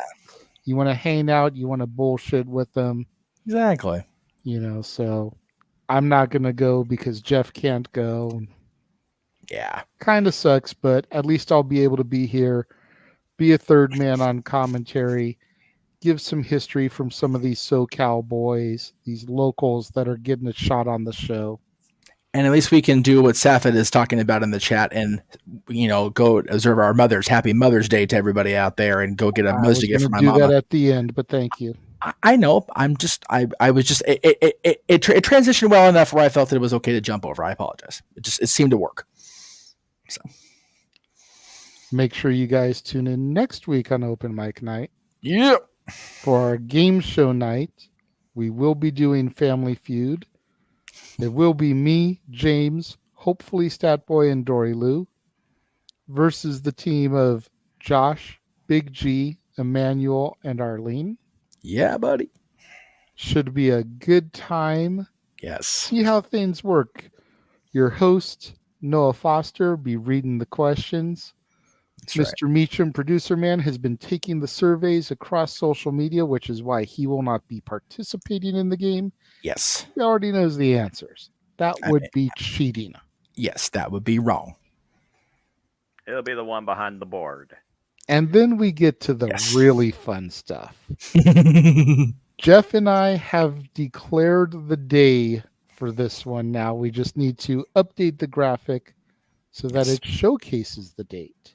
Yes. But Saturday, August 19th, the Saturday before All In, will be the Open Mic and Karaoke Night British Invasion Edition. Ringo Starr will not be there. He's not a singer, the drummer. But he does sing some songs of the Beatles. Yeah, that's true. Yellow Submarine, Octopus's Garden, Matchbox, I Want to Be Your Man, Boys. I could go on, but I won't. I mean, yes, boys. Oh, sorry. I mean, we're British Standard Time. You can keep going if you want. There's no New Japan on right now. But yes, we will be doing our UK version of the Open Mic and Karaoke Night, Saturday, August 19th. We're doing it on that weekend for two reasons. Number one, it's the weekend before All In, so it just makes the most sense. And number two, that is the weekend going into my birthday, because my birthday is August 22nd. So my birthday will be the Tuesday after that. So definitely going to be a good time. Crazy. The 22nd next year is going to be 25 years since SummerSlam 99 and the big one with Jesse. Isn't that nuts? Mm-hmm. Golly. The wheel is loaded up with all kinds of UK artists. Oh, yeah. Arlene's is August 24th. Arlene, my girlfriend's, is August 24th. Shit, that's right. Nice. Oh, yeah, either way. The 23rd. So she's the one in the middle. Yeah, she's the... Yes. Awesome. That's cool. Hey, you know what? It'll be a grand party either way going into all in. So it's all good. And then, of course, later on in the year, November 18th. Yes. The Walt Disney Karaoke Night. I might actually have to super chat this show myself just so I can make Noah sing something and single him out, because I know this man knows more Disney stuff than he is allowing the world to know that he knows. Between growing up and every kid watches Disney as they grow up, and watching stuff with his little Ella, I know this man knows more shit than he's letting on, and I would love to see him sing, Hakuna Matata. What a wonderful phrase. Have him sing Go the Distance. Something like that. I'll make a man out of you from Mulan. Like, come on, that would be epic for Noah. Noah singing Donny Osmond. I'm not going to lie. I kind of want to hear that now. Arlene, you evil for that. Shame on you. What's the matter with you? I've seen the best of both worlds. Hey, I have said if we get one of those Noah chats, I'll do it. Daniel says that on Disney karaoke night, Noah will have his revenge. Yeah, Disney right. Karaoke Night, the Revenge of the Foster. And apparently, me and Daniel have the same birthday, so that's pretty cool. There you go. Paid member sharing the birthday with the casa. I dig that. That's cool stuff. Hey, listen, man. Noah Foster is gonna make a simple man out of all of you. So I'm just saying. That's right. There we go. Noah singing "He's a Tramp." He's a tramp. The possibilities are endless, children. By the way, I felt left out, Jeff, so I joined you in the hat. Well, no, I just saw the yesterday we were talking about the Disney karaoke night, but yeah, we picked that. Obviously, it's Mickey Mouse's birthday, 95, which I always say I hope it look like it when I'm whatever age he is. So jam. I mean, for this sort of thing for Mickey Mouse, don't get me wrong, he can afford it, but Daniel, let me just say this: if you're trying to get revenge for Noah by making someone sing Darkwing Duck, I am absolutely the last person you want to have do it, because I have Negaduck tattooed on my arm. I would say, again, I am a Darkwing Duck fanatic. I have a piece of Darkwing Duck artwork right over here to the side of me. Accurate. So if you want to torment somebody by making them sing the Darkwing song, it's probably going to have to be one of these two right here. Or if Josh is on the show, Big G's on the show, somebody like that, because I will just eat that shit up. y'all can't find nothing better to do during November than this. The only way you'll get revenge on me during a Disney show is if you have me sing anything post Renaissance, because I'll be lost and I'll have to start talking like Dusty Rhodes just to be entertaining, if you will. Throwing on the Mickey ears and do a flippity flapping. Oh shit, the damn hat fell. Microphone hat just fell on the floor and everything. Some bitch just took a tipsy top out my head. Did it in public, if you will, and everything. God damn, man. Fucking thing just fell on the floor like a piece of shit. You over here talking about you don't know anything post Renaissance. I call bullshit. Okay. Post Renaissance, shit. The actual Disney 100 line, like not Pixar or whatever. Post Renaissance, probably pre Frozen, if I'm going to be real about it. Unfortunately. Thank you very much. I will never say no to doing Dusty Rhodes impersonations, because Dusty Rhodes was good to me and good to my family. We had hard times in 2003, but Lord knows, interviewing Dusty and Double J in the same time period when Double J was facing the devil himself, Raven. It's good times for all, baby. Rescue Rangers is another one, dude. Like, okay. The Disney afternoon was my shit. Yes. Okay, fuck the gummy bears. I never cared for that shit. Right on. DuckTales, Rescue Rangers, Tailspin, Darkwing, Goof Troop. That was my shit. There you go. Once Bonkers started to come in and was like Bonkers, Gargoyles, Quack Pack, the Aladdin cartoon series, the Timon and Pumbaa, I was good. There we go. But DuckTales, Rescue Rangers, Tailspin, Darkwing Duck, Goof Troop. There you go. That was my shit. For real, for real. That was such our shit that when I was just randomly walking through the park when I signed JJ's daughter's mom, my sister, and her family in, and we were like blazing through freaking DCA, and Goofy's son Max was just out there randomly doing photo ops. I hit the brakes on the scooter so hard I left tread marks. Like, oh shit, Max is here. Sends JJ, he's like, you a son bitch. I'm like, I know, but I had to take a picture. That fucker don't come out no more. So, Right? That was awesome. To the point where people, when they see Max these days, are freaking doing the power line shit with him. Right? Yeah, right. Exactly. Thank you very much, Real Wyatt, for the 99-cent super sticker. We Always appreciate that. There we go. All right, so getting back to the shills. In addition to the Open mic in the karaoke nights, the UK one and the Disney one coming some point next year. Yes. We have the beach party karaoke night coming. And the only reason this graphic already exists is because I was busy making the other two and I just kind of got on a roll. Right. And it's like, what else can we do? beach party. Let's do a beach party. There you If our respective dads were down to do a show this late and for this long, I would totally get Jerry and Frank on this because they would both dig the freaking beach party era songs, man. Well, yeah, but you figure like we started at 11 o'clock for my dad. Like he's already like long past bedtime at that point. And this next year, it's going to be even farther away. The fact that we're getting Natalie to be part of the Disney one, very true. That's everything for me right there. My daughter is going to be part of that with us and willing to put her name on the wheel and sing. I want so bad to try to get Dylan, and I think I'm going to have him for that birthday weekend anyway. Here's the thing. I may even be either on the road from or just parking myself in a Wi-Fi heavy spot because I'm going to be there on Mickey's birthday. I already set that up. Like, I got to be there for that. So, like, I'm hoping he'll come with me and not be such a teenage poop this year, but we'll see. We will see. We will Absolutely, Daniel. Always Beach Boys. Oh, yeah. Excuse me. For the beach party one, I'm thinking typical summer type songs. Yes. You know, for lack of a better term here, you think the Beach Boys, you think Jan and Dean, you think about stuff like DJ Jazzy Jeff and the Fresh Prince, Summertime. You think about Sly and the Family Stone, Hot Fun in the Summertime.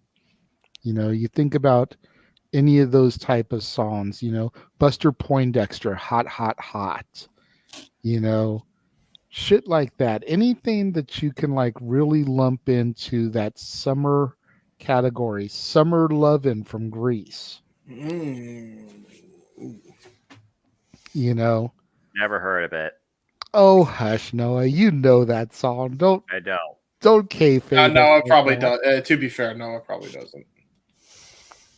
But yeah, I mean, there's all those type of songs, and we'll probably just throw random songs on the wheel instead of artists because I just think that'll make it easier. And with someone like the Beach Boys, when a song gets picked, we can just replace it with another song. Yeah, I know. Because they've got freaking albums. They've got an album called Endless Summer.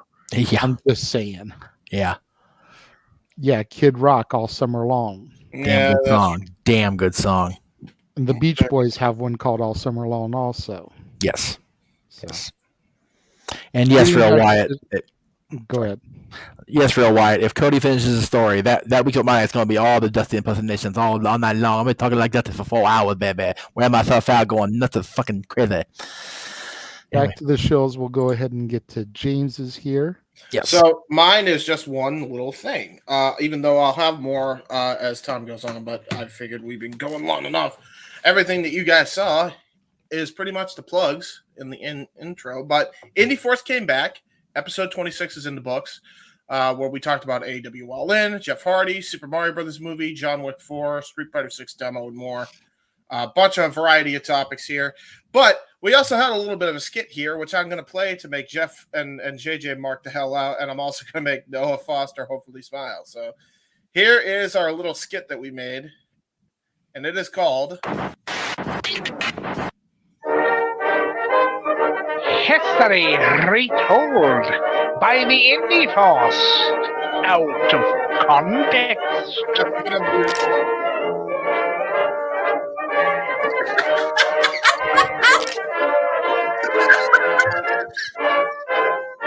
Just Abdul on the chair alone was enough. Good grief.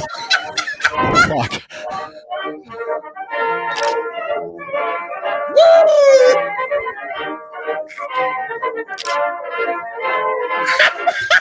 Damn. You wrong for that one. I know. But that's Mike. This is all Mike, by the way. It's okay. Y'all wrong for this.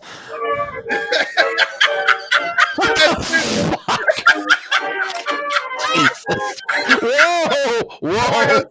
Gloria suffering from shell shock. Sonic being the one to do it to him. Damn that hedgehog. He is insane. Link tries to fight. And that's a giant Blastoise. Just why not? I think this is how that History of the World Part 2 should have been instead of what I actually did on Netflix. God damn it. This is way better. Damn. This is some Forrest Gump. Chicago just standing back there.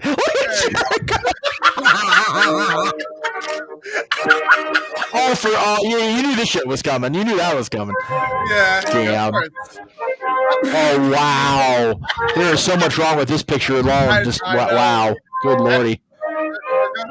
Dear Christ. Poor Ray. That fucker can't catch a break. Great battle of Antarctica ends in the ring, baby. And just because. Yeah. Jesus. Oh, but it is a jest, so piss off. Piss off. That's right. Oh my God. I think the best one was the fact that the N64 era graphics made the Halloween Havoc logo look somewhat even fucking scarier than it actually did in real time. Yeah, of course. Yeah, absolutely. Golly. So yeah, if you guys want to see the full podcast, the 3-hour monstrosity on my channel, youtube.com/user/jhebertside95 is where you can listen to the full podcast. Yeah, I know. And also, I'll upload that skit onto the channel and also onto the main hub. Seriously, we get Mel Brooks to watch it and go, this is how the world the series should have gone. Daniel, Quick and easy. No, will you and the Indie Force talk about the Mortal Kombat 12 game and what characters you want as DLC for the roster? More than likely, yeah. Well, we're going to be doing another one next month because we usually do those podcasts monthly. So yeah, I'll talk about it with the boys and we'll see. But yeah, tune in. YouTube.com/user/jhebertside95. Yeah. And then getting back to the summer songs, Emmanuel says "In the Summertime" by Mungo Jerry. Absolutely. Absolutely. So many good choices that we can run with. Yep. So that brings us to Noah. And he actually, has to talk about his stuff. There you go, Noah. It's your time. They could read it, but okay. And Foster 1916, YouTube, Twitter. It's that simple. Twitter is where I live talk wrestling. YouTube is where I predict track leagues, that type of shit. Not much more besides that. YouTube channel is where you'll find the stuff mostly on the community tab. I'm fucking tired, all right? And it's been a week from fucking hell. The community tab's where I give you all a chance to give your simple assessments on the biggest shows in all things wrestling. Damn it. And freaking prediction forms are also there. YouTube's graphic freaking picture upload things, bullshit. But I'll try and keep you posted as far as league updates there too, as much as I can. Oh, yeah. So, follow the channel. It's a simple hub. And of course, the main brainchild of my channel is City Predicting.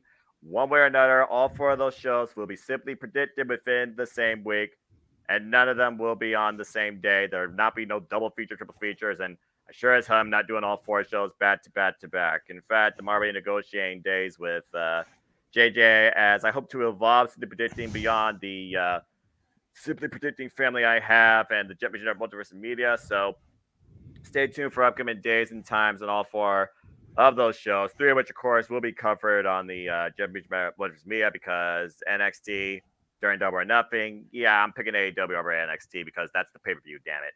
Yes.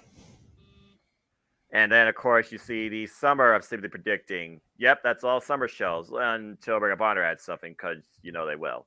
So stay tuned for more on that. And whether or not I'm going to go against all odds still remains to be seen because all comes down to budgeting and my mentality. That was on the lapse of breaking this week.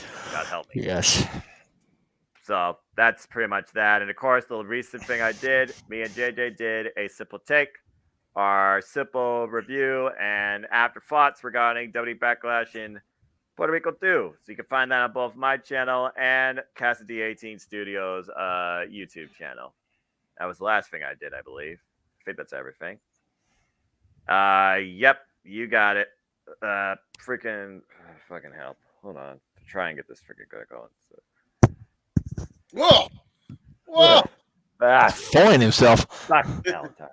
Fergal is fertile. NXT! There we go. There it is. There he is. It only took 4.5 hours. The fucking hell. I gotta give it. Lord help me. I gotta give a testimony in 4.5 hours too. Good grief, but as always, I conclude: there are no winners, there are no losers, there are no betters. Just fans with opinions for this passion we all share. At the end of the day, folks, support one another, respect each other, protect your mentality too. I don't know how the hell I survived this last week. Right. Treasure your families and just enjoy life. and enjoy professional wrestling. It's as simple as that. And happy Mother's Day to all mothers, not just Yes. your own, but to every mother out there, because without them, life's not possible. Exactly. That's it, brother. Happy Mother's Day to everybody. Yes. Amen. Amen. So, almost 5 hours this evening. Holy fucking shit. Kind of crazy. We'll bet. But it is what it is, baby. It is what it is. That's what we do on a Saturday. For the super tired, simple man with the spectacular voice, Noah Yes. Foster. Yes. For the Heb Man, James Hebert. For the Cleveland combatant, Josh Mansfield. And No DQ's resident big baller G. Both of whom were here earlier this evening. For the man, the myth, the legend. The man whose name is on the marquee. The West Coast Professor, Jeff Motherfucking Meacham. I am your host and moderator for the evening, the Renegade of Wrestling, JJ Williams. Thank you all for joining us and tuning in this evening. And we will see you guys next week, right here on Open Mic Night. Have a good night, folks. Fuck Jeff Jarrett. Hey, wait a minute! Fuck out of your words!